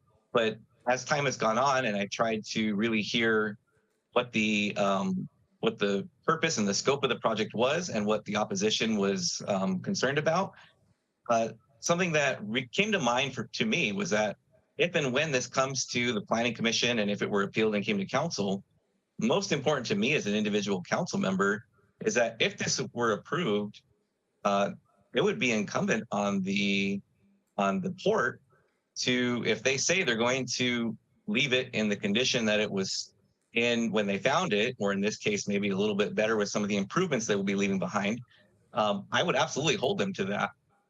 It's my expectation as an individual council member, if this were approved and the appeal is denied, I would absolutely hold them to that, whether it's 3 years, 4 years, or 5 years, that they are being granted the opportunity to utilize this space for a commercial venture for themselves, or excuse me, for Globus, and utilizing that space for this purpose, if the all of the data we have and everything from the EIR is accurate, then when it's all said and done and they clear everything out, it should be the way it was when they found it, save for some improvements that they said they're going to leave behind.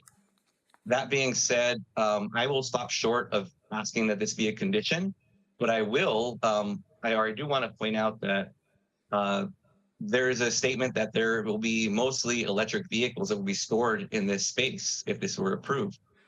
But it's mostly electric vehicles. It's not 100% electric vehicles, leading me to believe that there's going to be a ratio of electric vehicles to gas-powered vehicles. So gas-powered vehicles that are going to be stored there, they, even as brand new cars, do sometimes leak automotive fluids, antifreeze, oil, fuel, brake fluid. All of these potential chemicals could get into the permeable surface of the gravel.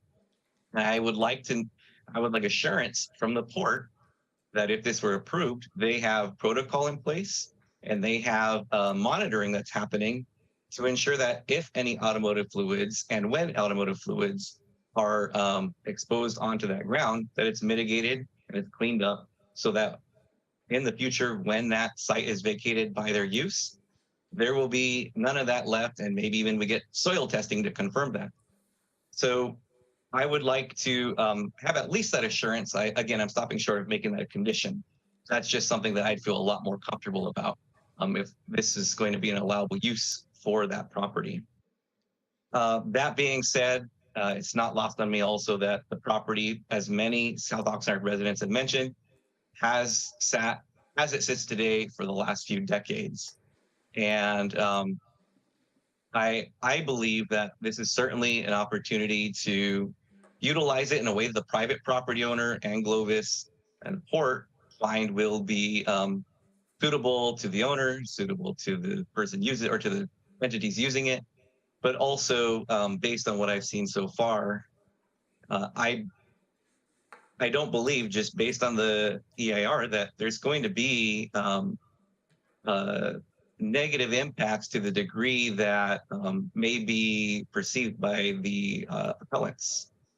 That being, if you look at it, the plan is the cars come off the ship, they're inspected, they're driven individually out to the site, they're parked, they're stored. Then from there, they are taken to a spot where they are then loaded onto a truck, and those trucks go out.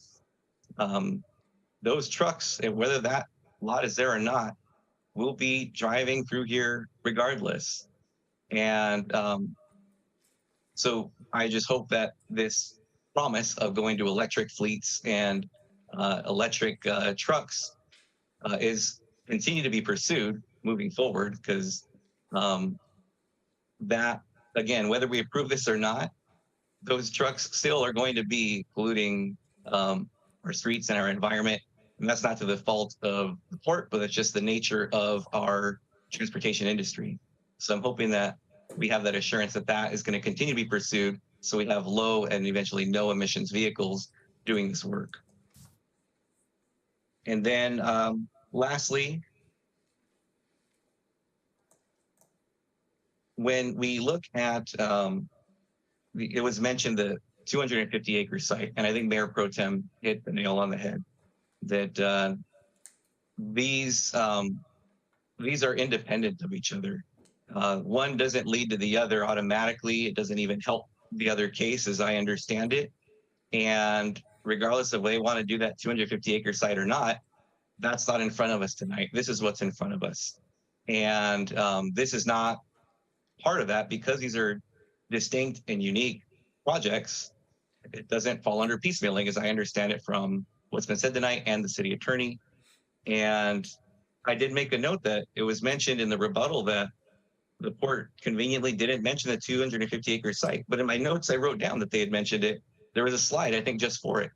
And so I appreciate them bringing that up on both sides of it. But I think it's important for the public to know that these two things don't connect to each other tonight for this item in front of us. And so with that being said, I hope that, I wish I was there so I could see in person. I hope I'd see head nods or something from our folks at the port regarding my request on insurance for mitigation of automotive fluids that may end up on the ground in that permeable surface. But with everything that's been presented to us before and seeing the Planning Commission meeting and hearing testimony tonight and hearing from our staff, I certainly see where the grounds for appeal fall short, and I appreciate the responses to those grounds. And I will likely end up supporting this pending any further deliberations. So, one last thing, I want to thank Councilwoman Basua for her statements as well. I'm not too far off from that, but I want to give the port some credit. Similar to when folks say, when they hear them on city council and they say, oh, well, the city council's messed everything up and they had all these audit findings and, they had a DA investigation. It's like, well, yeah, like 10, 15 years ago. The council now, we're doing what we're doing now. And yes, things happened when I wasn't here, but I still got to deal with them.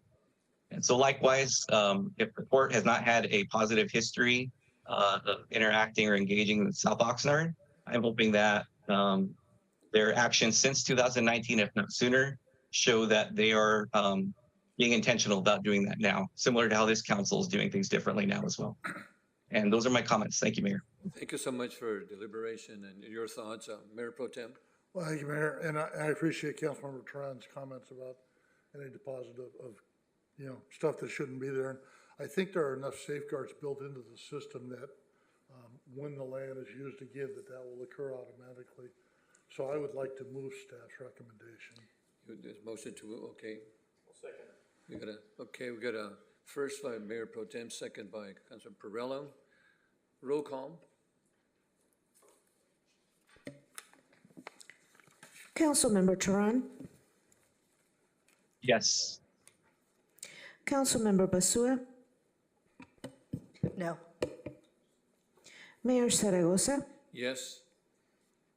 Mayor Pro Tem McDonald, Yes.